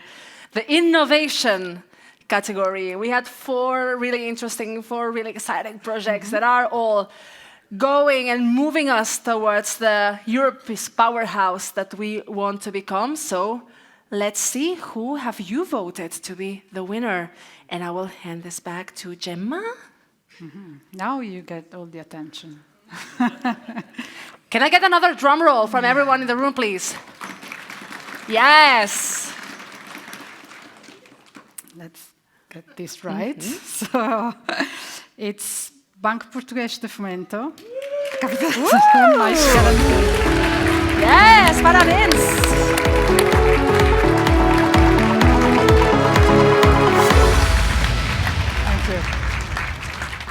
Congratulations.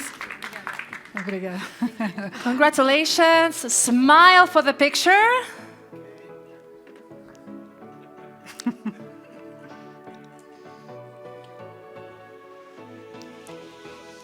Very warm congratulations. We do have a mic. I would like to invite the team to say a few words. So thank you very much. I would like to thank you very much to FE Compass for all these years, especially to all the team, Frank, Jonathan, Desmond, Chiara, all of you. All along these years you support us, and it was very important for us in Portugal saying, okay, we are working with DG Regio, we are working with IEB, so we are important. So we are continuing to work next years. We have more than 20 financial instruments going on. So next year we will be stronger than this year. Wow, it's just getting started. Amazing. So thank you very much for this recognition. It's always important to have the recognition of our peers, people that understand about financial instruments and that are doing their best every day to make Europe a better place to live and a better place to work. Just a special thanks to our team in Portugal, that we are just the three of us, but there is a team in Portugal that help us to implement financial instruments on a daily basis. Thank you very much. Thank you. Thank you very much to the team at Banco Português de Fomento. If I can invite once again the winners from the other two categories to join me on stage for a family picture with the three winners. So Melvin, please come on in, as well as the Vision to Impact team from Bulgaria.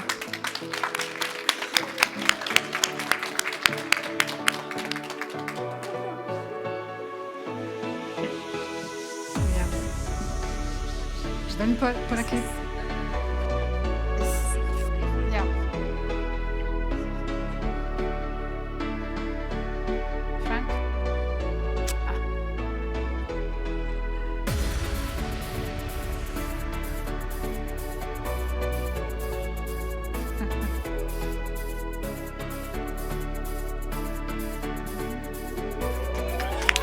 Congratulations. A big round of applause to all of you.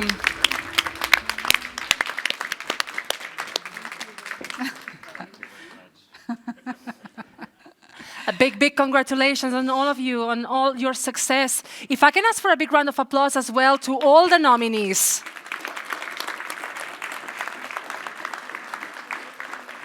As I said, only 3 of them could be selected, but I think this really shows the big effort and the big success that we have been seeing across Europe. And we all leave from here very, very inspired. And I think this is all what matters. I think we all are winners in some way. So big congratulations for all of you who presented your initiatives on stage and are using financial instruments to make Europe a better place and then to tackle all the many pressing issues that we have in front of us. Thank you very much to all of you for your attention and your energy, and we'll see each other very shortly.